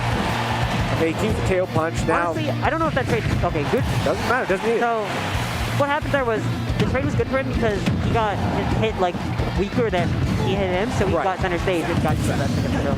But then you immediately get pulled down there and die. Yeah. So it's just 2 stocks apiece. But yeah, now you're not behind because if you're behind, he can start to do just generally camp you out and just sit around. Exactly. Generic, you gonna let Nerf talk? Jeez. Don't worry about it. I think we're fine. I think now Fox is definitely having some trouble just pinning Mac down. I think now what he's got to do is just do more Fox things. He's playing a little bit more aggressively than he was before. Yeah, he's definitely this is crazy. He's playing this matchup well because he's actually just getting ledge conversion. That's the big difference he's changed. Yeah. No, I totally understand. I think that's a good point. I think now he's close to KO punch, so he's got to get something here. Obviously, now Fox needs to seal the deal as soon as possible because you got to keep him from landing. Yeah, dash attack and up air is so disgusting, and I don't think PS2 helps at all because the platforms are perfect for throw off up air and then you land back on the stage. Right. But I guess Mac can nair you because his nair is crazy. Yes, apparently. But a good counter, but still not going to connect. I'm surprised that doesn't work. Yeah, what happened there? I mean, counters are notorious for missing in the air. Yeah. The only few exceptions are the ones that freeze you. We see the Mars, Palu, Joker, the ones that stop your momentum, and you have nothing will almost always work. And since Mac swings back and swings forward, he'll just miss. Makes sense. Yeah, because you don't have when you counter something in the air, you don't have the which time that happens. Yeah. If you counter something on ground, and he had the upward mobility, so he's able to snap to ledge and at least use that to his advantage. So it makes sense. Okay, you're dead. Oh, he's dead. No, he's fine. No, he's alive? Yeah. Okay. It's fine because he didn't get strong hit in there. That's true. If he's, Oh, yeah, never mind. Okay, wow. So game 5. Game 5 time. That's sick. Honestly, when you're at 100 and Mac has KO punch, you should actually not be afraid of KO punch because there's 6 other options that kill you that are equally safe. Yeah, honestly, people think about the KO punch so much that you're just but what about F tilt? Yeah, F tilt kills you. If you get down tilted, you probably die. Any smash attack. Yeah, it's oh god. Yeah, at that point you're just wow. But the one thing you're thinking about, KO punch. And it worked. It works because it's the pressure. The pressure actually is like what makes the difference here. And now, game 5, back to PS2. Obviously, Little Mac seemed to make it work on that despite the platforms being higher, honestly. Like, that's the thing. He was pushing his advantage in the right way. Yeah, because the platforms aren't his game plan. His game plan's ledge play. It's just a perk when he's on small battlefield, for sure. And that's, that helped him while he was there, but now he's finding other things. And I think that's really smart. Doing good things on ledge, that's really important for him. Good air dodge. Read the classic down tilt, and then I'm gonna just randomly up smash, and it always works. Oh, the deadlock, but you don't die. Yeah, no dead here, but you're just in like a really awkward spot because he will just like follow you. Like he just gets frame trapped. Oh no, if he had just like shielded that. Yeah, if you shield that, I think you gotta figure out Yeah, probably. I believe so. I mean, a lot of people can. Oh, you're about to be dead. Oh, okay, he's alive. He's alive still. With range, he's still good, but. Okay, good as back air. Just he went like he shielded, and then honestly, I don't know what else he was doing. I don't know. He let go. Yeah, like he shielded the F smash in the back air, and Ultimus kind of just got hit by it. Like he didn't hit. Oh, okay, yeah, this is the armor, and he did the downwards variation, and the downwards like does infinite damage, but obviously didn't nowhere. And if he did normal one, he would have killed him. And Lin did a really good like air dodge backwards onto platform because he knew that he was able to land there safely. That was really smart. So Len's looking more like game 1 and game 2 Len, where he's just pushing advantage state. Like he's running him down. He finally did something stupid, and Ultimus is perfectly punished. Now you're just kind of terrified of getting KO punch, but the dash attack worked because he didn't down tilt properly. Like in this game, he's like running down tilt or whatever, and he like had the dash. He was like stuck in dash. Right. Makes sense. Okay, so now off stage, this is where Lin's like, okay, you go off stage for half a second. I'll find you. I'll punish you. This is like doable but not doable at the same time. Like if Len wants to, he can not interact and win. Right, but Ultimus obviously needs like good hard reads to make this an even game. And right now, at least he gets something. But the parry on that's gonna be really nice. Like, definitely does. That's crazy. Cause that was I think aerial. Yeah. But yeah, that's the Nair I was talking about. Like his Nair is one of the best Nairs in the game because it's just an insane combo tool. Yeah. For a ground fighter, it's just one very little knockback. It just pops you up and like puts you into the perfect situation. Now, a lot of pressure on shield. Len's got to figure something out here because he wants to get in close, but Little Mac loves it when you are. So this is he actually probably should have died because he F-tilted him and he missed the tech, or he got the tech, but he didn't do the tech. And so when you get F-tilted there, oh my god. Okay, well, he got closer this time than he did with the other KO punches, right? But yeah, I guess he's like fearing he's gonna get dash tech. But if you get dash tech, you just shield it. Like play the field. He's definitely just he's respecting Len a lot, and I think that's the difficult part. Yeah, you don't know how you're gonna catch Len with a KO punch. Oh, you know, nope, you just can't up. Okay, well, a valiant effort. Game 5 was still really good. Yeah, game 5 was good. He had the win because Len didn't roll because, like, when you F-tilt somebody at KO punch and they roll, you are looking for KO punch. Like, you're hoping they're gonna miss tech and you're just gonna react with KO punch, and he neutral tech, which is basically the same thing if you just commit the KO punch. Yeah, true. And then you like pop off, and then your opponent's like, God damn it, dude! I got hit once, I missed one tech, and the set's over. Yeah. Which is why Ultimate sucks. You like that? What's up? Ask him. Yeah. Anyways, I should probably go like TO stuff and fix all these tournament or matches because I haven't done that. But okay, word. I don't know if there's like a mute button on this. Yeah, right there. Okay.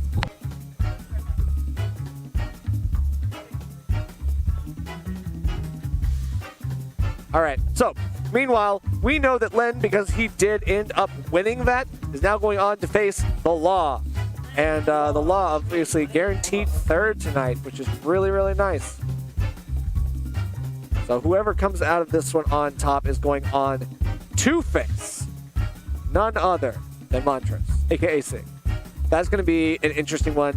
Obviously, Len, no stranger to playing Montrose in grand finals, so that very well could be a possibility here, but the Law is going to put up a strong fight. As the Pikachu, I think I was saying this earlier. I think Sig will probably go min-min against this.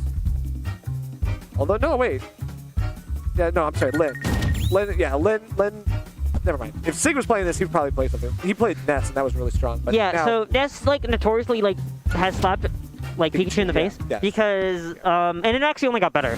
Like Pikachu like is good in this game obviously, but Ness getting down smash and up smash is so unbelievable in the matchup. We saw it. Yeah, you just win. Yeah. Like if you can't go to ledge, like he needs Kalos or whatever to get to like the top flats that hang over ledge safely.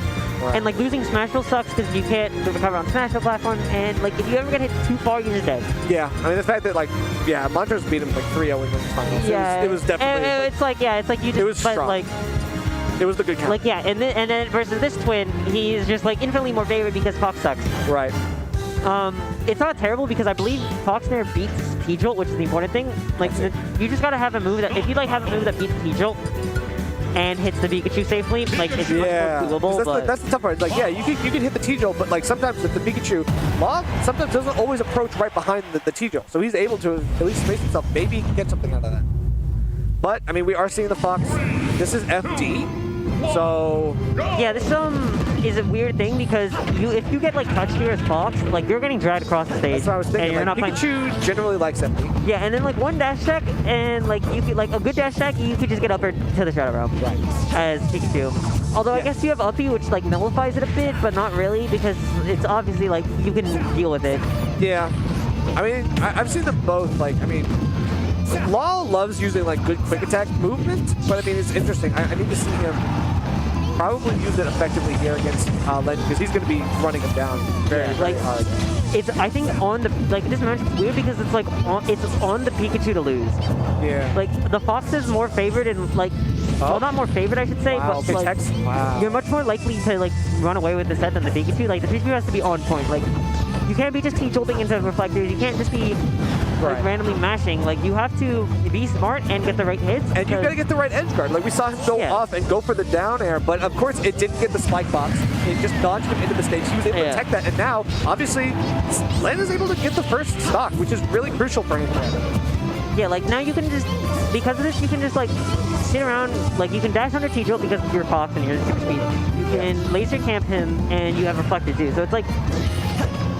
And you're stuck at 100. Like Fox, it's like melee where Fox at like a certain percent is just like one of the best characters in the game because he never dies. Yeah. Like Pikachu's gonna hit him, and as long as it's not like a random up smash or up smash that shouldn't be getting hit by, you just sit there and. Right. And this is the tough part because like he's not like you're like never fear of danger. Like unless you get like called out, like if you up or side B high and you die. Like you can like live forever, but like of course like Pikachu has to drag like he has to go for the Pikachu has to go for the solid hits. He gets the Nair, which is guaranteed down smash. Right, and I think the tough part is for the Law, like whenever he's in a matchup that he can't use T-Jolt effectively, he struggles. Yeah, like he's hardcore carried by T-Jolt, but it's like this is not a T-Jolt matchup. Pikachus are. That's the problem. Like this is not a T-Jolt matchup. This is a edgeguard matchup. Exactly. Like, you have to carry him away, and you have to do it effectively. Exactly. So I think in this situation, like he's got to find the right T-Jolts. Like if he's going to use them, just pick his shots correctly. Like he needs to use it or bait out in a reflector or something and go in aerially. Like he's able to do something off that, but getting caught with the like Sean run up, like he's dash attacking too much on shield tonight. Yeah, like he's a notorious. Like I am like barely certain. Like Law just kind of mashes, and it works because you're playing one of the best characters in the game. Like top tier privilege. Like he's just hitting buttons, and like there's not much Fox can really do about it. Like he missed inputs there and gets the punish. Yeah. But like you can like mash fair and there, and it's like oh god, it's Pikachu. Yeah. And like here you just get back up, but like you're not dead because you can always have side beat and like mix up your recovery. Okay, but yeah, he obviously goes the F smash instead of like baiting out an up B. Like yeah, instead of like just like having faith in yourself with like a falling nair or whatever. Yeah. Like you just go for F smash. It's not terrible, but you have to space it. Like here he calls him out with the dash attack, and that's the power of FD where landing's impossible. Exactly. Like the stage is so unbalanced. This is why Pikachu's like FD for one reason. Yeah, like you can like, but it's the same thing with Fox. Like he can do this. He's done the whole thing in this game where he's like run under T-Jolt because there's no platform to land on. Right, and that's interesting. Like, I mean, he's really good at using the quick attacks when there are platforms, and now landing is still an issue for both characters. I mean, yeah, in that situation, it's just you have to have better reaction time in that situation because he dash attacked and then ran away, and you still air dodged. So you have to understand that he's like you have to be calm, be collective, and understand that like. You can't be panicking, like, and he panic air dodged and died. Because air dodge is like one of the longest, one of the longest. Especially on FD, I think like that's what makes this stage a little bit more polarizing. Is like whoever panics first usually like loses. Luckily, I think we just went straight back to FD, which is alarming because you kind of got slapped. Yeah, but again, it's Pikachu. Yeah, it's like I'm thinking like Kalos is better. Kalos, yeah. He was going Kalos earlier tonight against Ness. But I think against Fox, like, I don't know. Does Fox do well against on Kalos? Not particularly, because like you give him more recovery options because you have the platforms, but you also get the recovery options yourself. Right. Makes sense. And then also I'm like thinking like maybe you want to pick like Smash Filler, like a small amount of like you want to pick like maybe a smaller stage because you're giving the Fox too much room to work with. I suppose that's Like, true. He's having a full SD to run around in and not worry about anything. Like, Yeah. he can easily reset neutral whenever he feels uncomfortable. He can work with that stack, he can up tilt, you can like up tilt ledge like Smash 4. Yeah. I'm surprised he lived that to be honest. Yeah, honestly, yeah. I think Callus would have been a good choice. And obviously, like, Lennox expecting a Thunder there, which was, I haven't seen him use Thunder yet, so I think he's probably saving it in the back pocket just in case he manages to get a situation in which it works. But here so far, You just missed attack here and you die. Lit not giving him an inch. Yeah, like he's just pulling, like he's playing it like just like open, where he's just like kind of getting his advantage and then just taking it away. Yeah. Like here you get randomly paired, but since you've had advantage, you're like not terribly like doomed. Like here's actually up tilt or down smash. Yeah, like I up tilt here, but I'm not a Fox main. Yeah, I mean, in this case, Eric at least gets an up tilt there. Now pushes him back up. Wow, the barrier on the quick deck, another lock. Oh, he didn't up smash. I guess that would never kill, and you don't want to stay up smash. Oh, Do you think it's like an FD thing? honestly, that Shine could have lost his set or game or stock. Because you could have, I think Pikachu can up through Fox as a way to like, you know, slow his recovery down. Yeah. Obviously, Lynn now playing back, way far back. Yeah, he's like speaking of three stocks, like you might look at your 3% with laser and move on. Yeah, but the thing is, I mean, he obviously isn't planning to stall out for 5 minutes, right? Yeah, he like- knows he's got to do something. Obviously, has to like approach something. And like Lowe's also going for like these like really bad thunders. Like good call out. Like Len's been up beside being upwards like the whole set. And, like you should eventually call it out. Like he's trying to call it out with thunder, which is not consistent enough, and he's like getting hit for it. Sure. Okay, good shield on the illusion. Now he's getting. No, he's falling out. Yeah, of you it. can SDI it at like lower percent before up tilt works, and then And I think it's more volatile for Fox. yeah, Wow, he's he's alive. really dead. No, he's alive. no rage. Yeah, no rage. You're right. But yeah, like you're just this is like kind of mashing, and Len's is like just good at dealing with mashing. Yeah, Len able to get a nice, strong edge guard here. And he makes something work. Okay, running up and delayed grab. Unfortunately, Law at least pushes him to the other side, but getting out of that up smash is kind of crucial, but he needs more percent. Oh, you can call it. Yeah. I mean, whatever. So yeah, Tough. Law just needs to like he's not playing the match properly. Like he's not hitting him. Like he's not getting, I didn't see a single like chain. Like he had the opportunity with the down throw nair. Yeah. It failed. Yeah. He hasn't got a back air chain. He hasn't got a single edge guard. Although it's hard to edge guard Fox because they always recover high. Right, especially when he's been going for that. Like we did see him, you know, try to challenge some lower up Bs, but he's up being very close to ledge, which is like allowing him to reduce the distance he needs to travel. So it's smart on his part. And yeah, it's like I don't know how you like he got the one call out on the side B. Like you have to start like start forcing the Fox to not side B, like up there, and like forcing to go to ledge where you have the option to like. Yeah. I mean, at least if you run Callus, you'd be able to catch more up Bs with down him. Like I mean, that just seems like the option. Yeah, and like you even have that platform to stand on. Because if you have a Callus, you're just sitting there on the platform, and if the side B is the other. Yeah, I don't know about the Yeah, like I don't like.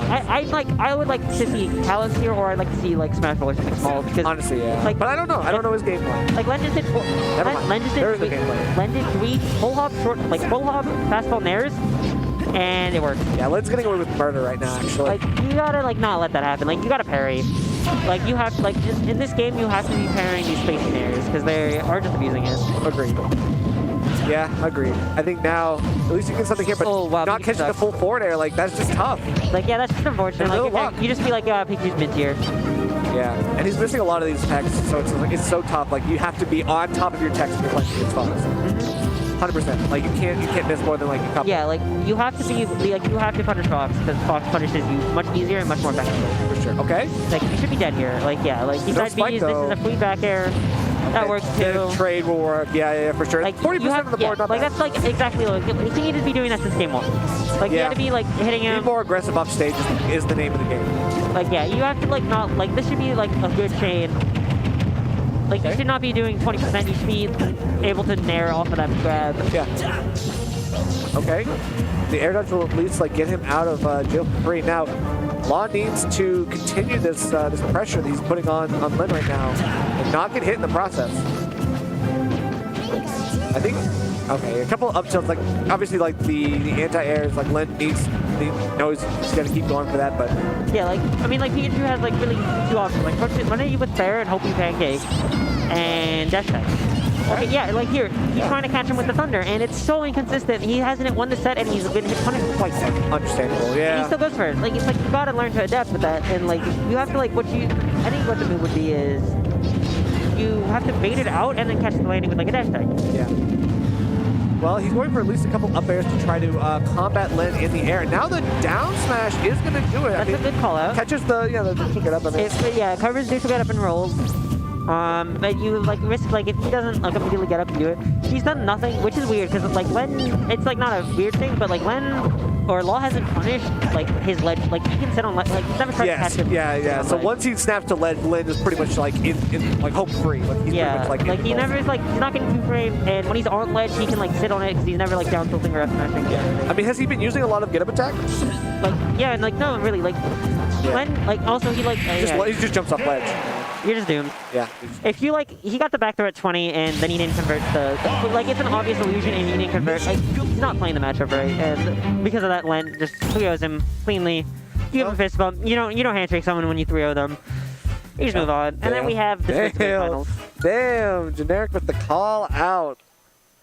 Yeah, so It is like that. So Len's Sig Grand Finals. It's not like terribly surprising because I think it's 1, 2, and 3 seed that we see in top 3 here. Right.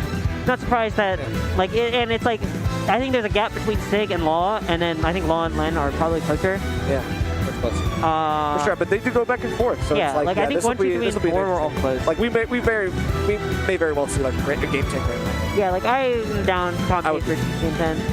It would be interesting, but the last time I commentated a Sig and Len Grand Finals, it was Youngling Midman. Yeah, like I expect no real like actual game. Like they're gonna be playing like they're warming up for VMS. They're gonna be playing their tertiaries. Yeah, they're playing for VMS. That's true. We're in VMS mode already. Yeah. I mean, it's definitely gonna happen. Like, I mean, you look at where like Len's bracket kind of went. He got knocked into losers and then by alternates and had to fight Archie, Willie, Smub, and then alternates again gets the run back. Now he beat the Law, so he goes back to Grand Finals loser's side. And I mean, Sig's been doing really well. Had this unlocked. Like Sig's lost one game. Yeah, like Sig's just like it's just classic 1 seed. Yeah, like Sig's lost one game all night and it was to Smub. Yeah, it's like Sig just doing Sig things. You just Who do you think he's gonna play? Dude, I have no idea. If you looked at Nest, they're playing Fox. Okay. I mean, I don't know. Like they'll have to double blind. So I mean if you scumbag pick your twin brother, like come on, What's he gonna do? What's he gonna do? Like if Len locks in like goddamn Lucina here, I'm gonna be like, come on, bro. I would be surprised. Beat Gunner? Yeah, let's go Beat Gunner.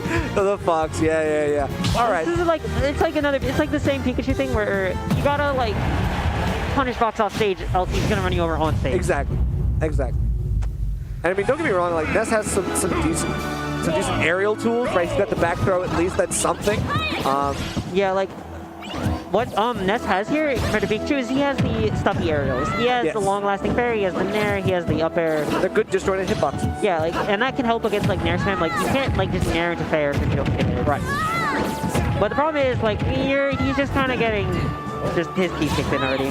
Right, like it's like, but at the same time, like these trades, like it's just Foxing. Like you expect this, and then you hope you like catch him. Like taking 60% from Fox is not like out of the realm of possibility. It's what you do afterwards. Yeah. Like you get hit by Fox dash second 0, and you're like, well, okay, that's 70%, and then you get it again, well, that's another 70. Exactly. And then you finally play the game. And then you're like, okay, cool. Now I can get my combos and I can kill you, maybe. And then if I don't, it's like, oh god, now I'm playing around up smash or up smash trying to shield the whole game. Yeah, that's the pressure situation that you don't want to be put in. Unfortunately, Ness can be in that situation more often than not, especially when playing from behind. So yeah, I mean, up smash is a option. Like you, like in the, like I feel like he could technically tech chase, but up smash would be crazy. Yeah. Although this is kind of scary because he got to like Sig willingly just went off stage and it worked. Like he lived. Yeah, it's like, the risky stuff, you know. You go for like the... Yeah, he's been a disadvantage the whole game, it feels like. Right.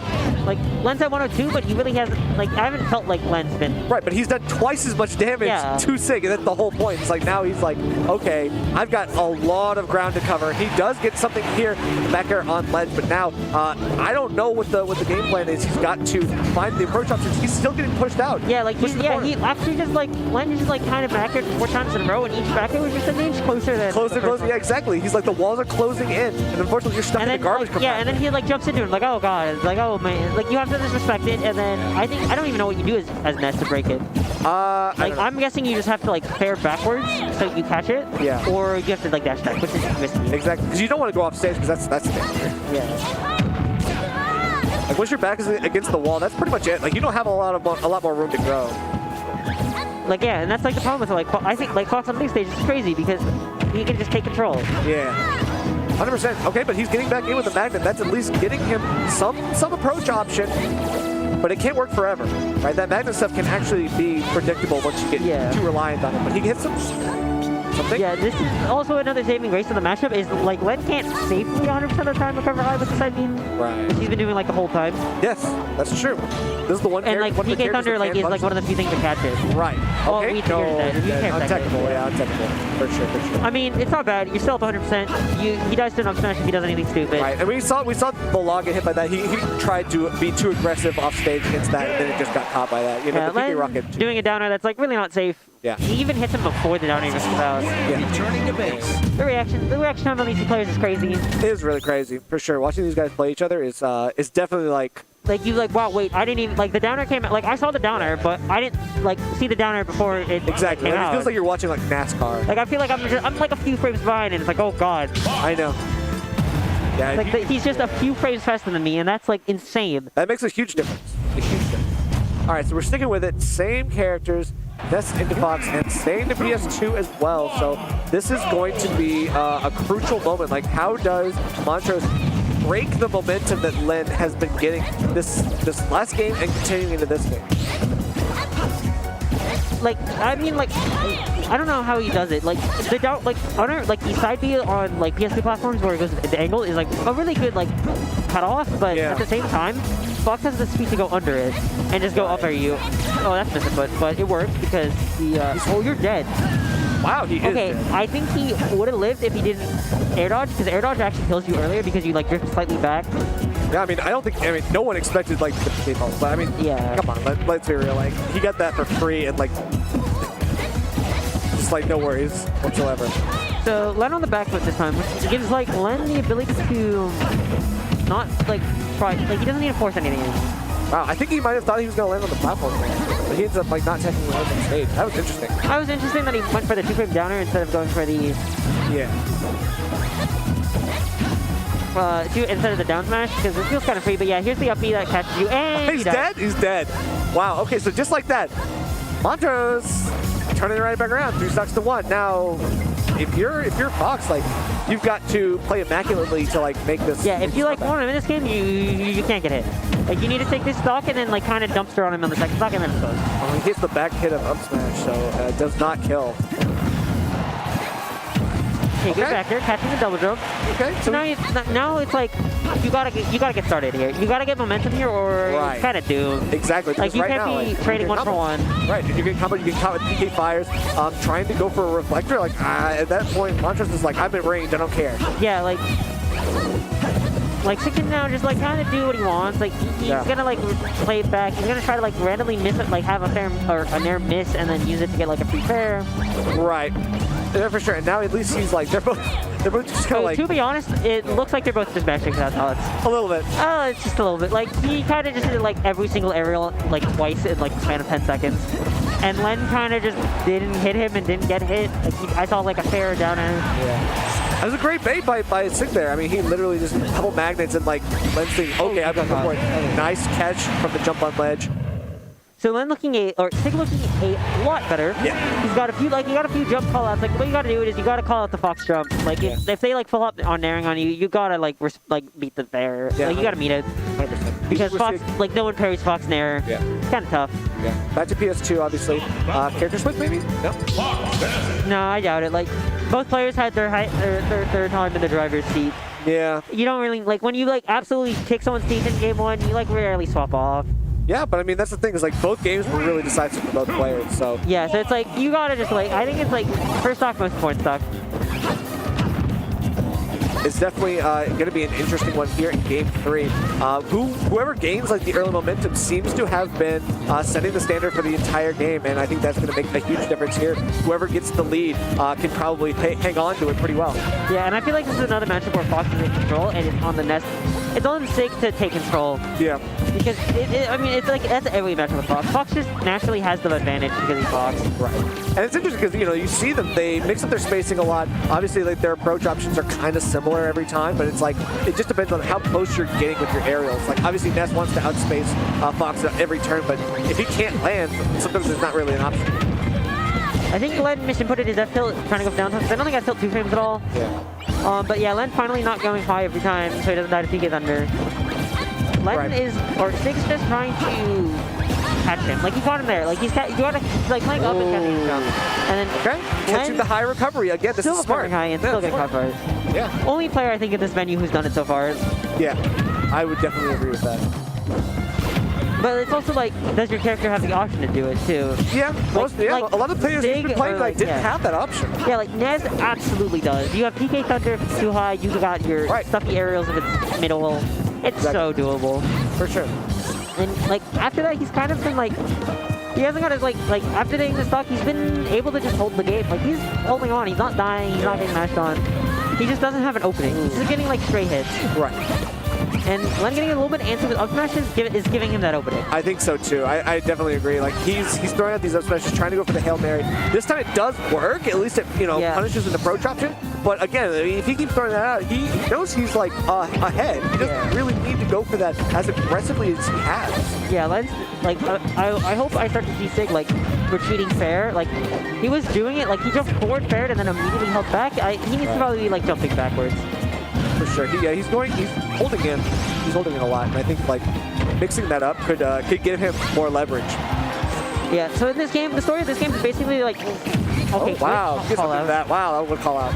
It's kind of crazy because like that like doesn't work. Like if the Fox waits a bit and has the time to react, he could just get attack. This is like one of the best get attacks in the game. For sure. But like this game, Len has been kind of just in control. Like he's never been in like terrible disadvantage. Oh, he caught the PK magnet. Interesting. So he goes for the trump, and then obviously he just like retreats back to stage and goes for it. Returning to base. That was a really nice setup by Len. Len definitely was in control of this game, and he was never in disadvantage. He was always just like kind of tickling him, like getting like those straight nairs, F tilts, up tilts that weren't eating at anything, but like not letting him get back to neutral. Right. Anyways, game 4, I kind of hope this doesn't be a game 10, because that'd be long. That would be long. It's already midnight. This is like... These games are going fast. That's the thing. These games are going fast. They're swinging at each other. So, it's definitely a good... Like, this is a very, like, ultimate matchup. Like, you see this, like, yeah, this is good ultimate. Yeah, true. Very fast-paced, very, like, effective use of space. It's really nice. Like, the movement is killer, so I like it. Okay, he tried to catch the up B, he kind of missed, and then it's awkward to chase, but you have to chase because it's your up B and you can't cancel it. Right, you kind of like put yourself out there for that. Ooh, good angle, because if he went to ledge, I think he would have got hit, and this way he actually doesn't have to land on stage and worry about getting death. And now he's got stage control. Which is, I mean, super important against Ness. You can't give him stage control. It's just like, it's so hard to get back, but now he gets it nice. I don't like how that's true, but it works. Yep. It's stupid because now it's just kind of like he messed up, he died, get ultimated. True. Okay, it's the name of the game. Now he's going crazy. Misinputs, but you know the psychopaths go down and try to hit you with the Firefox. True.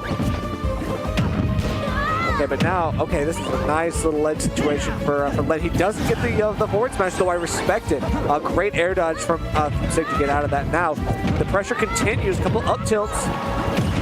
Wow, that's a very worth trade for Props. So he gets the hold advantage state. You take that to the bank. Oh, you're dead. Goodbye. You're so dead. He got scared and got punished. Oh, good bad turn around. Okay. Oh, yeah, caught lacking. Yeah, didn't even need to worry about parrying. Now he's like, there's like never any fair chain. So much advantage there. Fox fast falling makes it so you can't fair chain a Fox. He gets the up air. Yeah. So he gets the free kill. Or lets him just take control of the set. Like this should be the game. And the set. You should be going to game set 2. Interesting. Yeah, I mean, it looks like it might end up being like that. Len is obviously the one who is loser side, who wants to reset this bracket, take it to the next set. And if Sig is able to give him some pressure off ledge, it could turn this around. But again, 63%, like, I think you just get comboed again and make it to 120, and obviously you die. Yeah, I definitely think you want to win this because Sig's like hypothesized to be higher on the PR, and even if you lose set 2, you got a Sig win. Yeah, true. Like, he's got some good wins here that's going to really solidify him on the PR. Like, lead win, or scrub win's really good, wall win's really good. Okay, that's the second time he's done that. He's cut that in the last couple games, so I think that's a really good option now. If he pushes his advantage, he can't take any of these trades because Fox wants those. Yeah, definitely. If you get to, like, especially at this percent differential, if you get a trade, you're losing advantage state. Exactly. But forward throw. Forward throw is like one of the strongest. Oh, cut side B. You're not dead, but it's bad. Oh no, you are actually dead insane. Like, he's so we dead. tech those, but yeah, I mean, wow. I would like. I don't know if downer is the move there. It's obvious. I feel like it's just a down smash angle. Yeah. Like I can see that. I don't understand why he didn't do it, but I'm not the Nest player. I don't know, because he was so close to stage, because he was like literally just like skating the ledge. Yeah. I think it was tough. I think the down smash. But yeah, game. So set 2, we're gonna probably go back to PS2. Yep. I'm just gonna keep running it back. It just seems like whoever. It feels like the first set was all like first stock wins. Like they were just playing one stock games.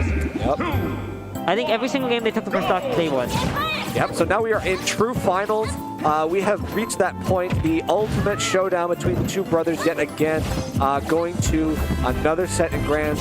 It is going to be, a small battlefield, which is interesting. I guess they just didn't care, because at the end of the night. Might as well get some more practice on another stage. You're probably going to see a glitch. Especially, yeah. I'm glad we went back to Smash World Tour. Having, like, it felt like in the thingies, you either were playing on FT or a small stage. There was no, like, big... Yeah, but that's the problem with the people. That's not the problem with the stage. Yeah, like, and people, then having... People have their crutches they rely on, like PS2, small battlefield. Like, I think PS2 is better than Smashville, like moving Smashville, but it's close. Okay. Like, I think it's tough because of this stage. That stage just had the problem of Northern Cave and Quad really shouldn't have been on there. They're like blinding stages and we already have FP and Battlefield. Like, we don't really need the path from my house, but we were too afraid to go to... People wanted Callus. People wanted a Callus and Northern Cave was a Callus.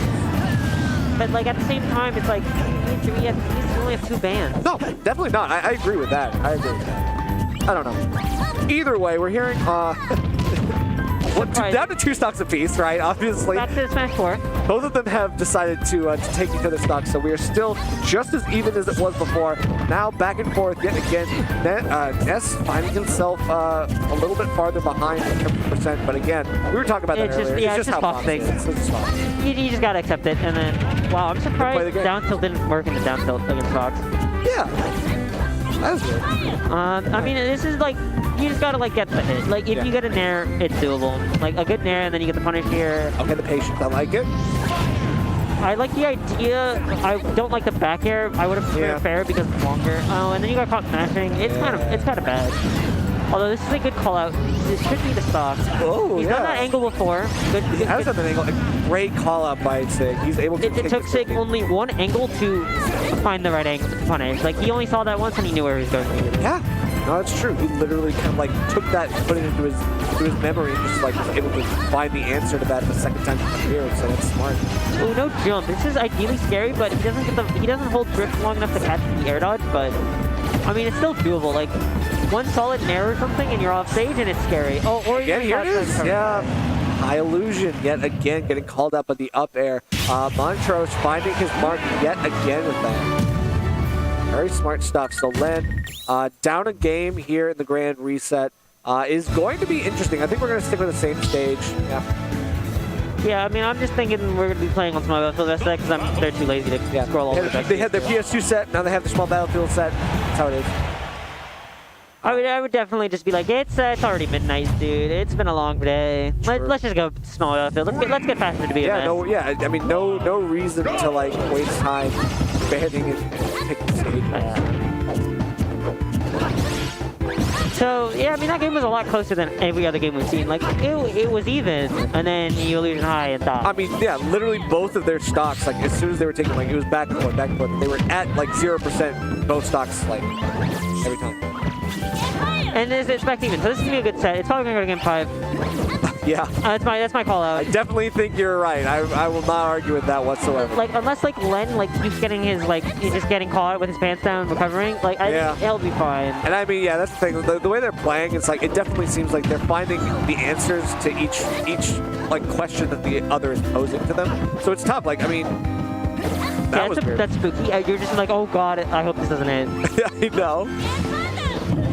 Okay. I like the idea of trumping. Yeah, you did it a bit too early, so it wasn't guaranteed. Exactly. But it's interesting. Like I learned that the faster you are at trumping, the more advantage you have. Yeah, but the problem is also the way he did it is he just jumped that ledge. Like, you see that coming. Yeah, for sure. I just think that's cool. Oh, good parry. Nice. The thing with trumping is the best way to do it is with the dash, where you like just dash on and dash it ledge. down. Yeah. That's like really tricky to do. Sort of like the melee tech, though. Yeah, but it's like it's really tricky to do, but it's like. It's worth it, absolutely. Like especially, that's wow, no tech that? Oh no, he actually bonks himself. He's alive. Wow, that's crazy. Okay. They're just kind of trading, and Ness has the meteor hits, but at the same time, like trading is scary because if you get bonked, you're dead. Oh, well, this could be dangerous. Should be another free hit. Good. Yeah, this is dash attack, right? So the angle the dash attack sends you, it doesn't really put you at like off ledge, right? So it's kind of up and like slightly away, so you can't get up there. Yeah, exactly. I do not like that side B, but it works because he didn't dash attack. Right. I mean, foxes who illusion just above ledge, like you kind of think less of them sometimes, but in this situation, it did work. This is like scary because any hit kills. Like Fox will just kill you. Yeah. And then Sig will just edge guard you. Oh, that is the tech. Yeah. A lot. Like Len's like the only Fox that does that, where you F smash ledge. Like the last time Len was on ledge. Oh my God. Oh my God! Look at that shit. That insane. Does F smash on ledge? Does that work with most most characters' ledge hangs? Yeah, it catches ledge hang and it catches jump, catches roll, catches neutral get up, and like can lose. It can get up. Interesting. Wow. Okay, that's smart.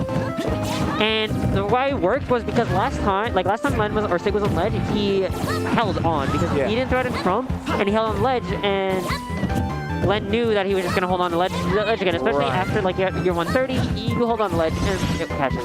Makes sense. Okay. And because of that, he's been able to take the game. Wow. Up throw, up air.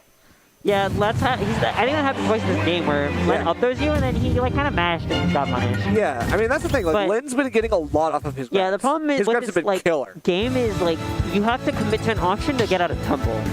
And there's his fastest move, but it got caught twice. It's like a weird situation. Totally. Okay. All right, so we are still 1-1 apiece yet again. Going into game 3. Let's see what changes this time. Back to PS2. Okay. Well, whatever. I mean, yeah. Doesn't matter. Len wants to be on the stage more than Sig.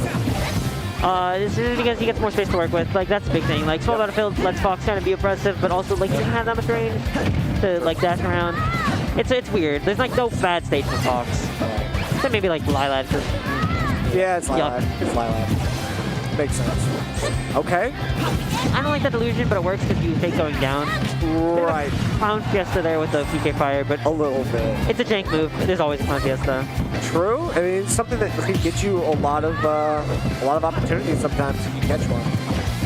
Oh, that was a really good cross. He did Baron and crossed up, so he got a big kill. Grab, yeah. The grab, that's smart.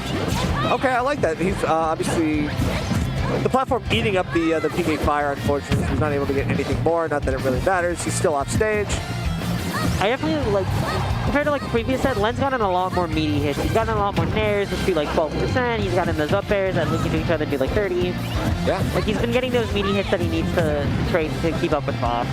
Yeah, for sure. Okay, a little bit of sharking underneath the on the ledge with the up air. Nice. Oh, we tech those. That could have been very bad, but Fox can probably use SDI to get out easily.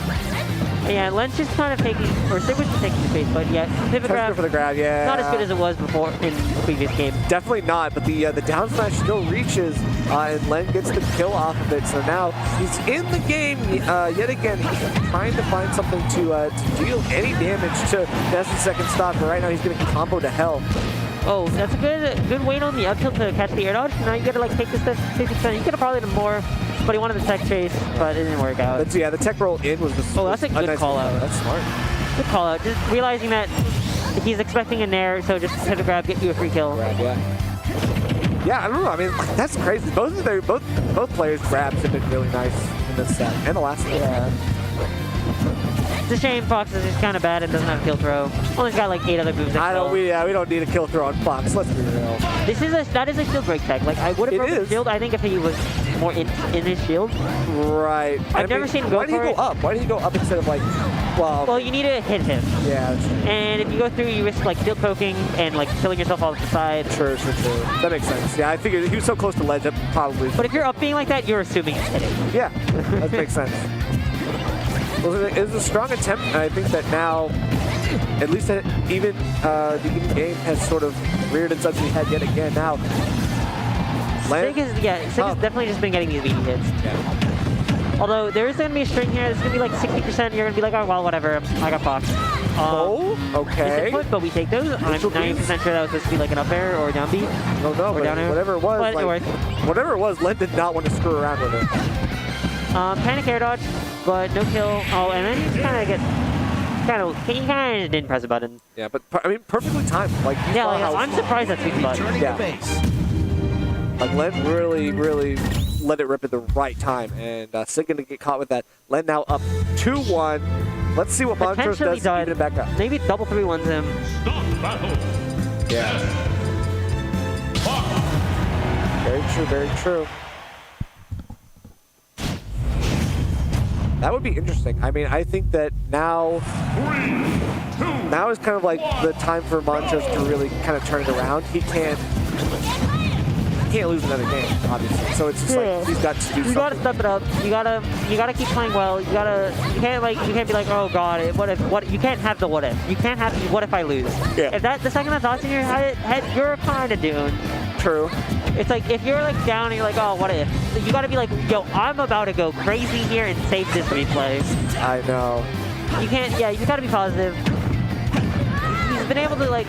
He has like the advantage, but he's being Fox right now. It's risky. You're in the corner. You're stuck. Right. Yeah, it's true. I think now he's forced into disadvantage a lot, and I think that what he's got to do is like find his way out of it eventually. Like going for a couple of these illusion mix-ups is like sometimes working, but again, like Montrose kind of has him pinned down.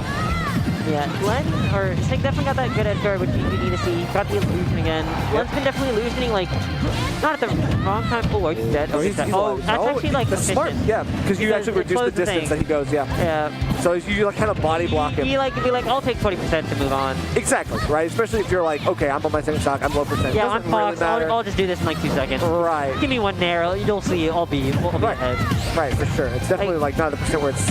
Oh, there's been one nair. He's gonna be winning. Oh, he doesn't go for the upper after dash attack, which makes sense. It's like you're at low percent. But yeah, he's like winning like now. Like he hasn't been hit since the up B. True.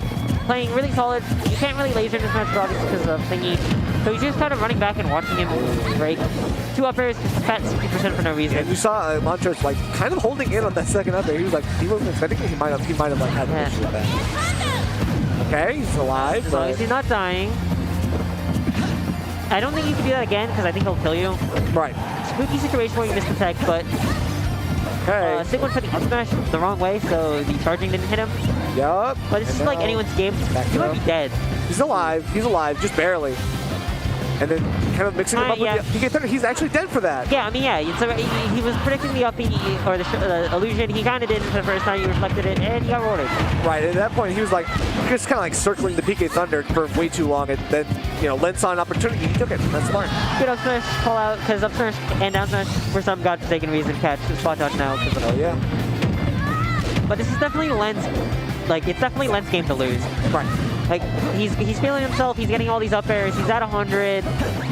You gotta be stable. You gotta get your grabs. You gotta keep it solid. For answer. And then fourth, they're going to send him off stage for at least a little bit now.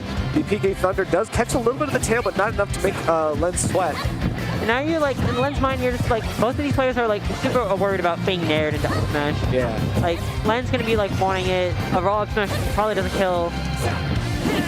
Ooh, that's an option and a half. Yeah, now that's right. Kills, so you can just like kind of go for it. Right, not I like the idea of grabbing because everybody's panicking like you're gonna get hit by F smash.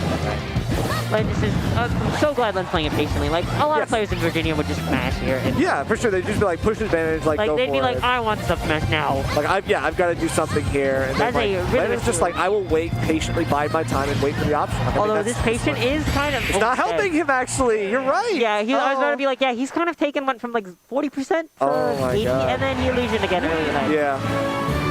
Len's just gotta get better, get not better at recovering because he's really good at it, but he's gotta like he's gotta stop getting called out like that. I know. All right, but we are now in game 5. It is time. No more messing around, no more trolling, no more random PK flashes off of a platform. Right, no misinputs, no nonsense. This is it. No dying at 0. No dying at 0. Unless you get clipped and then dying at 0 is hype health.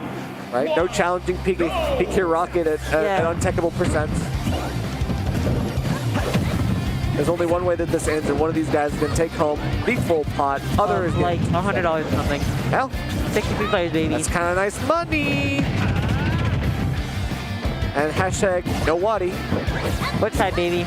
I'm surprised we have this many people. We had a really good turnout tonight. It was a nice crowd. It was a very nice crowd. But and then it was like quite of a nightmare because there was 9 setups for the whole event of 2 people. So each setup had to play like 4 matches before we were done with the round. For sure. But hey, it got done. It brought us to this moment. But we got to see nice game 10 where ideally no one dies at 0 and does stupid things. That's true. This is the culmination of all of their efforts, their adaptations, their conditioning. How does it go here? Trying to go for the trump. Obviously, missing dash input and walking. That's not getting the kill. Ooh, scary. Yeah, that was scary. That would have been back to city. Not that I don't think it would have killed, but it definitely would have been dangerous. Okay. Oh, wow, so he gets caught with the... you see the up smash. Oh, break field? This is it. Nice. He's been doing that the whole time. The first one didn't break, the second one missed, and then yeah. Sick. Okay, so he goes down this time. That's smart. I like that. Yeah, the difference was he got he got all the charging hits. Yeah. And of course, like that shield break because it does so much damage just in general. It's so good too because most people shield because you're expecting an up air. Yes. Like you love to see these like if you finally got it rewarded, you love to see it because the shield break's cool. Right. Definitely hype. We haven't seen it all set, so it's something that kind of like you've seen him going for it a couple times, and now it works. You're like, wow, that's cool, that's smart, this works. So now seeing the game because of that shield break. You gotta be careful with lasers. Like I would. Oh wow, the grab worked only hitting because he grabbed himself. I know. Okay, locks, nice. Just a little bit more percent on the board. Kind of YOLO down smash or up smash. It didn't work. He didn't lose the game off it. I like to hold the call out on this is game 5. You're nervous, I'm nervous, but staying calm enough to realize like you're panicking. Random up B and wow, yep. Okay, yep. The side beat into up air. Yet again, something that we've seen a couple times this set, but it is the ever-present issue. And wow, another up smash? Seriously? That's crazy. Wow. Suck, dude. That's 2 kills with 2 up smashes. Game 5, last stock, you love to see it. Yeah, definitely like interesting stuff that we haven't seen earlier in either of these sets. It's kind of interesting to see how this is kind of come to fruition. This is it. They're both on their tournament stock. This is it. Last stock, everybody. Oh, I like good backer because if you didn't, you were probably taking 80% and being sad. Oh, you're locked? You're not dead. You actually get locked and you don't die. Good. If he very close. He's dead. He's absolutely dead. Oh. That was it. Morals, the grand finals, side being illusion high, not the greatest option if you do it the whole set.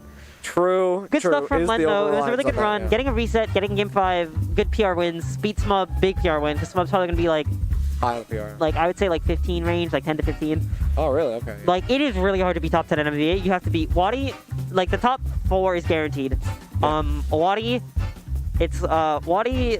Dexter, well not Dexter, it's Waddy, Z, Pink Fresh, Dexter, and then Landon or MJ, and then the other one, so that's 6. Yeah. You have Matador, you have AOS. Yeah. You have the Silva people of Squirk Puppet, No Tag, Although we haven't seen much of them.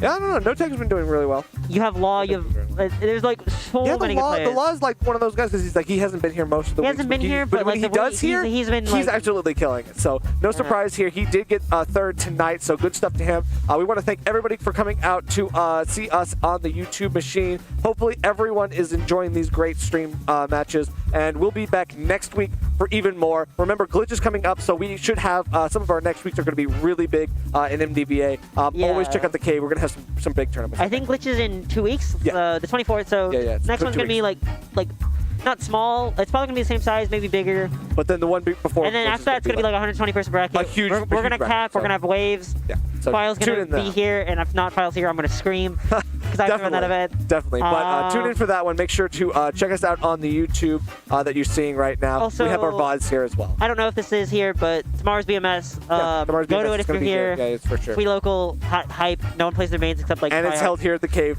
for tomorrow. For today. So. I don't know if we're using the Cave stream. I don't know if we're using the GMU Smash stream. Yeah, we're using the GMU Smash. Yeah.